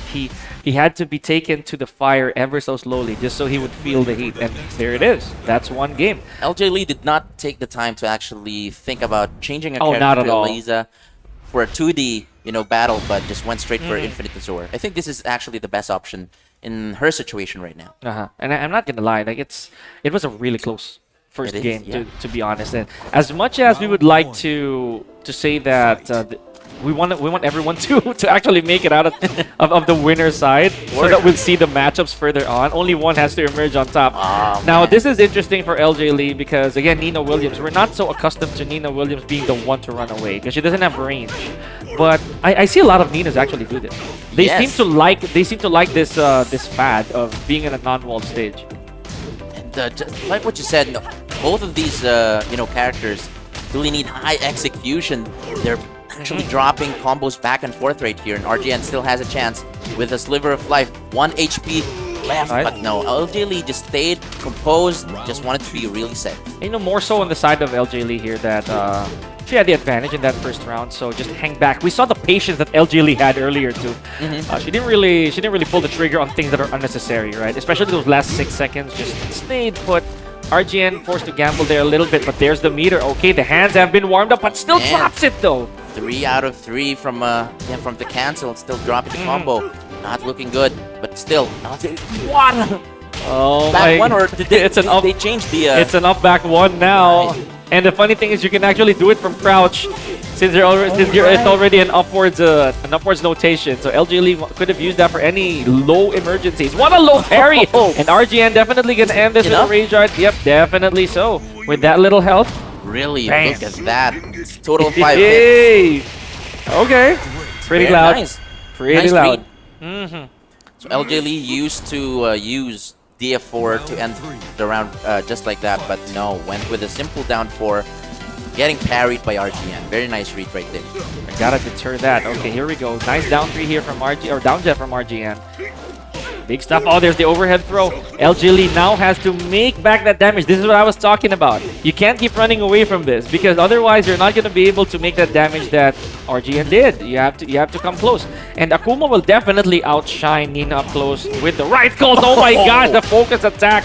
Level 2 as well. I don't think this is going to be enough, but very close. We'll try to go for the setup right there. And LG Lee is in trouble. Oh. Could have had it right there with a sidestep DF2. And she still has a rage. Oh my gosh! Oh, what a call! And then LJ Lee with a slide. Man, that was heartbreaking. Okay. Nice call as well for the rage art. Just giving a room to breathe, to think about what's going to happen. Again, this is a potential tied up point for LJ Lee. Gosh, all from that running 1+2. Just because of that single hit of that running 1+2, LJ Lee got herself a little bit of leeway, to condition RGN, maybe get that confidence back. Oh, good Oki follow-up there from RGN. Running 3 is indeed a ground-hitting move. Oh my gosh, what is that? Continuous jab checks from RGN. Where is this confidence coming from RGN? Yeah. Right after that scramble from LJ Lee, just took a perfect, become very aggressive this time, not giving LJ Lee some space to actually think about the next moves. Okay. More. Oh, look at that. LJ Lee fishing for more down forward twos. I don't know. I don't know what she wants to accomplish with that, and that's giving up your turn a lot. Now RGN though, in this case, he's getting his turns properly. All right, he's trying to catch RGN ducking, which is he's actually doing so. So LJ Lee just moving straight, but RGN, every low is actually hitting right now. You can feel the confidence right here from RGN, just dashing in front of LJ Lee, trying to gauge within. Oh, there it is, within down to range. I was about to say that because this is a one tap delete situation, and there it is, ladies and gentlemen. It could be it. RGN 2-0 against LJ Lee, still on the winner's side, so safe to assume that he is also in the running for that grand final slot. Right. He's now guaranteed top 3. He's going to face Gold Standard in the winners finals. But now we have Danny Soya and LJ Lee going down to the lower bracket. But of course, before we see them once again, we're going to proceed with the very first round in the lower bracket. So we have Battle Nation right here, and he's going to face up Bat Gaming's Twansky. Yes. So yes, there's more flavor with Ganryu top 8. Right, and both of them actually plays Ganryu, so this is going to be very interesting. I would love to see a mirror match, but again, of course, in the top 8, you definitely have to use your most comfortable pick, right? But now they're going to decide which sides, right? Sides do. Side does matter, guys. No matter what people say, side does matter. But yep, here we go. Himself. Battle Nation, of course, we saw him earlier with the Marduk, so that's really important, and an Asuka. So in this particular matchup, I also would like to say that Twansky does not only keep his Ganryu warm. There's a law in there somewhere. Right. There's a martial law, and another heavy execution character, which will be really rewarding if you can pull it off, if you can make it work. I don't know. This is top 8. Absolutely, yeah. Tournament, okay. In tournament setting, it's 50-50. I saw it like a couple weeks back. All right. Or maybe a week ago, and then Twansky actually won with that Law. Wow. So there's a huge chance that Law is a candidate for being up front in this. And speaking of Bat Gaming as well, look at the shirt that he has. That is from the Monkey King himself, I would say, with a Ganryu print, exclusively a Twansky merch. That's right. Again, major shoutouts to, of course, our Tekken teams right here, who's making up an effort, even spending, some of their funds right there to print out their shirts, like the 20V. That's true. So shoutouts to WAM, Jersey, of course. Yep. And, of course, Bad Gaming for, again, making the Tekken community here in the Philippines really active and fun. So there we go. We have Ganryu locked in. Of course. And, of course, what do you think about this matchup so far? Because, again, Negan and Ganryu, you don't really see that often. Oh, if at all. It's one of those matchups that I would dare say it eludes you. It's a very enigmatic matchup. It's a I don't know, it's a once in a blue moon. I'd say that Negan will get the upper hand, right? It's hard to say, but the neutral game of Ganryu, I think, is so unorthodox that Negan's game plan might not make it. So, see Negan as a push. That's right. But Ganryu has a headbutt. Oh, right. So, and then Ganryu has a good low in down forward 3, but Negan has a well-standing one too. And like the Chaos Judgment thing. Exactly. So that's going to stop Ganryu from overextending with the lows. Right. Again, the down forward 3 of Ganryu, really hard low to punish, right? But Negan has a well-standing one too. So that's a problem. That's a big punish for lows. Not to mention, both of them actually launch in crouch. That's right. And again, another factor right here is Battle Nation, once again, also knows how to play Ganryu in a high competitive setting, right? But let's go ahead and take a look. Grab? Yes, sir. I knew it. There we go. Hard same. Now here we go. Bakal Nation indeed. Getting that momentum straight up with round number 1. Bat Twansky. He does need to find a way to slow down this Negan, right? I'm not just talking about Bakal Nation, but the character itself. Because Negan is highly oppressive. If he does knock you down over and over again, you'll be forced to eat that hammer. And in this case, all pun intended, the bat. The bat. Yeah. But of course, he's also facing his own bat right here, which is Twansky. And tying things up, and look at this, the change of pace. This is definitely going to the wall. Look at the damage. Now Twansky is now in the lead, going for a setup right here. Oh no, Battle Nation trying to stand up. Look at that, he went to intimidation. I think he was banking on maybe Twansky would go for a low. 3, yeah. Look at the damage. Hey. Oh, Twansky looking good. Showing us how it's done. The boot is pumped to the chest, and that is also unpunishable, by the way. So really, he wasn't going to risk anything there. Wow. I like that about Ganryu. You know what? He does have a lot of safe moves to boast. Oh, look at this from behind. Ooh. Hey, this is going to be a very big combo. No, just went with a different setup instead. New move from Tai Chat right there, the down forward 2. That does launch on normal hit, so that's a big deal for Twansky. Here we go, big combo, 100 hands. Hit the plank! The plank! And before Twansky actually got to the top 8, he had to face Crits. That's and true. And I got to talk to Crits, you know, how it went, and basically he ate a lot of those headbutts. Those planks, basically. Man. So, wow. Diving into the opponent chin first. Earlier, we were saying, you know, high praise for basically for Battle Nation for knowing how to play Ganryu and also counter-picking with the Negan. But again, Twansky, again, proving us wrong, and that's how I love, you know, the Tekken Philippines community, because again, they're always proving us that they have what it takes to be on top, regardless of whatever character, wherever they're from. It's all heart, man. It's all heart. But let's see if Battle Nation has a heart for someone. For a character. Or for a character, rather. Okay. Which is namely Asuka. Yep, and he does. He follows the heart. There it is, Asuka. A shout out to LJ Lee as well in chat. So thank you so much. Great showing, by the way. So I'm really excited to see what happens later. I believe we're still doing that off stream. Maybe, just maybe. Could be all wrong. games are actually. Oh, there we go. Perfect, perfect. All right. So we're not rushing on time here. We're okay. We're gonna display everything from the top 8, from the bottom top to up. bottom. Oh, yeah.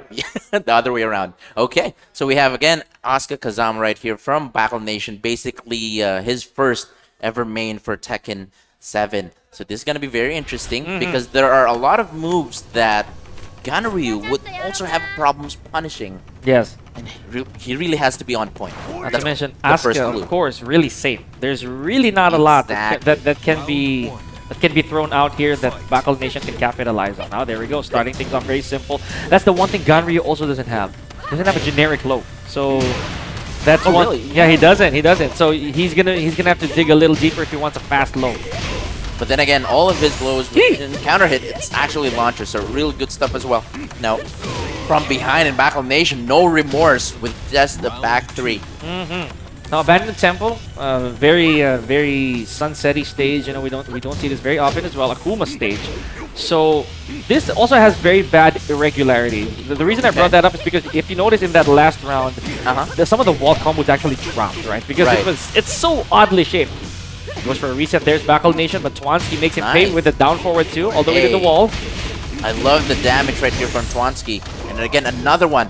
Not going to duck this time. Battle Nation actually learned that lesson from that last set. Nice break on the throw. It's not over yet for both of the players, but another back 3. Is this going to be it? No, not quite. Good attempt here. Still one. Oh, that's natural. Oh my gosh, of all the moves though. And you cannot confirm that, right? It's a commit. You have to 100% commit. As a while ago, I was gonna say the Twansky, man. Like after the Buddhist bomb attempt, there we go. There's something in Ganryu's face. He went for a parry. Oh, a down 1. Hey. Who are you, Shaheen? Exactly. You don't really get to see that. Another setup incoming. Everything is hitting. Battle Nation is slowly, you know, achieving his life right here. Twansky looking good. There's a problem here. Okay, shades of online. Asuka, let's go. 30 seconds left on the clock here. Twansky and Battle Nation not so close on health, but don't drop the combo. Not ducking this time. Beautiful block by Battle Nation. That's gonna be the round. So I had a feeling that Twansky was gonna second guess whether he should stand up or not. Right. But that's again very dangerous to do, and I believe Twansky will actually learn that lesson. But what a back 3 from Battle Nation, not giving a chance for Twansky right here. He's aiming for a perfect, not going to give a chance. No punish. Okay, so Ganryu's 1. Honestly, another move that's unique to him is that his 1 on counter hit guarantees a headbutt. Here we go. Nice launch from Battle Nation. 3 rounds to 1. And Twansky, though, this is looking really close. It's fight for survival here, Rock and Roll. So whoever loses this goes home. There was a single round that Twansky was very dominating during the Asuka matchup. But then again, there was just this one move that could have ended it all. But very nice guesses from Battle Nation. Yeah. Again, that's high praise Could for even be actually reads. Exactly. Could be reads as well. That's what I like about Battle Nation. Again, although, you know, he's down with 1 point, he has that resiliency and basically persistence. Just throw out those back 3s and make a comeback. I love it. And that's one thing you can never teach. Instinct. Instinct is innate. Right? It's one of those features of a player that they have to continue honing. And I think Bakal Nation, throughout the many years that he's been playing Tekken, yes, relatively new, Tekken 7, but he's been here since the start, I would say. So at least, or during the really ripe years of Tekken 7, he was able to sharpen his tools. Forged. Yeah, That's and steel. that's right. That's you got you got you got to bring out because iron sharpens iron, right? So we Yes. know how that works. Now here we go, 1-1, Bakal Nation versus Twansky. XRD, let's make some noise. These two guys are really going at it, honestly. Let's go. Okay, so this is not the usual. You know, I miss this stage a lot. I would love to see this stage more. Oh, that's true. Right, the Twilight conflict. Nice stop for Batwansky. Are we going downstairs, or are we going to preserve it for later? No, that's sir. right. I love that. Blockable setup. Oh, nice cancel. Straight to a cancel. The moment he saw the Bakal Nation went for a delayed get-up, he went straight to the Chai cancel. 35 seconds more, and Twansky, though, I know he's gauging Bakal Nation. Oh, he didn't want to get clipped. Beautiful patience. I can smell another back three. Really taking advantage of, again, not being able to punish from Twansky right here. Again, if it's working, you know, just keep doing it. Oh my gosh, with the speck of health, is this going to be enough, though? I don't think so, yep. But that's going to be really close, man. What a call from Twansky. Pretty close. One poke away, I would say. Yep. For both more. players, it takes two. one. One block. No! Ganryu things, man. No! I think if he did a 4-2, that would have killed still, right? Yeah, man. Oh my gosh. Couldn't breathe. Now Twansky is now in the lead once more against Bakal Nation. Now Bakal Nation keeps on, again, using that back threes. Again, successfully doing so. There's a reset. No, not quite. He went straight to an unblockable. Really bold move there from Bakal Nation. Right. Just 20 seconds in, and Twansky already in trouble. Nice duck and perfect punish as well from Bakal Nation. Definitely knows the matchup and also knows Great the punish. That's what we were talking about. The familiarity of Ganryu Definitely really work. comes into play here. There's a 4-4-3. Oh, Twansky, sneaky stuff. Perfect call for a power crush. It takes just one big hit. Oh, Wow. see how much damage I that know. loaded. I was actually waiting for the rage drive, but I think Twansky was more passive and too patient during that time. But nonetheless, very nice start for Twansky right here. Trying to go for a wall. What a combo. Trying to go for another setup. See that? He wanted to take a chance if Bakal Nation would crouch and ready to confirm that knee one as well from Tight Shy. 43 seconds more. Look at the change of pace. Oh, punish! Whip punish using a power crush? Yes. Insane. Twansky's using the masterful Ganryu right here. This is the first time I'm seeing Ganryu. Used at this level, man, honestly. Yeah, I know. I love it. And see, this is where loyalty really does get paid off. I know that Twansky has a pocket, but no, Ganryu all the way. You know, it brought him this far. Nice break. Looking good. This is a different Twansky that I've been seeing from different tournaments. He's looking good so far, but I'm not trying to jinx it. Oh my gosh, the greedy turn taking from Bakal Nation. That might cost him. It's not over yet. The low! Nice block, but quite late on the punish. Good punish. Both players near in red. Oh, he turns the head flat. And Coach Mounts is He popped off more than Twansky did. So. I know, and again, Nicely done, though. Yeah. Let's put our hands together, guys. Bakal Nation with a wonderful Asuka showing. And keeping his tournament live, though, is Bad Twansky. Good Let's run. make some noise from Twansky, guys. Oh my gosh. Ganryu in top 8, used to its full potential. All the gimmicks, all the simplicities, just go. chef's kiss, right? And I get why Mouse would also be happy. He's I a can hear Ganryu him. player. Right, I Yeah. know. You know, you just have to give credit where credit is due. And great job. This is, again, probably the best Ganryu performance I've seen. Out of Twansky, too. Out of Twansky, right? In the tournament. Wow, nicely done. Again, so unfortunately, of course, Battle Nation is no longer part of the tournament, but still, he was able to land on the top 8. So looking at the bracket right here, the next match that we're about to see. So we have N4K Hapon versus SMD Lucky Fighter. Now, N4K Hapon now wearing the former jacket right here. Ah, yeah, I gotta it means love that. business. He this does, time. or it's cool. It's just one of the two things. Yes. So this match Cool. right here is gonna round up our first stage of the top 8, right? So whoever advances here, I believe, is going to face Danny Soy at the bottom. So and that again, you see how far Danny Soy has also come.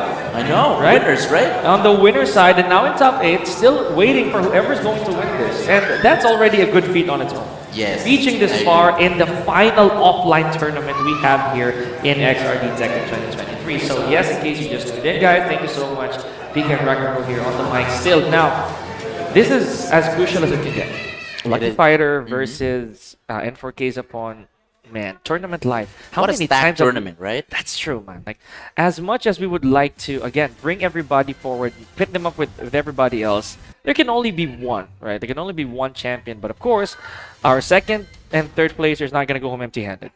I know. So there we go. We have corrected the names for you. So again, on the player one side, we have SMD Lucky Fighter and N4K Hapon. So we saw earlier that, of course, Hapon was able to use Eddie. Usually, he actually use it during the top 8. We're not sure if he's going to show us, his Eddie. But we also been seeing a lot of Geese Howards as well. We're yet to see Lei Wulong, I believe. And no Zapinas as well so far, right? Right. So yeah. Okay, so Zafina or Lily. So that's gonna be the choice for Lucky Fighter. Those are the signature 2 mains from, of course, both of our players. Hapon has shocked us before with some of the most unusual character picks as well. One of which is Noctis, right? There was a time he actually did a Noctis. I know it's like shades of the past, but there's no reason, in my opinion, for Hapon not to surprise us again. Because that Lei Wulong, of course, it wasn't originally in his early roster from way back, but it seems to be growing on him. Yeah, it's season 4, I believe, right? And yeah, TGO Lei as well. Very strongly. I could say so myself. Well, we've been playing you too, right? Yeah. You've also played Lei, I believe. Oh no, yeah, of course, but not to the point that Hapon would Hapon does. I've never brought it out in tournament ever. So Hapon, of course, puts so much faith in Lei Wulong. I cannot argue with that. And again, one of the factors earlier, because of Hapon landing here in the lower bracket, is the commitment. Right, and the hit confirms. But now Hapon is now showing his grit and his fangs right now. But very nice sidestep from Lucky Fighter, but the sidewall will save Hapon's life. But now he is behind the wall. No, not this time. Look at this back and forth. What's happening? Oh my gosh! I don't know what Hapon was trying to do there, but maybe he as well badly estimated that carry or that launch. So he just. Lily just bounced from the ground just like that. Now, Lucky Fighter is in the red. Hapon just waiting. Where did that come from? Oh my goodness, that 2-4 out of nowhere. Block. I think that's... Oh, no. Not enough. Oh, that's very unfortunate. The last hit did not hit, and Hapon will definitely take that round. For both players as well. That's true. Oh my gosh, they're really unlucky. Oh, Lucky Fighter. Lucky Fighter he gambled on that one too, so that could have been bigger. Hapon, here it is. All the way to the wall he goes. No! Another sidewall situation, although this is one of the at least straightest stage that we've seen. It's not helping both of our players right here. Lucky Fighter looking good so far. Hapon trying to ease in. Oh, and hop kick. Out of the blue. Oh my goodness. Now another sidewall situation? No. This time it landed straight, but again, Hapon, he's a bit skeptical this time, A lot of the situations where he gets to launch, it never lands the way he wanted them to. So maybe just why he cut that combo really short. And again, we can call him lucky, but if he's not lucky with his combos after all. But Hapon is looking to, again, run away with all of these rounds right now. Very nice punish. Good punish. Hey. So yeah, it's not really the optimal, but still Lucky Fighter gets a bit of chunk out of that. And here in Hammerhead, it turns afternoon after 2 rounds. Let's see who's gonna be the one to turn it evening. What a block, but no, Lucky Fighter wasn't ready for the bigger punish. He's also very familiar with a lot of back turn setups because Lucky Fighter is also one of those, one of the authors when it comes to those. But it looks like it's gonna be right, just like that, Hapon giving a 3-0 straight to Lucky Fighter right there. So we're gonna see Zafina this time, just probably an Infinite Azure maybe. Or just a rematch. No, not at all. He means business. Lucky Fighter does not want to take out the momentum, or he doesn't want to take out the basically more time to give Hapon to think. Maybe Lucky Fighter has a different plan this time around. So Lily, of course, again, we've mentioned it earlier on that the offensive tools of Lily aren't really spectacular. So I don't know. Lucky Fighter definitely has to dig a lot deeper. Very nice. Looking good. Lucky Fighter right now, and perfect punish as well. Earlier, he was only able to punish with the Rising 4, but right now, optimizing and reacting to those punishes is now paying off. He only needs 2 more rounds to tie things up against N4K Hapon right here, because now Lucky Fighter is starting to be someone who's really aggressive against Hapon. Oh my goodness. Okay, all standing 2-1 here from Hapon. That is a safe string. So nice the low. drop kick. The only Lily player I've seen who uses that move is Lucky Fighter, or at least in this stage of the tournament, Lucky Fighter really cashing in all the chips for that down back 3+4. Really big gamble. Oh, nice sidestep from Lucky Fighter right there. It's all in. Like what you said, gamble, but the sidewall will not again help Lucky Fighter right here. Who's gonna be lucky? Oh, she had it right there and Hapon! Again, pressing buttons. The patience is not showing, and Lucky Fighter trying to tie things up with one more round and no launch from Hapon. And that's another Lily change that people are still not accustomed to. You know, for the longest time, that move, that power crush, hasn't been launcher open. But you know, the recent changes to Lily made it so. Look at that, 15 seconds in, and Lucky Fighter already put in rage. Lucky Fighter does have a round to spare, maybe, you know, maybe checking if Hapon is gonna change his pace. That's right, and Hapon is now starting to delay most of his moves because of the side steps. And Lucky Fighter just waiting for some strings to basically duck and get that launch. We did say that Lei Wulong does have a lot of moves, you know, 180 moves, wow, give or take. So knowing your command list is half the battle, and again, half. So the other half, it has to be yours. Okay, Hapon there, not taking that smothering from Lucky Fighter even more. Does not go for the combo, tries to go for a stance, enforce a mix-up here. Nice, going from behind, plus frames, trying to go for another punish, but no dice. Oh, this is definitely going to hurt. Not going for the red though. Set up. Oh no! Crane The kick. crane? Really? Oh my god. Hello, Daniel-san, Karate Kid. Karate Kid's nods over here from Hapon. Now in potential set point over here, on the verge of eliminating Lucky Fighter. So it is Hapon who triggered the nighttime setting. Or rather, it was Lucky Fighter who triggered the nighttime setting. Yes, we're definitely seeing a different Hapon post top 8 right here. But look at this, Lucky Fighter again starting to fight things out, but Hapon would not take it. He wants to finish it right here, right now. All right, a big pushback off of that backflip. Now, oh, Hapon. Wow, very smart. Cannot believe that. There's a mini combo. Yes, nicely done, and Hapon with a small conversion off of that. Really beautiful stuff. I love that combo. That Rising 3 Ender, that's like 50 damage. I can't believe that worked. Does it only work when you're basically the... No, I think it works in open space. The thing is, I know that there's a better conversion. I think it's a down jab FF3. I could be wrong. Maybe that's what Hapon went for. Down jab to a 4-4-3. So for a little bit of a pickup. But you know what? That was still wonderful showing. Hapon lives to fight here in the quarterfinals. So this is what you're gonna witness a little later on, folks. Winners finals, we have RGN from N4K and 8 Methods Gold Standard. Whereas in the quarterfinals of the lower bracket, we have LJ Lee from UG and Bat Twansky. Witnessing that last match, that means Derps Danny Soya is gonna take on Hapon. There we go. So that's our top 6. And before we do that, we're just going to take a very short break. So we are your casters. I'm Rock and Roll together with Coach Pika. And we will be right back.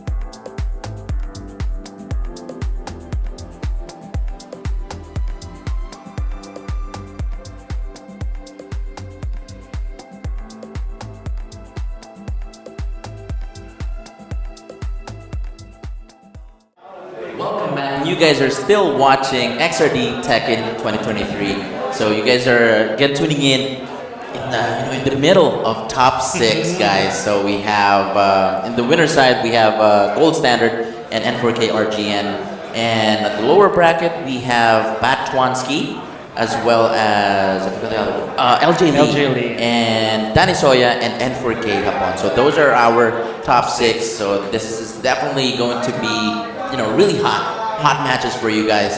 Very hype matches from the start of this tournament. But before we do that, we would like to thank our organizers and production team. So of course, Crossroad Productions right there. Of course, our coffee from Second Shot. And our main presenter for this tournament is Keychron Philippines, right?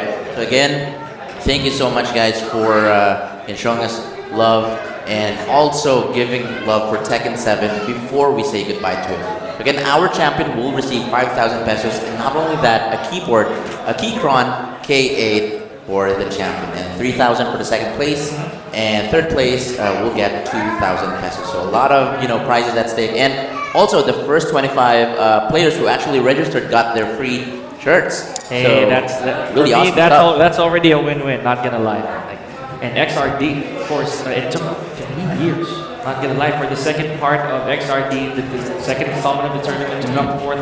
But here it is, and it's shaping up to be quite a very interesting tournament to cap the year with, and Tekken 7. So imagine, you have King here, we have a Ganryu on the top, right? We have Leo, who hasn't, Leo Wulong as well, who hasn't brought out the Leo yet. Looking forward to that, by the way. Nina Williams, so really interesting. RGN, of course, brought out the Akuma, a Feng as well, a little earlier. But I don't know, man. This is too interesting and too tough for me to call. I'm already seeing the two of the players that are battling it out for one more shot, to advance right for the grand finals. Now, this man is fresh right off the bat. Both, all pun intended as well. Yes. We have Twansky and LJ Lee, just to give you guys a preview as they're preparing on stage. So LJ Lee a while ago shocked us with an Eliza earlier on in the tournament, but through and through it's all been Nina Williams. Right, and I'm really excited to actually see both of these players, battle it out, because again, both of them are really exciting to watch. Both of them are really quite aggressive with the right situation, right? And Twansky, a masterful use of Ganryu, and also LJ Lee, a master of Nina as well. And it's really funny that we have Coach Mouts spectating today's his match. characters, right? And yeah, it's his character right there. So I'm pretty sure he's going to have fun watching this match right now. But of course, before we get started, let's make some noise for Bat Twansky and UG LJ Lee. UG's LJ Lee. This is top 6. This is the lower bracket, so whoever moves on, again, we'll have to face. And on the flip side, man, it's an elimination match as well. Man. So it's an adios that we are not ready for, right? In light of recent events, it's a breakup that we are not ready for. Woo! I don't know. Malamig ang Pasko. That's right. And speaking of cold, it is definitely cold here in the venue, so we could definitely use our Second Shot coffees right now. We're gonna show you that. We're gonna show you that to you guys a little later on. Now here we go, Ganryu versus Nina. Let's hit it. I have no words for this matchup, man. Again, this is rare. It is. It's like yes. this is like finding a twin. Articuno. I know. If Mouts would have a twin, this would definitely happen in the tournament, right? Oh But yes. again, this is a once in a blue moon. We're also at the arena. What a perfect stage to end it all. So here we go. This is going to be the first set for both of these players who will take advantage of the very first point, because that's very important, and that's something that will, make use if ever they tie things up. Unbelievable stuff we're seeing right here from both Twansky and LJ Lee, making it this far into a top 6. And we're starting things off here at Arena. You know, relatively small. I don't know who I'm going to favor here, man. Not going to lie, because Ganryu, he's also equipped with wall-carrying tools. We've seen that happen many times. Right. And again, also the matchup knowledge will also play out as a big factor from both of these players. It looks like LJ Lee, you know what, to be honest, Ganryu is also a very simple character to know. You would know which is punishable, which is which. But let's see if this is going to be prove as a challenge for Twansky. It's always easier said than done, right? Like when you're facing a Ganryu, because sometimes it's so simple, it's complicated. Right, and again, Twansky actually proved us wrong with Battle Nation earlier on, which is the Ganryu main as well. And it really doesn't matter how you, or it really doesn't matter rather what gun you bring out, as long as you know how to use it. So that's what Twansky is at right now. Good charge of a block bomb, but what patience right there. What a call from Twansky there. Oh my gosh, with a speck of health left. Oh, flips out of trouble right there as LJ Lee can still go for it, but there it is. A simple down jab from Twansky seals the deal. 1 round apiece for game number 1. I'm actually quite glad that it ended just like that, because anything could happen. Again, knowing how crazy this Nina can be, but very nice block so far, and nice counter hit. LJ Lee is definitely a master when it comes to counter hitting lows. Look at that, Twansky right here, pulling out all the stops, the gimmicks to parry traps. Beautiful. Falling tower does take a little bit of damage. What is that? Twansky still on the momentum here. Oh no, I saw this. Creating some highlights right here, Twansky. Oh right man, now. that goes to the page, folks. We're definitely gonna see that. Hey, no break on the throw, and there's definitely going to be a guaranteed follow-up. And LJ Lee is not happy. She's really angry right now, going for a 10 perfect. seconds, just like that. Twansky now. Oh my gosh, he has to be a lot more careful because LJ Lee is not gonna let him get away with this. All the way to the wall. This is what I was talking about. Arena perfectly tailored for Ganryu's wall carry. But look at the damage output that LJ Lee is doing right now from behind. Now, LJ Lee is stuck. All right. He has to get away from that. Oh, press the button, and what a read from Twansky. Now LJ Lee is in the red. Oh, one more hit could do it. That could have been disastrous for Twansky if it was blocked, but this man is absolutely rabid right now. Rock and roll. Confidence. I don't know where it's coming from. Okay, is it a buff? Is it in the venue? All right. Hey. I gotta love it. Twansky one win already in this survival match against LJ Lee. I cannot believe it. What a shocker again. Oh my goodness. All right, so this is definitely a surprise for us. So LJ Lee showed us her Eliza earlier on, but now an Elisa. Again, Elisa is actually a very good character. Very simple, right? Good damage, and just pretty much balanced, right? Really, really balanced. Honestly, good buttons. Despite the fact that Elisa is a stance character, all things considered, with destruction stance as well as basically flying in destruction stance, she's still simple. Like her game plan is so bland to the point that it's also dangerous. It's just high, mid, low, high, mid, low. It's just up to you where you're blocking. Right. So it's also a very smart way to just use, just very fast pokes, just so you can neutralize your opponent who's been using a lot of slow moves. Look at this. Now LJ Lee just going with, no punish from Twansky. Right. And, Ganryu, he may not be the most nimble, not the fastest character in the room, but everything he does is a chunk. Whether, even that low, even sweep and pull, even that stomp, everything's going to be chunky. You just have to condition them properly. Oh, went with the launcher right there with the DF1+2 and LJ Lee. Let's go ahead and take a look, actually, if she mastered this character as well. Or was it supposed to be like a shocker? It's supposed to be a surprise pick here for LJ Lee. Not working, though. Twansky's... Oh, my God. Really, what a call up of the 2-1 down 2. All right, with the right combo, this should be enough for the wall, but did not go with wall combo instead. Nice, tried to go for the sidestep. Combo, there we go. Oh, but quite late. Well, let's see. What's going to be the follow-up? Nice. Oh, my gosh. Okay, LJ Lee is now on the board. Nicely done. And I was about to say that back 2-1 down 2 right there, I'm going to correct myself, got interrupted by a hop kick. I'm not really so sure if that was the wisest choice. If LJ Lee got caught with a back 2-1-2 there, that would have been bad because it's a tailspin. Let's see.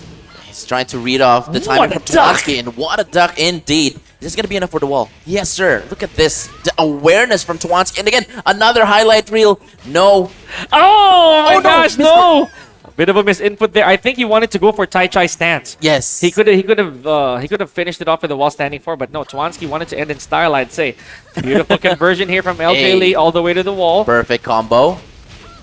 Trying to Oh, go for not the delayed. Oki. Nice block from Twansky. Now Twansky's trying to get away from that wall, but LJ Lee trying to fight back. Look at this. Twansky slowly moving at the center of the stage right here. The patience of this guy, dude, I'm telling you. No. Oh, nice. All that right. should be enough closely to kill. Yeah, I think this is... No, there it is. Nice Good charge combo. up. Nice. LJ Lee here. Final round. It's starting to rain here at Dragon's Nest. Proving to be an effective Elisa right here. And again, no more chance to actually change characters this time. She would have to stick with Elisa until, if ever, in that case, tie things up. These palms, though, from Twansky, just proving to be very, very effective. No, wrong punish.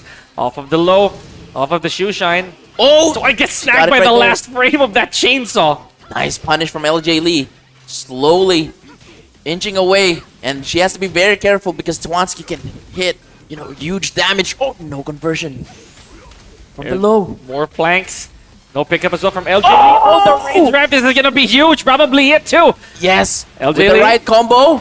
Yes, it Nice. does. 1-1. Now Twansky, he does have the chance to change characters or stages. Man, What it a is close so match. close to the chest. I'm telling you right now, Twansky, he does have that chance. He does have that advantage. Of course. His law coming out. LJ Lee did it. It won't stop him from doing the same thing as well. Exactly. I do think that his gunnery is actually doing a lot of good things right Yes, there. yes. Yeah, so I would definitely just stay with, if it was me, Yeah. just do a same, just a rematch. And just your take. I mean, just your take, obviously. Exactly. But, we don't really know. We could probably, if ever Twansky wins this one, we might actually see the martial law, in the future matches. Yeah. But here we go. Looking good. LJ Lee with a brand new pick. Again, in tragic irony, though, this is already lower bracket, so it's survival. These players, they have to fight with all they have. Got to be careful. Can't risk a lot of stuff. They have to survive this, and then that's already a good reward. That is already a good reward on its own. They do have to face more players moving on, but again, it's the problem presented in front of them. LJ Lee right now, I'm telling you, this is gonna hurt. I was about to say, face forward. I was about to say that if LJ Lee holds forward here, then that's gonna be a lot more painful. Oh, Twansky, is this gonna hit? Oh, wow! Tai Chai stance, He yes. tried to go to cancel it, probably. Yes. But still got clipped. And again, anything can happen here. What with the rage charge? Wow, the key charge rather. And looking good. And LJ Lee, once again, gambling everything for the Elisa, instead of the Nina. And it's all working out in her favor. What a punish from Twansky. I was about to say that LJ Lee's attempt of a key charge right there, that was really worth it. Because it's going to do a lot of chip. That's right. Very smart. Look More at this. Twansky is pluses looking on good plus. with the pokes right here. Oh, wow, it clipped. Did not go with the DF1 plus 2. No, sir. No need to do that. Look at the huge damage. And one more he could do it. And I think... I don't think it's enough, though. Yes. I knew it. That saw will always comes first when it comes to that. So, again... Okay. LJ Man. Lee, and just like that, for the first time, she is now in the lead in this set. DF2 here. Big combo, big launcher right here from LJ Lee all the way to the wall. But no, not enough for an extension. One more hit for Twansky. He needs one more round to tie things up. Everything is working. This is a really close match. And it's already raining here at the Dragon's Nest. Nice duck. Man. Committed to the duck there's Twansky. What a float. Nice. Okay. It's just back and forth. All of the setups are Oh, coming in. did you see that? He went for the discombobulator in mid-air. Hey. Beautiful conversion. Twansky missed just goes for the combo. triple slaps. Oh, it's actually a setup instead. Or at least try to make the best out of the situation. Is this going to be high enough splat? Look LJ at Lee, that beautiful combo. But it's not over yet. Rage drive. Both of the rage drive are available. One hit away. Does he know? Oh, forced to guess. And Twansky falls victim to that fly 1-2. Congratulations to LJ Lee. Wow. Surviving here on the bottom. But let's give it up for Twansky, ladies Let's and gentlemen. go. Beautiful showing of a Ganryu here at XRD Tekken 2023. I can't say. My gosh. I'm really speechless when it comes to Twansky. Showing us again his best performance yet, right? And as well as LJ Lee. Stacked. Like the Elisa, where did that come from, right? Yeah. Surprising us with a lot of surprise picks. Elisa, it kind of sounds the same. She plays very differently. today. So, Can I add say as well? Go ahead. The way that LJ Lee picks up these surprise characters. She's 2 for 2 in surprises. Yes. So basically, when she picked the Eliza, it got her the It win. worked, yeah. Yes. Same with Elisa. So these shocker picks are probably well thought of even before the tournament started, or even before that set opponent was going to be there, right? Right. So I like that. I like the fact that the track record of LJ Lee when it comes to these, I'd say cameos, these guest characters that she's bringing out are actually very effective. So nicely done. But right now, another rose among the thorns is on screen. We have Danny Soya. So all right, Danny Sawyer right there from the winner's bracket. Yeah. Here in the top 8, showing us a really strong King main. But now she faces another tall mountain to climb right here because we have N4K Hapon, who actually climbed man. his way back to the top 8 losers. I don't know where Hapon gets it, man. Like this guy has been competing for as long as I can, understand frames in Tekken. So I definitely tip my hat to the tournament grit that he has for all the Tekkens I've seen. Now Danny Soya, of course, still up and coming, not gonna lie, but without a doubt, already on the way there. That's right. right. With That's the true. king of all characters, you know this. Definitely. And again, well-deserved spot right here in the top 8. And she's going to face Hapon, right? So, she's just a simple, student. Yeah, right? yeah. Playing Tekken casually, but now she's competing against one of the best players here in the Philippines. So let's give it up to, of course, Danny Soya and Hapon. Come on, guys. This is top 6. Now, whoever makes it out of here moves on to our top 5 / headed to our top 4. So that's facing LJ Lee. So big climb here for both these players. I'm not just talking about the matchup. I'm talking about where they are in the tournament. It's pretty dangerous territory already. And both of the players are rocking Jaguar Prince right now. And Hapon, very nice duck right there. And this is going to be near the balcony. Nice. Breaking it right away. It's already 13 seconds left on the clock. My goodness. Okay, that was a quick burn on Hapon's conversion. It just took one duck off of a down forward 2-1 from Danny Soya's king, and that's a lot of damage. So this is a pretty weird spot there.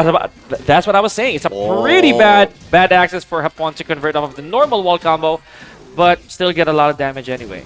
And again, this is going to be a very challenging fight for Danny Soya because again, we all know that Eddie's stance, relax, would definitely eliminate all of the grabs from King. In the same manner, wow, okay, beautiful punish by Hapon using that Mirage. Is he going to go to the other side? Close, but not quite. Oh, trying to go step 2? Gut punch. Everything is working for Hapon right now, and Danny Soya quite lost, but there we go. Getting that momentum with that counter hit, neutral, forward neutral 2. Got hit with a spring kick, and Hapon looking like he's going to run away with it.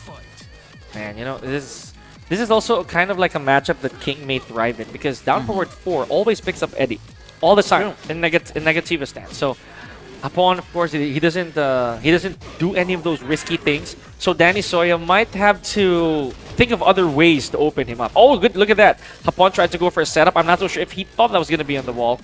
Never mind though. He does have a lot of damage in his hands. Hey. Didn't go for the wall combo. Interesting. I know, very interesting stuff. And Hapon, just like in his previous matches, he just wanted to get that plus frames for the Oki. That was a grab, dude. I know, and very unfortunate stuff. I can feel again the basically the pain as a King main and fighting counter picks just like this. But of course, it's not over for of course Danny. She landed in the top 8 winners, and she's still going in to this, fight by the for way. the position. Yeah.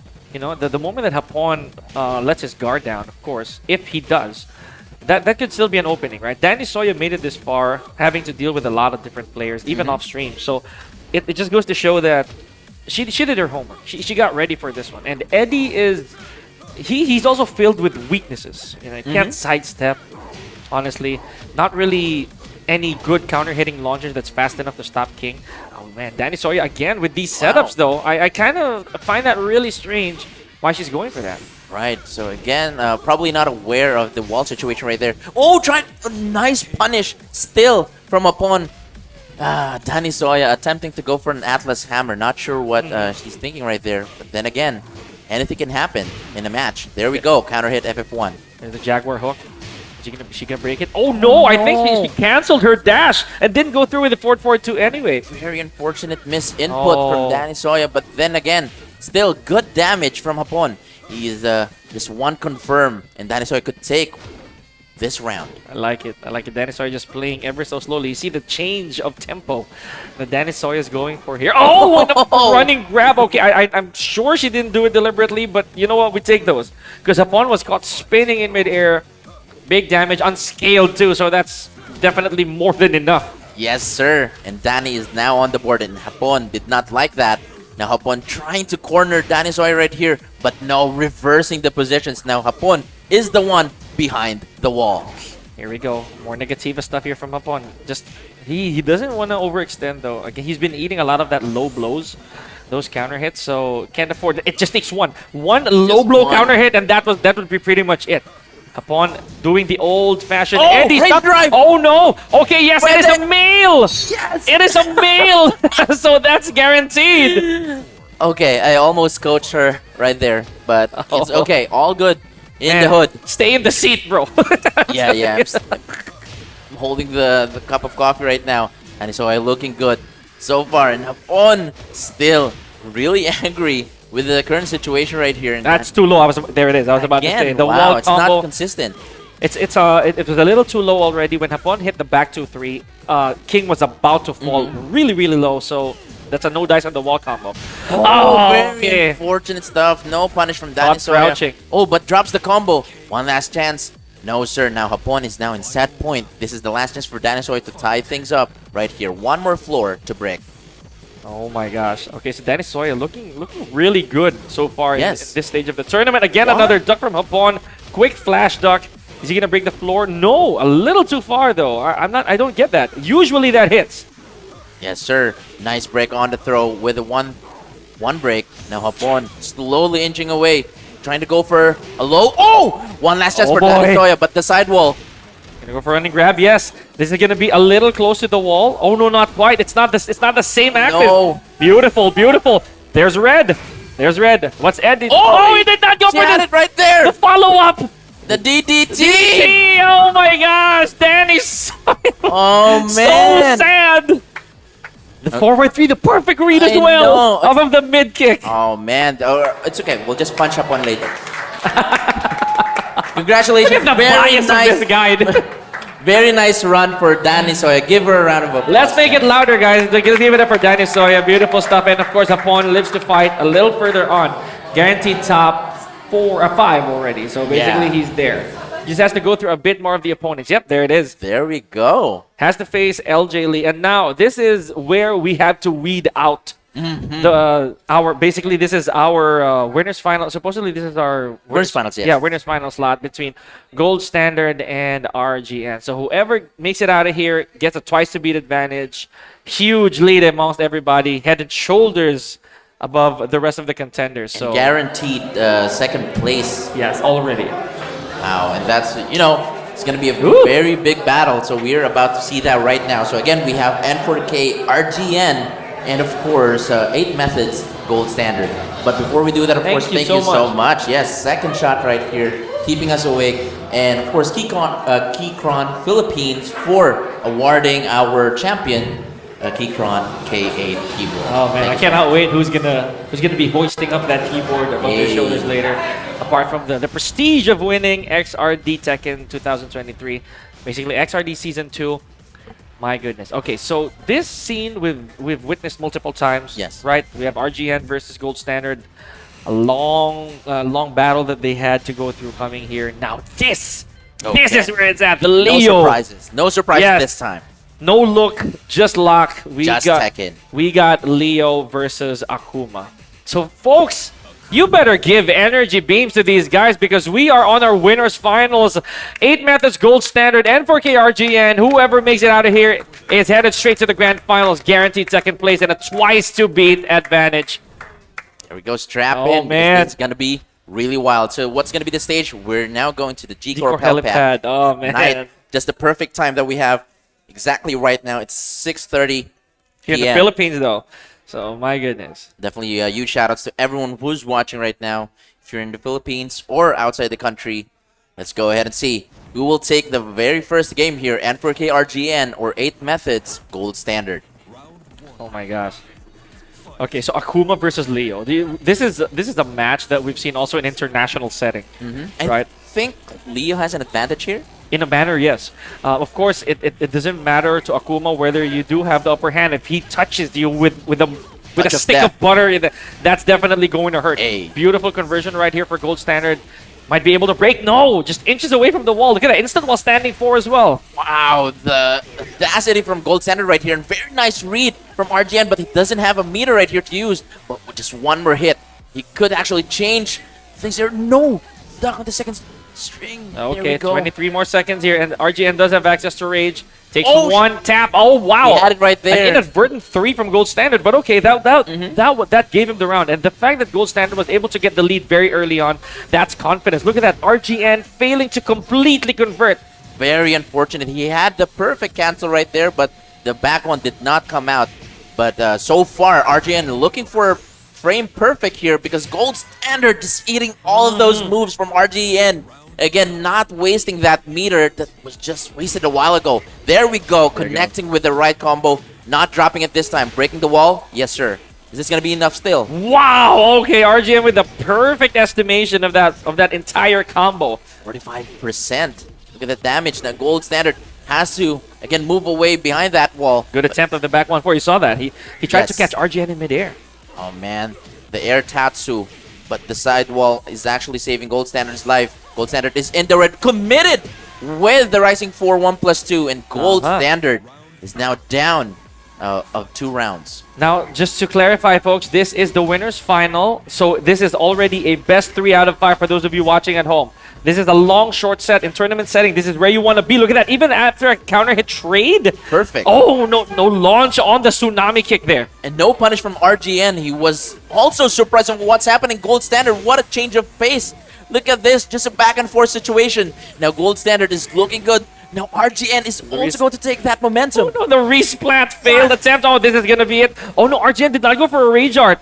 Oh, that's interesting. Oh, there. That's what he All wanted. right. Okay. Wanted some style right there. Right. Not to mention, he just wanted to make it so that the opponent is flat. Like, absolutely laid perfectly for that rage art. It is going to travel far after all. So, What a nicely done. Okay. confidence, right? So again, anything could actually, happen from that point and even drop the combo. But still, RGN looking good, ending that round with a style. And of course, Gold Standard still sticking with his signature main, Leo, just switching to a different stage. And, oddly enough, we know for a fact that Leo is one of the more complete characters in the game. So any stage, honestly, I'll be real with this. Any stage that Leo has access to, as long as there's a wall, she can rack up the damage to rival Akuma's, output. Because forward 3 to the block 2, that's a really strong ender. However, you cannot allow Akuma to build meter, or you have to eliminate the threat right away. That's the thing about Akuma.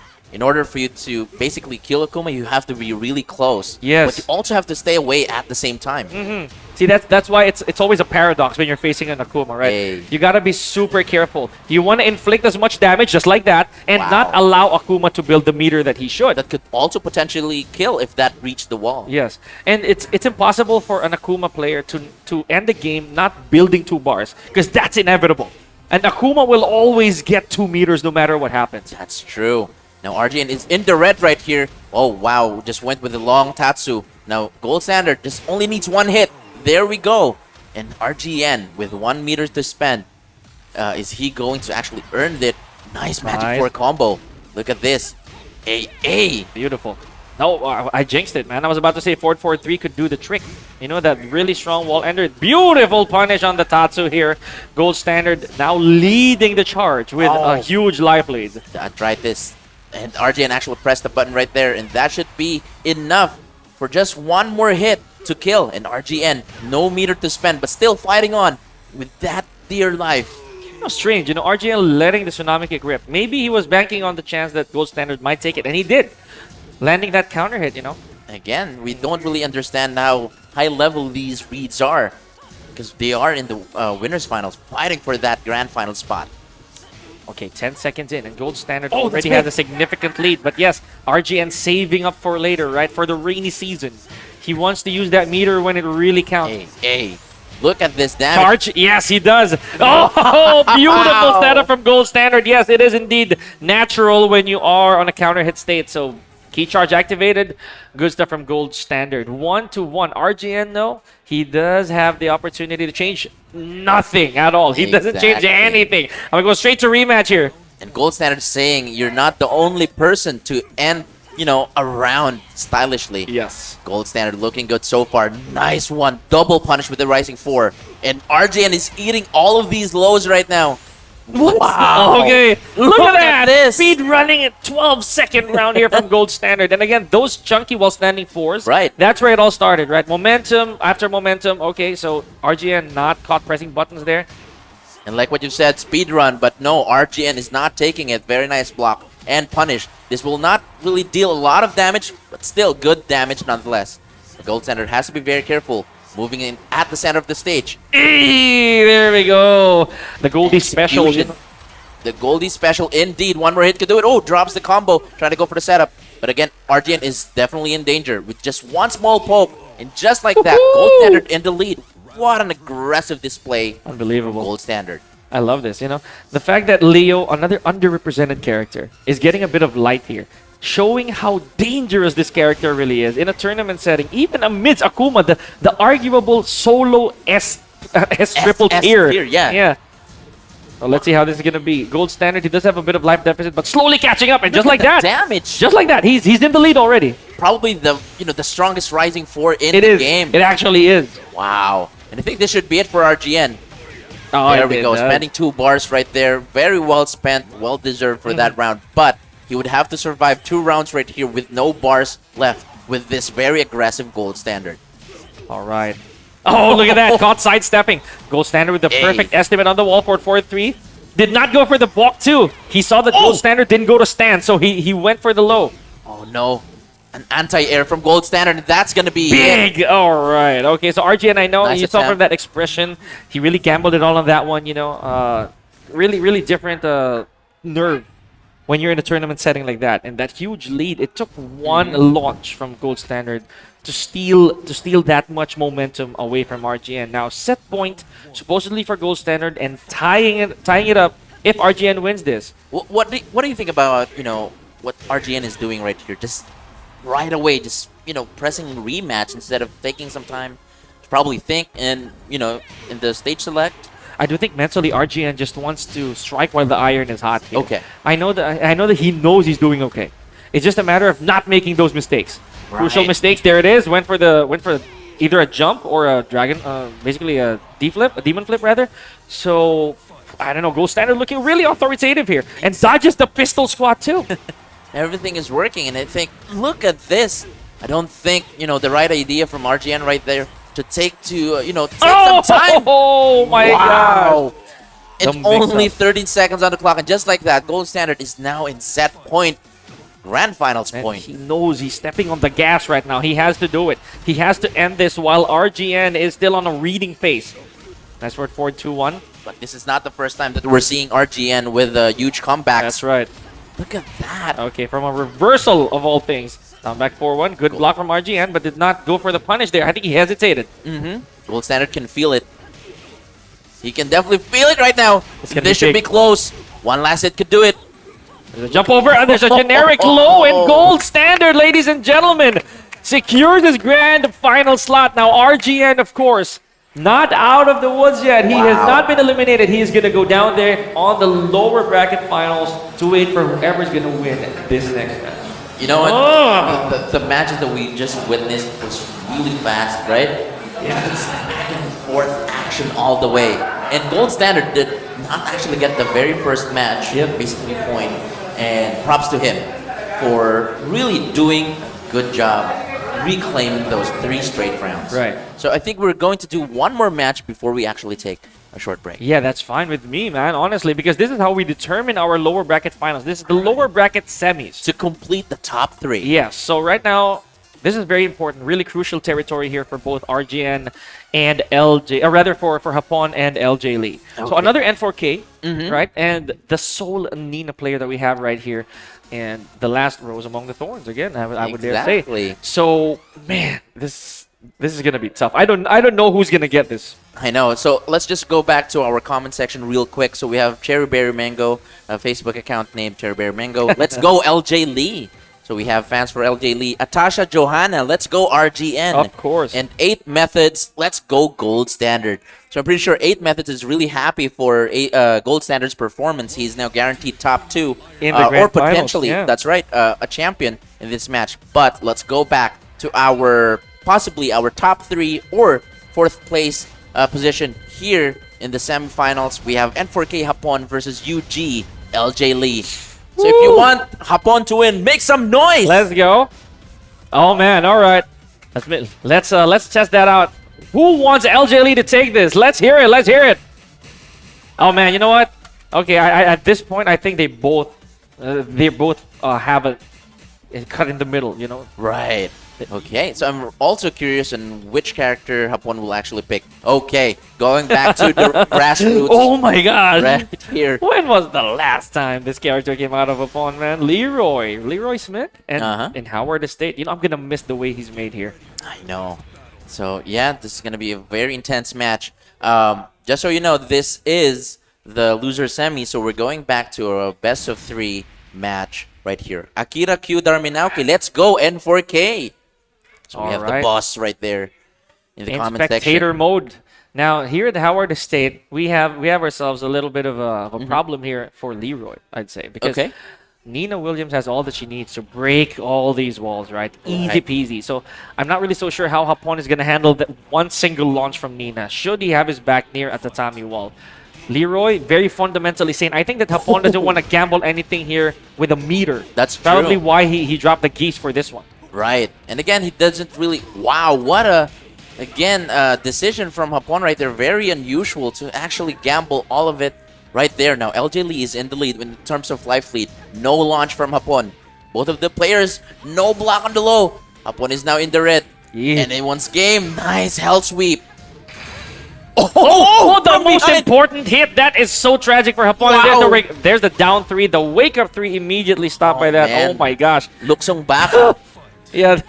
Very surprising trade from both of the players. Now LJ Lee also continuing this ring. Oh, press the button on the QCF1. How Look many at that. more? Oh my gosh, dude. 5. Another one. Hapon keeps doing that. Again, the gamble is not working out, but no break from LJ Lee. And LJ Lee is now in trouble behind the walls. There we go. Nice wall standing 4 from LJ Lee. Ever so cautiously. There's the forward 3, but no, a little too late on the punish. Caught Hapon pressing a button. What happened? This is the 3rd time in this set that he's been pressing buttons. I'm Oh, not sure what's man. happening right now. Again, Hapon knowing this player to be supposedly most of the patient player of all time. Yeah.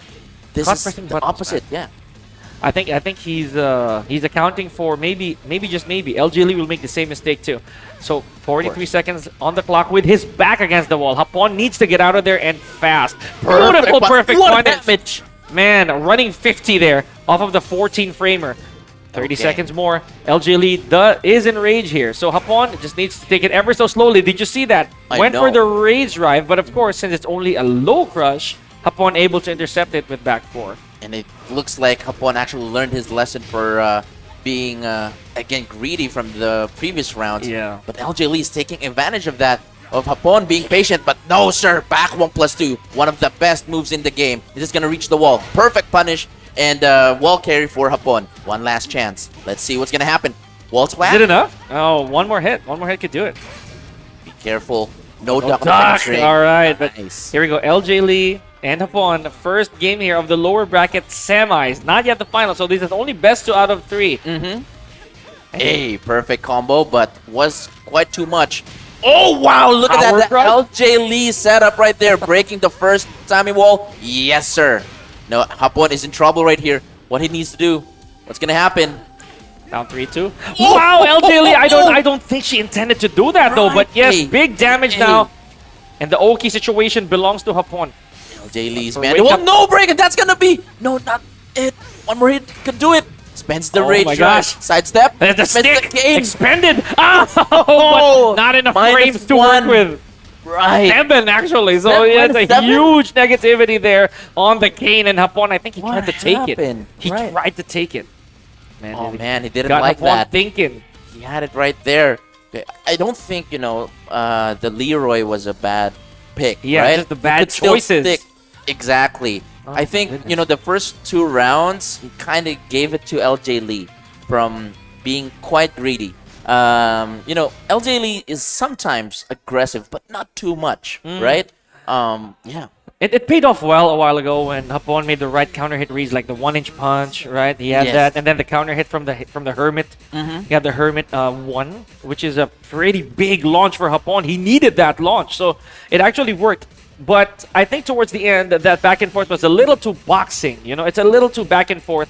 Now with Lei Wulong still again in the mix, this is only a best out of 3. Hapon cannot change after this. Right. So LJ Lee, remember, LJ Lee's track record is perfect when it comes to the switches, the counter picking. That's true.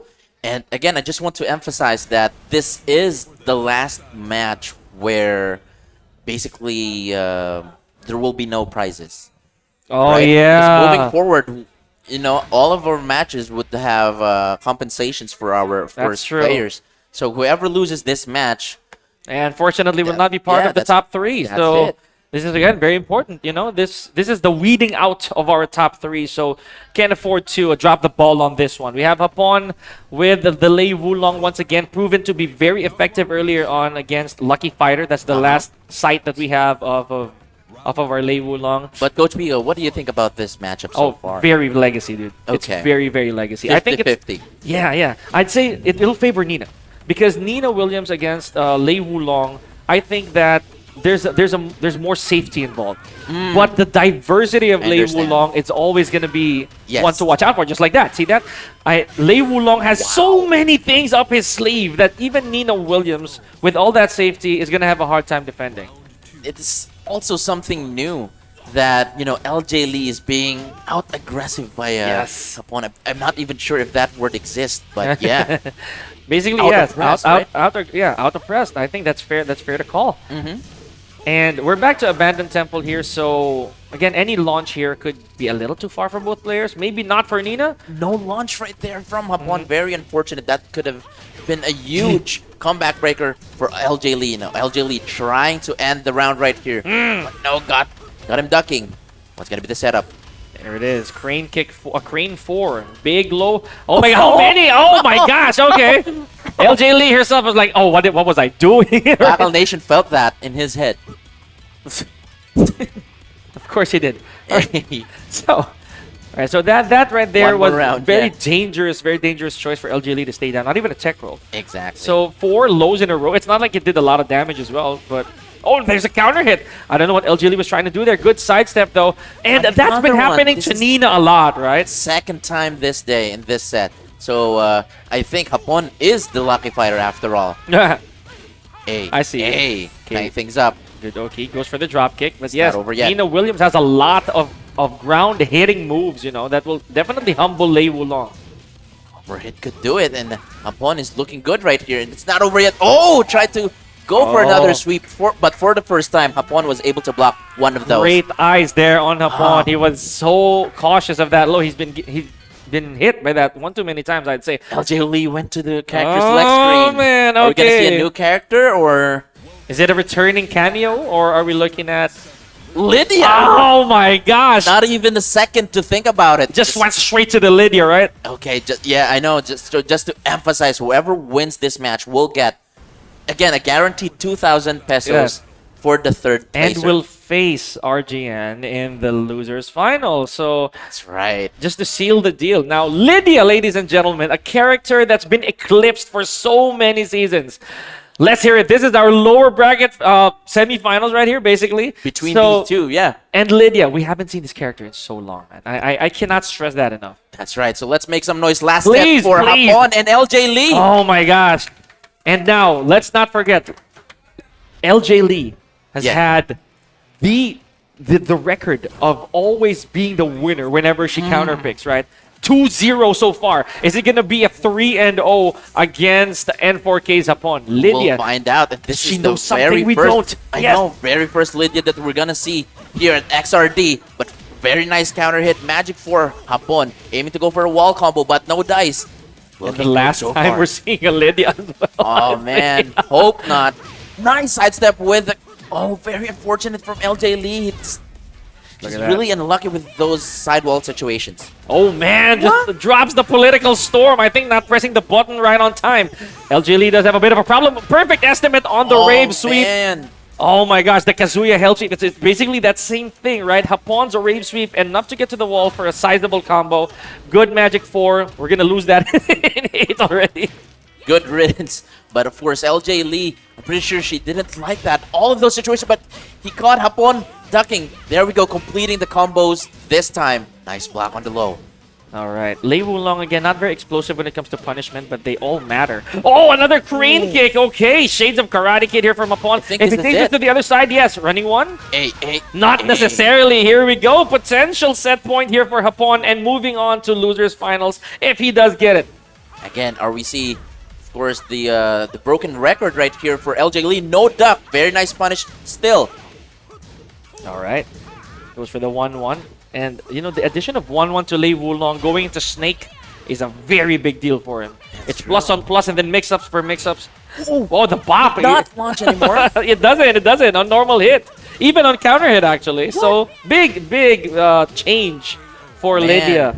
Explains the nerf, right? The absolute change in her arsenal makes her almost unviable to some, but not for LJ Lee. She went for it. And the record still bears right here. Because again, No it's duck. not broken just yet. No, LJ Lee. Nice with the rising 2. This is not going to be enough for the wall, but look at the damage. Oh, look at that. The Kobe Bryant jump. The jump back. I think that's what she was trying to do. LJ Lee tried to go for the back 3, but that's a little too prematurely. Oh no, this is very close, Pika. Anything can happen. Nice. FF3. Now Hapon is in the red. You have to be very careful with the Rage Art or Drive. Oh my gosh. What's the mix? 1, 2, 4. Oh, in a generic low final round. Hapon, though, all these snake stance transitions, Make not being some able to noise. pick up. Final round. There's the political storm completing the string this time. LJ Lee is Big now in damage. the lead. Hapon is not Great phased sweep. at all. There's a hop kick. Oh my gosh, no mix for you. Big combo. Perfect combo. Oh no! It's unblockable, and LJ Lee goes to our losers finals, ladies and gentlemen. Great showing by N4K Hapon, and just like that, he is out of XRD Tekken 2023, landing 4th place. Congratulations to again earning. Oh yeah, we're gonna correct that. real Oh, quick. okay. Yes. All right. So again, we'd just like to first make a correction about the prize pool. All right. So the champion of this tournament will actually get not 5,000 but 6,000 pesos, and the second placer will get 3,000 pesos, and the third placer will get 1,000 pesos. And the champion will also get a T-Cron K8. But let's talk about that real quick before we take a quick break. What a match! I don't know what happened. I am so jumpy. The unblockable, man. All right. Oh man, Cherryberry Mango said, "What a final round, LJ Lee." Jeff Gonzalez, let's go, Lei Lee. But what? All right, we're gonna confirm that with Copy Prince a little later on. Yes, but All right. okay. So before we take a break, this is now our completed top 3. So in a comfortable spot, we have Gold Standard right there in his own throne, while we have in the losers finals N4K, RGN, and UG LJ Lee. So LJ Lee denying team kill here in the losers finals. But let's make some noise for our top 3 before we take our break.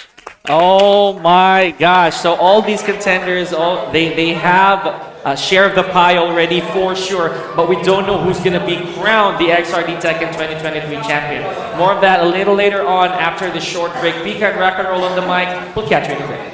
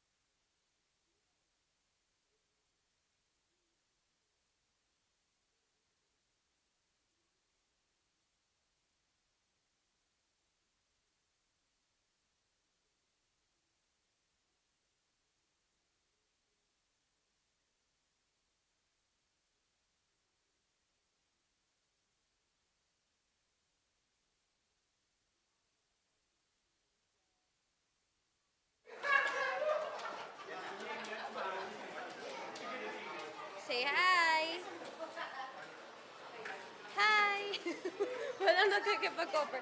Say hi! Shops! Give us a hi! Whoop.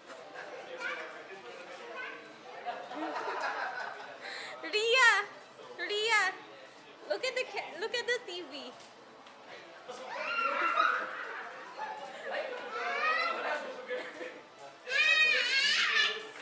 Hi! It's too big. Wait lang. Go there. Go here. Jerry. Ria, do this. Ria, I will do this and then you do this like this, okay? 1, 2, 3, go. No, you're not. Here. You do this like this, okay? 1, no, go there. 1, 2, 3, go. 2, and then I'll do this. Do it. Ria!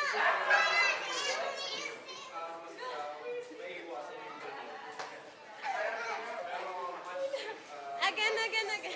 1, 3. When I do this, you do this. I'll go there on the camera. 1. Look at that scene. 1, 2, 3, go. 2. Don't close. Again.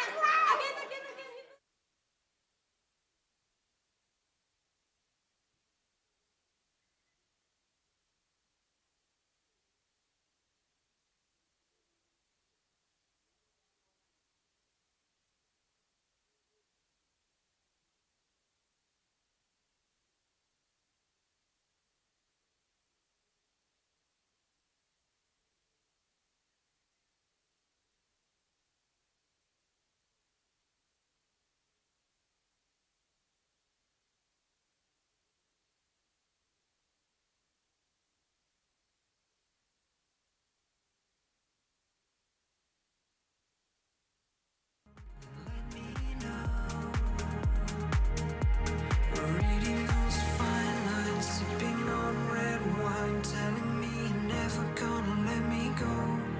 But all the pages turning, stars are out there burning. Throw me in the fire, think I never know. All those hidden meanings wash away when your colors shine through and show their face between your fine lines.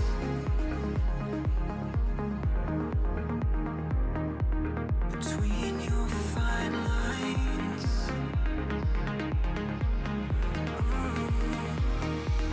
Between your fine lines. Between your fine lines.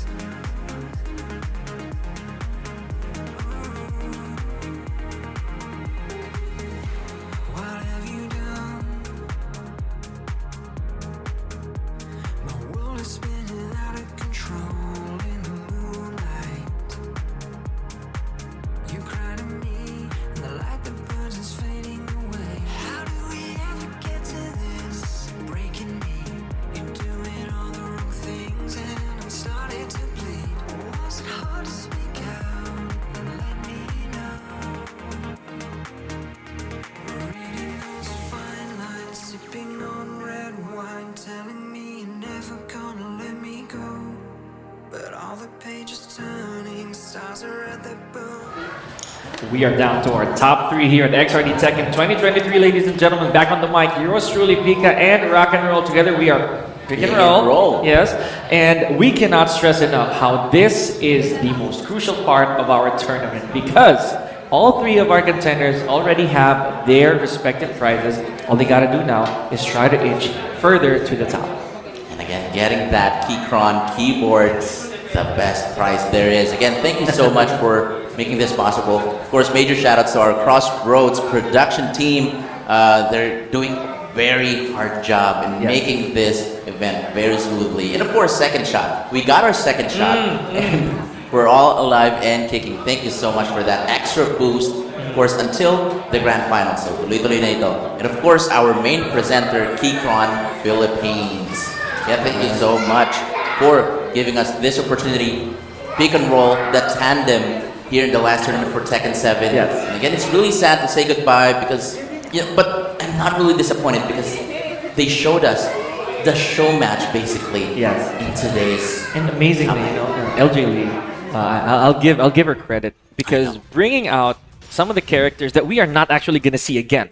I know. One is Eliza, and then the other is Lydia. So these characters were not confirmed for the base roster of Tekken 8. That's already a very good statement, not to mention in a tournament setting. It's not like it's casuals or a show match. No, it's a tournament. And she went through a bunch of really, really good players just to get here to the losers finals with, she has to face RGN. And RGN a while ago, finally bringing out the Akuma, really had his hands full with Gold Standard, who's sitting pretty at the grand finals. And again, LJ Lee denying a team kill against N4K RGN and N4K Hapon. But this time, it's going to be race to 5 rather. Best of 5. Best of 5. So LJ Lee, this is going to be the first time that she's going to be part of a best of 5 match. So she has basically 2 chances to switch to a surprise character. We don't know. Yes. We don't know if she still has more surprise picks for us. But this is, again, something that would surprise N4K RGN. A player who has a lot of characters, but wow. But it's him who's surprising us with a Bob. Oh my gosh. RGN in casuals. Yes. I've seen him do this. I've seen him bring out the Bob every now and then. So this could be a hard counter against the Nina Williams because Bob has the range, albeit with no less punishment, but the range though. Okay, I understand this choice, but let's see if RGN can stand his own here. This is after all a best 3 out of 5, so he has enough room to switch if ever this doesn't work out. And LJ Lee's engine is still hot right here in the showing. Absolutely. And RGN, wow, nice option select for LJ Lee. This is not going to be enough for the wall. Oh no, from behind that, that's going to hurt. RGN looking good. And I just wanted to point out, RGN originally is maining Devil Jin, a Mishima. And, Bob is also like a Mishima as well. Yeah, that's true. Yeah, very synonymous to a Mishima game style, right? With a little less tools. Okay, no punish on that one. A little too short on the wall carry. Just a bit of a bad access here. There's chip damage on the wall and the sidestep one. I don't know. RGN may have misconstrued that wall combo a little earlier on. Could have went for the big one, but again, it's a very sketchy situation. It was such a crazy side splat. And nice read for LJ Lee for that spring kick, giving her that momentum. Try to go for a whip punish. Nice counter hit. DF2 for RGN. Definitely going to the wall. Oh, we had to jinx it. My goodness, so bad. Sorry about that. He does have a big lead still. 38 seconds more. LJ Lee just shy of rage. Never mind, the lead is almost gone. Beautiful punish there from RGN with 4-2-3. LJ Lee saw that sneaky down forward to attempt. That one combo would have done it. And I love what LJ Lee is doing right here. Her movement, the whip punishes, and the pokes. Look at that. Everything is working, and I can't believe it. And RGN is having really a hard time right here. Yeah, this is where Bob might suffer from Nina Williams being slower than Nina, technically. True. Does have the range, but if Nina doesn't whip, then there's not really a lot for you to work with. Never mind, though. RGN does have a big advantage here combo-wise, but drops it. Oh, no, that's going to be safe. Very nice. They take 2. That shallow whip punish for RGN. There we go. Getting that wall combo. Look at that damage. One more hit could do it. And again, another spring kick for LJ Lee. It's not over yet. Not spending the rage drive right there. RGN not giving some space and breathing room for LJ Lee. Tying things up. Final round. Who will take this set? Wow, very, very brave. A bad snipe right there from RGN. Gotta be careful because... Oh, there's the throw! Hey. And that was a counter hit as well. LJ Lee, I think, tried to contest RGN's offense. So, bad counter hit right there on the throw. And good escape by RGN. Now, LJ... What? Out of nowhere, the spinach uppercut, though. RGN also surprising us with the set of... move here, no punish from LJ Lee. Another one. RGN being persistent with that power crush. It's not going to work. That's LJ Lee's technique. Anyone's game here. 25 seconds on the clock. Pika, what's happening right now? One poke. Again, it just takes one. This is where Bob might have a problem with closing the rounds. There's more sidestep 4. Beautiful dog by RGN. Okay, and with that little help to work with, anything could have happened. Now, LJ Lee goes for stage select. Is it a rematch? Okay, there. Rematch, all right. Keeping the faith in Nina Williams. And we might be seeing... we don't know. Yeah, I know. This could be a premonition for later. LJ Lee, this is the first time we're seeing LJ Lee in a best 3 out of 5. So, could be saved for the bet for last. Exactly. Right? The record is not hasn't been broken just yet. Mhm. And RGN looking good right here. Look at this. The confidence. What is going on? I know. Everyone's just pressing buttons at this point. And again, it is a 50-50 in an offensive side. Wow. Perfect from RGN. This is like their match against Gold Standard. Probably learned something from that set. Run back potential. Here we go. Good quarter circle forward one. Hey. Good Lang Washer. Wow, nice look wall at that combo. Beautiful. We're going to say goodbye to that, supposedly. We don't know. But Bob, for sure, is not making it to base roster just yet. LJ Lee here with a good conversion. They're the hand. They're working, though. Let's go. Okay. Nice. Try to go for the 1-3. Not going to press buttons this time. Nice. There we go. Look There at that. big damage. The Oh my gosh, of a reversal. Guaranteed. And Hey. that is the momentum. But drops the LJ Lee combo. drops it. Backswing blow. No space to wiggle. Oh, I'm kind of glad that LJ Lee actually won that round because that was beautiful. For sure, man. Like those calls are really well deserved, right? To go for the forward 4 here. RGN going a little cheap on these Bob techs. Hey, More nice side step. Nice homing attempt from LG Lee. Look at this. The damage is racked up in just 12 seconds. Nice seeing the 1+4 now being used. What a trade in favor of LJ Lee, not getting hit with that huge launcher. Now RGN is now in trouble. Just one launcher or even a sweep for LJ Lee could end the round right here. For sure. There's it takes Oh, one no. big launch. Okay. RGN. Oh, no! The back 3. I'm pretty sure that was a misinput. Look, by the looks of it, right? The broom kick. I don't think so, but LJ Lee was Ugh, very let's see. well aware with that DF4. Perfect punish as well. Now, just one more round for LJ Lee to tie things up right here. Again, both players trying to go for, launchers. Want something big. He tries to go for the throw again, and that's where LJ Lee was caught with the throw earlier. Yes. Trying to contest the basics, the generics of RGN, and a sidestep too, all the way to the read. wall. Hey, oh no, missed the combo, and that's gonna be behind. And this is definitely going to go for another wall. Look at that combo. RGN still hanging on. He is in the red. I think he was No hesitant. punish. No, that's gonna be it. Ooh, 1-1. Oh man. Okay, now this could be the opportunity that RGN wants, right? The character switch. This is 1 the best to 1. performance from LJ Lee, I would say. But interestingly, we're going back to a rematch. So RGN with a bit of a struggle, I'd say, visually, at least from our perspective, Yes. when it comes to these conversions. Because Bob, again, not a character with a lot of tools to work with. Very limited toolkit. And if ever LJ Lee actually wins this set, Grand RGN would finals. have one last chance to actually switch to a different character, probably an Akuma. But of course, we're not gonna jinx it just yet. Yeah. Hey, no punish. Like wall walk and block right there. Oh, but there it is. Wow. Down forward 1+2. The X marks to the chest, and that's a homing move, and it's a splat. So RGN caught ducking with his back against the wall. Oh, Big uppercut. just contesting back and forth from both of the players right here. And it looks like both of the players actually took a second shot before the top 3. Look at that chop. Oh, what the contest from LJ Lee. Doesn't care about the frames there. What a Down one shot. does have a huge amount of plus, but no, RGN I think went for a big follow-up. Nice duck right there. Just be careful. Oh, no parry or even an orbital from LJ Lee. No, just very close match. RGN and LJ Lee tying things up right here. You see that? Okay, here we go. Nice conversion from RGN. Goes for that really short conversion, but does bring LJ Lee back to the wall. I was about to say, yep, there we go. The positioning still belongs to RGN, and duck the forward 4-4. Very beautiful combo but from behind. And RGN is not giving LJ Lee a chance. One more hit could do it, and a perfect. And RGN looks like he's running away with it with his Bob. Yeah, I like the fact that both players refuse to just go for a stage, right? This is where they want to be. It doesn't matter. A death match, right? Yeah, exactly. So it doesn't really matter where they're taking place. It's just a matter of your outplaying of the opponent.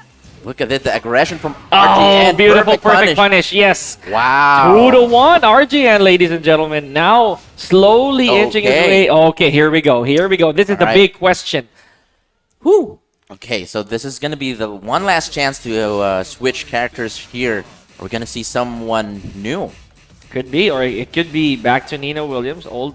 Right. You know, it could be just a bluff. A Gigas, though. What? Got a Gigas from LJ Lee. I remember that, yeah, LJ Lee does actually bring out the Gigas, at least in ranked. You know, whenever it's an online setting. But no, this is different. This is finals life. Okay. 3-0 Interesting. so far. 3-0. LJ Lee has not lost a single match with a character switch. So this is going to be very interesting. Again, these are characters that may not make it in the next Tekken. In Tekken 8, we're saying goodbye to Gigas, for sure. For sure. Yes, she is now going to gamble all of it now for the red giant right here. So the giant fight against Bob and Gigas. Let's go ahead and take a look if LJ Lee's Gigas would actually prove effective against RGN. There's the overkill. Okay, enough to follow up. Not quite. No, No the doubt on the fourth string and RGN. Look at this, the aggressions. Oh, the block on the end mill so close there. Could have been more disastrous for LJ Lee. There's the jab contest. A forward 3. More jab game. This is where Bob is also not in a deficit, right? So Right. both Gigas and Bob, crazy jab range. Let's just see who's going to emerge on top. Nice down 4 here from RGN. That could have been a good opportunity to actually land or, use the rage drive Yes. behind the balcony right there. Or a 1-2. Like one splat would definitely cause a balcony break. Go for a full combo. And I love how RGN actually is breaking these counter hit throws. No Uh-huh. problems at all. Now LJ Lee with her very first combo from Gigas. Big excavator. Here we go. Hey. Nice finish uppercut. What's the wall Nice carry? combo. All the way to the wall. Yes! Oh, it was enough. Now RGN goes for the O-key. Nice block on the down 3 there. Does not contest. Oh, With that's block gonna be and punish. All right, what's gonna be the Oh, next? you're a Gigas enjoyer. I know. Let's see. Oh no! Then that should be it with the right combo. Oh no! Drops the combo. One more hit to And do it. really Nice! quick, but RGN takes it. Oh no, that's a head scratcher of an end. Oh. My goodness, I think he was very hesitant when it came to the wall, but down 2-3 would have still killed if that was the case. Perfect read from LJ Lee. Again, gambling it all right there. Now RGN starting to be becoming very patient here because LJ Lee is taking control. Oh my gosh, finally hitting the overkill here. Big damage. Indeed. A solid 50. And puts LG Lee in a very good positional advantage here with RGN's back against the wall. So any splat would do it.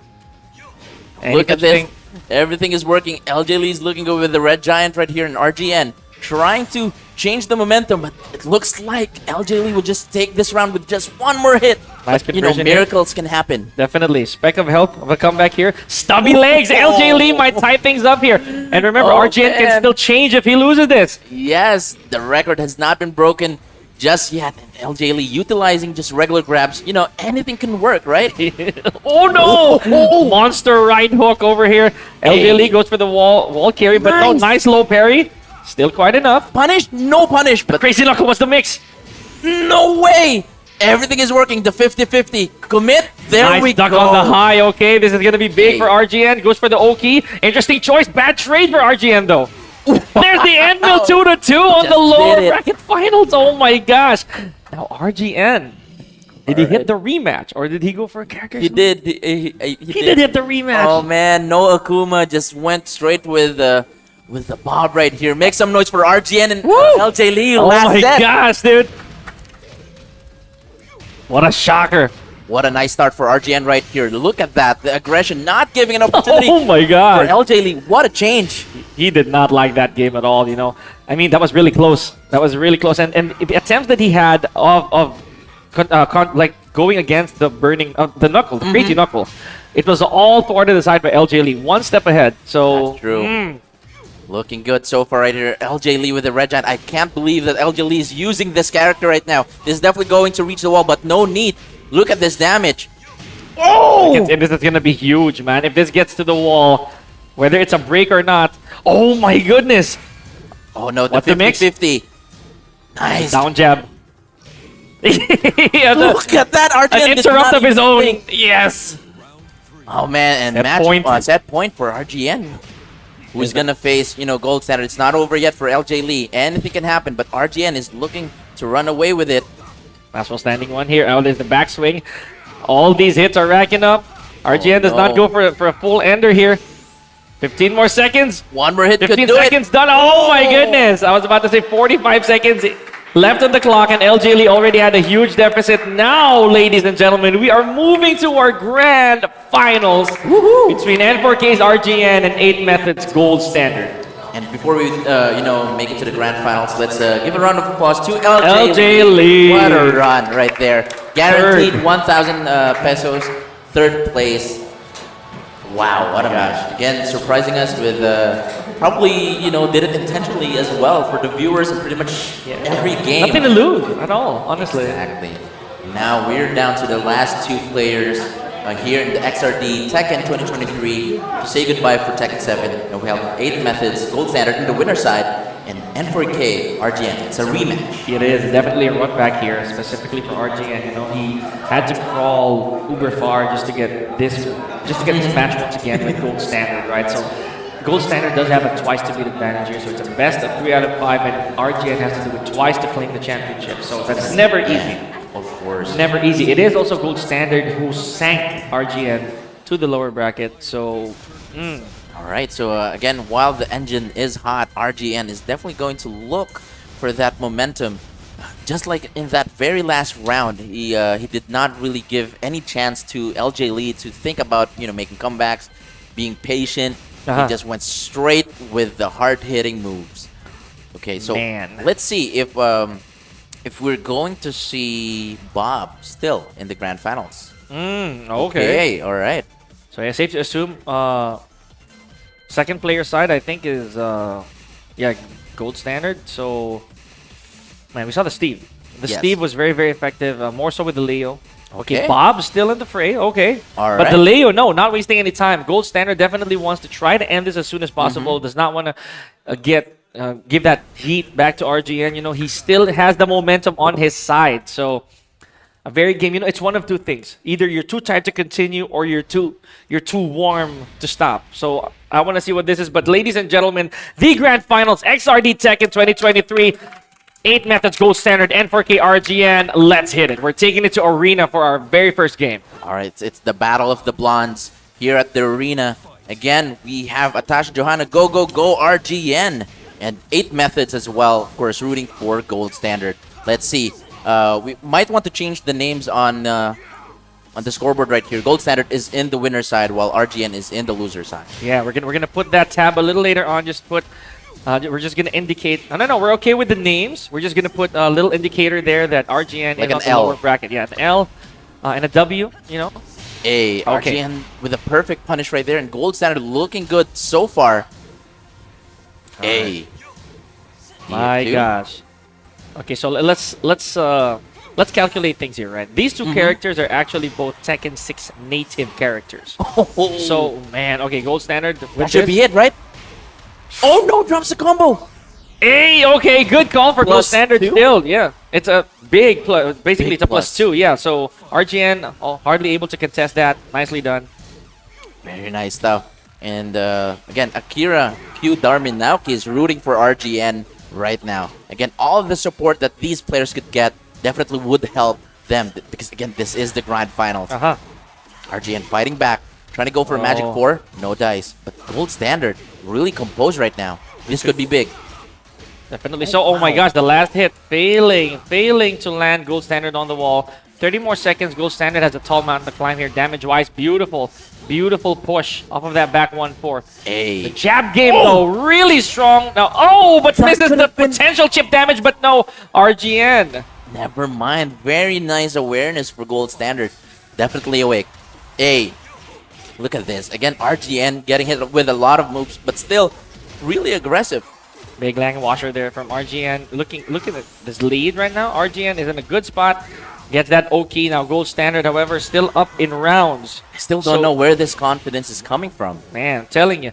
Sometimes if you're down in shark-infested waters, you have no choice but to swim. So that's definitely what RGN's doing. I love that. Hi, hello, Doc Mysol. Thank you for dropping by. Appreciate your time. Thank you so much, Doc. Now look at this. Now Gold Standard looking good. What a punish. Again, RGN would really have to think about that low. Nice Magic 4. Wall combo. Just making it simple. Just getting those damage in. Nice punish from RGN. Oh no! Tight spot here. Ducking. Look at this wall combo. Right. Big damage. There's a down 4-2+3. Almost invisible to the naked eye. Now Gold Standard 1 win on the board. That jab was actually very smart, right? Kind of interrupts RGN's, way of thinking a little bit because probably RGN was thinking of, doing a hell sweep in that situation. And which again, Gold Standard interrupted. that's another Bob deficit, another Bob downside, right? Not getting a fast enough high crushing low that'll be able to stop oppressors. So in this case, I don't know. Oh man, no punish on the down forward too. So close. Been a wall splat, right? Disastrous, yes, but there's the backswing blow, still getting a lot of damage here. That's basically a wall combo already. RGN needs to slow down Gold Standard here. I agree. I definitely agree. But now we're trying to, getting a slower pace right here. But no, sir. Gold Standard very sharp wall combo and whiff punish right here. And not even scared to just throw out, on time lows. Yeah, you're right. That's a good way of putting it, right? The lows are done in a fashion so far that the timing isn't too complicated. But RGN still forced to guess, still forced to block as much as he can. Here we go, beautiful combo up of the duck. And again, Bob is not really like the most damaging character. Combo-wise, yeah, at least. But then again, with his set of tools, is one of the best in the game. But Leo right here, looking at this, Gold Standard trying to make a combo video. RGN again in the red. But now RGN learning the previous lessons from the different rounds. 25 seconds left on the clock when just like that. Wow. What a hook. Okay. Okay, thank you, Doc. We appreciate the time, really. So you might want to tune in because this is our grand finals, and our season 2 champion for XRD Tekken will be crowned very, very shortly. Okay, more hell sweeps coming out of RGN. He knows, I think, that he has to risk a little bit here. That's true. And look at that very nice DF2 counter hit from RGN, going to the wall, going for a big boy combo. Look at that. Now Gold Standard is in the red. Now both players have to be really careful. Rage Art or oh no, the risk. I'm not sure. He didn't really have to do that. Definitely so. I think he's trying to catch Gold Standard off guard with the disrespect. So I don't know. RGN may need to recalculate his methods here. Need to be very, very wary because Gold Standard, he's literally one round away from getting a 2-0. And I love how Gold Standard is choosing his battles on when to be patient and not. Yes. Just like that, right? There's another sidestep 1+2 there from Bob. One of my favorite moves are the zip cutter. Or, yeah, the sidestep 1+2 basically. There, another zip cutter, forward 2. So that move alone, it's not a plus. Very, very negative, but it kind of puts you in a situation where you have to guess. What a block, though, from RGN. That was a reaction. You saw that a millisecond from reacting. And just like that, RGN looking really good right here. This is definitely going to the wall. Not too much damage, but still enough to, again, shake the earth right here for Gold Standard. And I don't really know. That is enough. That is more than enough damage. 15-second round right there from RGN. I don't know what people are saying that Bob is a weak character. He definitely does have a shortage of tools, but no, damage, absolutely not. His damage is just ridiculous. Now, smartly, see where Gold Standard took it? To a non-walled stage. We're going to Infinite Azure. Very smart. And again, this is something that Gold Standard can actually use just to get away from Bob's hell sweep or, the QCF1, which is very dangerous. And it doesn't really have to overextend here against RGN. But let's see. Again, RGN has been very aggressive so far and has been working out. He can whip out a perfect round when he needs to. Yeah. Okay, beautiful. The jab starts right here for both players. What a duck from Gold Standard, though. And that's a nerf to Bob. The crouch dash 1, Lang Washer already very punishable on whip now. So you have to you no longer have to be 100% as precise as before. Very nice stuff. Thank you so much for letting us know about that. And wow, parrying the hell sweep right there. Again, the confidence from RGN is not working out in this round. He's still in the red though. No punish. Nice Weibu from the Mishima Master. Wow, that hit was still a clean hit. Down 2. Gotta be slow here. There's the jab checks from RGN. Just checking how Gold Standard would react. 17 more seconds, and that's a low right there. That is a very, very simple yet effective way to close a round. And everything is on time, not giving some time to think for RGN, because RGN has been doing so far whenever he's really aggressive. Now Gold Standard returning the favor, and again, this stage select pick is actually working out. Oh boy. A big just frame combo of the Magic 4. Again, sad to say, we're going to have to say goodbye to that. Let's just see what Leo's going to have in store. I kind of remember talking about Gold Standard about that Magic 4 combo. Yeah. He was using a different one before, but never mind. RGN looks like he's going to take it. Rage Drive, that's going to be guaranteed. Oh my gosh. Okay, this is a pretty tight spot for both players, man. Like the exchange of rounds is just astounding. Gold Standard really aware of that 2-1. Try to really go tight, for a yeah. very small sidestep. Mycel, decent doc. Mycel, waifu is so pretty. Hey. You're not wrong. And Danny, good run by the way, Danny. Thank you so much. And yes, let's give some love to both of them. Much deserved love. Hey, Gold Standard. Now, both of the players are starting to play really slow here. Or Just swiping becoming on the very legs. patient. That's really nice, right? Because, what a reaction gosh. and punish. This is not enough for the kill. Oh, no duck from RGN. Just went with it low. Nice option That was a select. very smart attempt as well from Gold Standard. That one extra K and K would have been enough to kill or like really induce big damage. RGN didn't have much health left at the time, so Again, I like it. Very minute stuff from both of these players. The subtle techniques is working out. RGN fighting back. Very nice block. Nice block as well. Oh my gosh, them rave sweeps. A 4-3. Yes. There we go. Big enough damage, and that puts Gold Standard in rage. Here we go, 2 rounds each, and final round right here on the third game. So anybody can make a difference here. If RGN takes this, he's 1 match closer to resetting. Oh, the bulk hop kick. Look at that damage. A. This went with an Oki this time. Gold Standard is looking good. I don't think he's going to throw out huge lows. No, sir. I was wrong. I was so wrong. Probably the heaviest low he can throw out. It just came out. Beautiful block from RGN. So we know that RGN really has very good defense at this point, you know. Hey, but no, the hell sweep. The no-look hell sweep. I think he tried to estimate a possibility of a max range. Hell sweep. Right. No. And RGN has been used to, of course, doing a rematch, but I don't think he's going to rematch in that stage. Hana Talagtag, you can do it. I love you. Hey! Alright. Pero si RGN yung kinilig. There you go. Hey, you know, don't worry. You got Tasha Johanna in chat as well. That's right. Giving you some love. The battle of the Alright. couples in the comment section right here. So of it's course. win it or else. I'm just kidding. All right. But everyone's a winner, right? Everybody. So yes, this is potential tournament point, by the way, for Gold Standard. And to tie things up, this is a very tight spot for RGN. Again, I cannot stress that enough. If he gets this, it's not yet a victory for him. He still has to climb once again. Exactly, looking for a reset. And again, he is gambling everything right now to Bob. We no longer, we're not seeing, you know, Akuma right here. Natasha Johanna, true RGN. There we go. All right, there's Mao Milai. How did it go? But anyways, okay. I'll see you later. But hey. Big stuff right here from RGN, getting a big enough lead. What a sidestep. Very What a very big tiny whip. sidestep. Oh, nice block from RGN right there, getting that very first round. He needs 2 more rounds to tie things up and potentially reset the bracket. But of course, Gold Standard would like to, of course, just finish it right away. Can't have RGN standing in his way, though. Yeah, you can't afford to be exhausted, too. Because once this is a reset, RGN can actually start off the next set with a character of his choosing. He That's doesn't have true. to stay with whoever he won with. That's So, right. He's been rematching all the time. Oh, could have went with a 4-2-3, but never That's true. mind. Gold Standard looking good right here. Again, both players have to be very careful. Nice block again, but I think that's really too much at this point. The 50-50 game really does fall bad when you pick the wrong 50.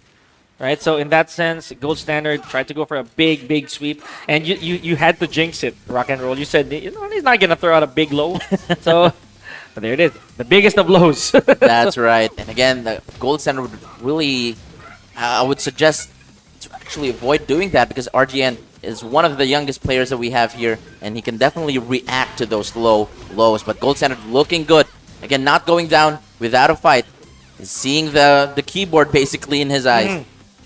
All right, 30 more seconds. Gold Standard does have a lead here and puts RGN in rage. That's not where you want to be. Okay, nice down 2 counter hit there from Gold Standard. Basically the equivalent of a hammer, you know, from Dragunov. So very nice block on the low, RGN. Nice, rising 4-1+2. Look at that damage. Again, it's just a back and forth.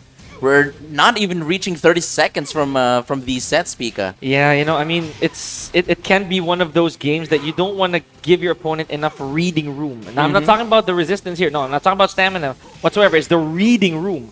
Oh, for you not to get more information, right? 34 seconds more.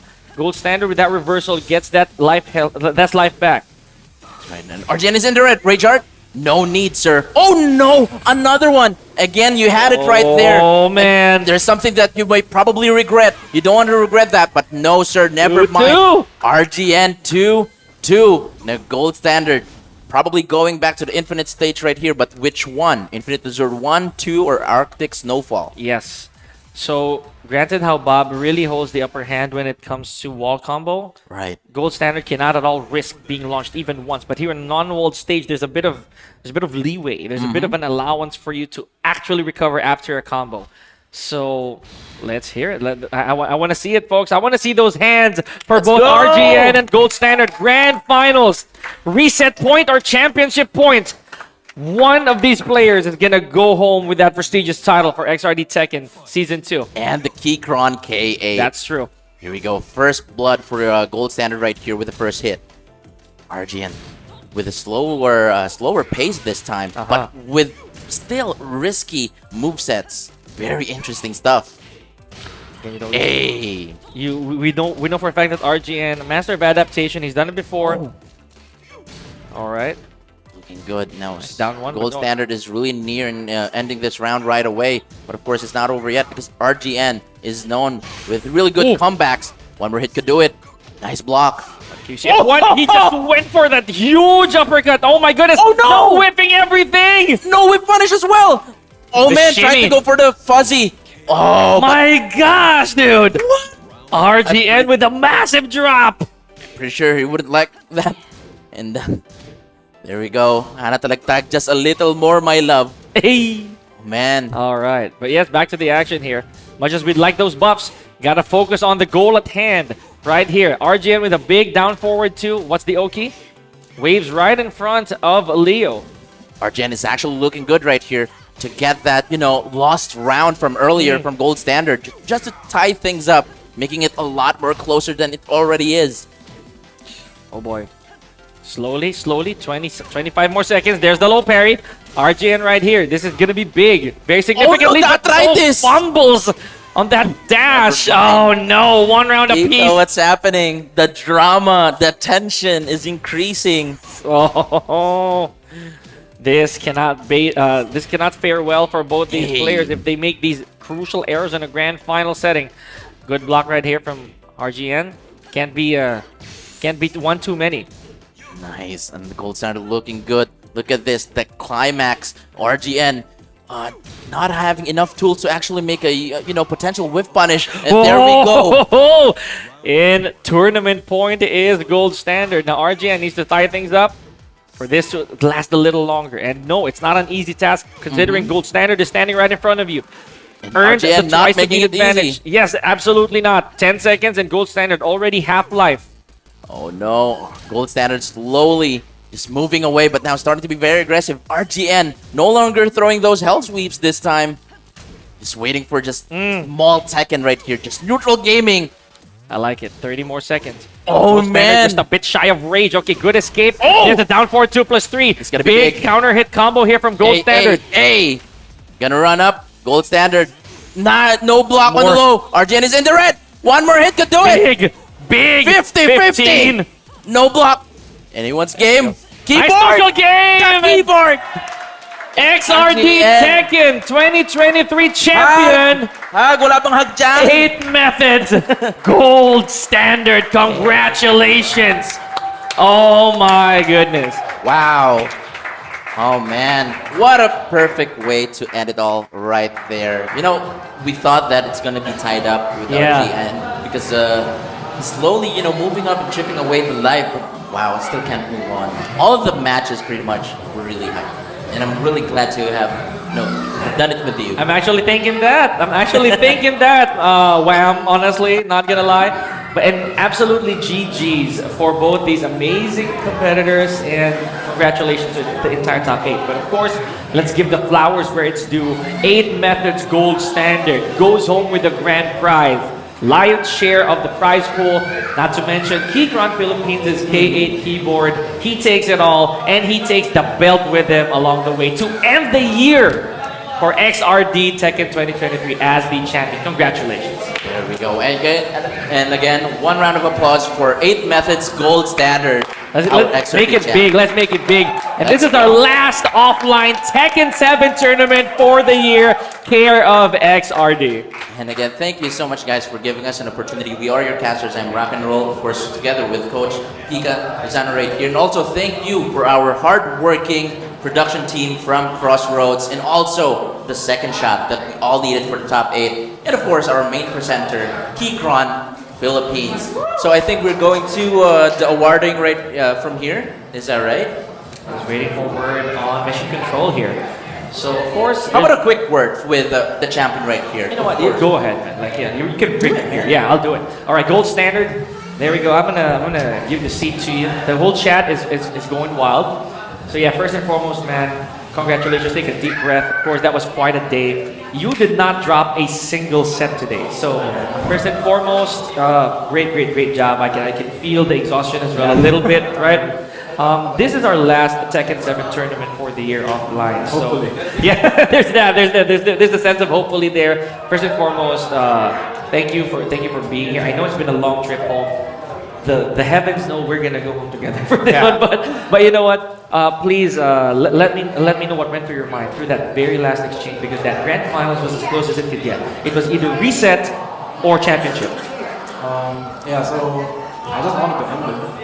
I know if I lost that set, or game a bit momentum, but I don't think I would have lost it. Like, I don't think I'm like disadvantaged in the reset set. I just didn't want to make it go to that point. That's true. Okay, yeah. One more question is supposedly, if that was a reset, would you have prepared for a different character? Because RGN bringing out the Bob is a shocker to majority of us, right? So in casual setting, sure, but would you have anticipated an Akuma? Even if he stuck to the ball, I'm confident in my practice ability. So Leo has the most experience against it. That's true. I just decided I'll stick with Leo, regardless of Akuma. I don't want to risk with Steve, he has a thing. So we'll just commit to the main. Most likely thought of, even before the grand finals even started. Any last words, of course, for those of you watching at home and everyone in the bed? Thank you to my sponsor, finally got one for you guys. I don't know the sign. Hopefully this is the first of many. My last wins like hundreds of games. That's true. I'm really glad I got to win Tekken 7 this year with a win. Shoutouts to my girlfriend. I love you so much. Hey. Thank you for your support. I know you're not here right now, but I know you're cheering for me. Oh, okay. Shoutouts to Tekken Kamustahan, the friendliest place on earth. Hey. No doubt. Yeah, thank you to all the players that came out. Thank you to the production, the commentary. Like, it takes everybody to make this happen. So yeah. Gotcha. All right. So yep, one last hurrah here for 8 Methods Gold Standard. Let's hear it. Thank you so much. I'll see you in a bit. All right. Beautiful stuff. So yep, you much deserved rest, right? And of course, the rest of Crossroads gonna give us the proper send off for Tekken 7. That's right. So we're moving on to the awarding part. Of course, for the top 3, and also awarding that, very beautiful Keychron KA keyboard. But of course, last message, of course, thank you so much for giving us an opportunity to cast here in XRD. This is my first time, and it's really lovely here. I love the venue, everything, as well as the production team. So thank you so much. How about you? Of course, thank you once again to Crossroad Production and XRD for having me for the second year. Keeping my fingers crossed, obviously, that this won't be the last year we're getting this. If Tekken, once Tekken 8 comes out, looking forward to more stuff like this, right? Not just for Tekken, even for other games that we witnessed earlier, for all the side setups as well. We're looking forward to having tournaments for them too. Thank you, of course, once again to Keychron Philippines, second shot, and last but not least, of course, to Sir Archie. Sir Archie Ang, thank you so much for making this possible. Let's hear it for Sir Archie Ang. And with that, this is our bid adieu for Tekken 7. Good night, sleep tight. See you on to the next Pika and Rock and Roll. Saying bye-bye to everybody. Thank you so much.